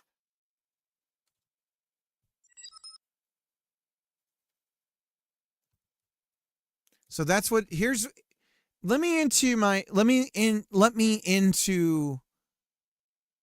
let you into my mind. I made this comment this morning. Everyone's like, "What are you doing? What are you doing? You're bike shedding or something about a yak or I don't know. Whatever." So I put a little note here and I said resources. And then I thought a little bit about it. I didn't give access to my inner monologue at the time, but I was like, okay. I know. But that's what's going on in my head. And I'm like, okay, really all I need is a Boolean value. And it's like, okay, I'll just encode that value into my packed byte arrays. Wait a minute. Packed byte array can't do anything like this. If I'm storing, even if I was like, it doesn't matter because of just numerous reasons, right? So it's like, okay, so how do I turn an array of booleans into a number and then back into that array of booleans? So that's what we did today. That's what we did. And we play tested some games along the way. We chatted it up, et cetera, and so on. Vis-a-vis, ergo, concordantly.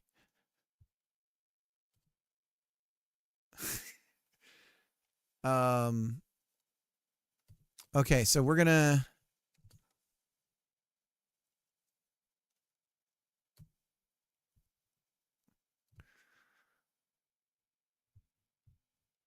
let me pack this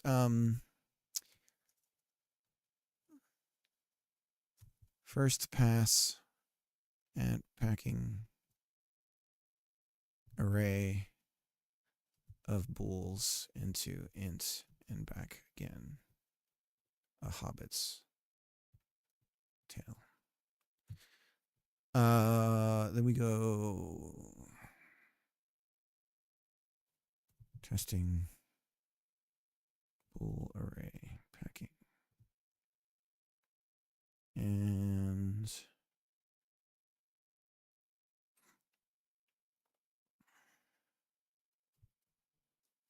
possible fix to movement jitter.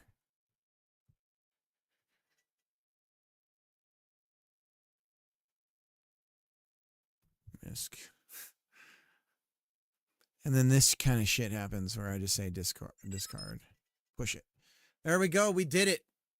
What a meaty thing we did today too. This is going to be really useful. We're going to have to do this more for other things as well.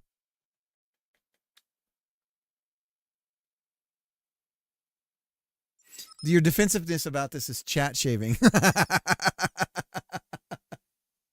Rig was yak shaving you? I can't even remember. It doesn't really matter.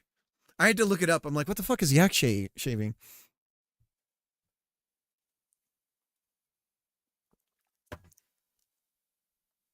Everything will be all right. Anyways, I feel good about this. Because we're gonna need to do this quite a lot in the future. Mungalo, I hope you're doing good. I'd shout anyone out today. I was awful about that. Now we're trying to find someone to raid. Raid Shadow Legends. And yes, this was movement towards mining. We have the animation. We have the hitting of the thing. Now it's like, okay, we have to update that. It was mined to everybody. Thus, how do I send that data? What does the data look like? How do I send it the smallest way possible, etc. So we get to think about all that, and we get to this point where we say, oh, it's just an array of booleans, and we can bitmask that, and yeah. So here we are. We did it, but now we need to actually put it all together.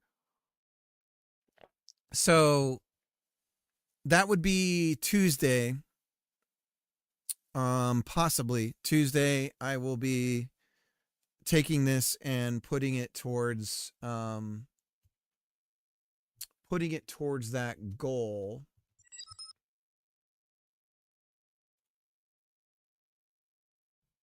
Jessica Vino, Mr. D-Boy. Yeah. I always have too few. Oh, Jessica Vino's at 101 right now. Yeesh. Sheesh. All right. Let's hit up Bullion.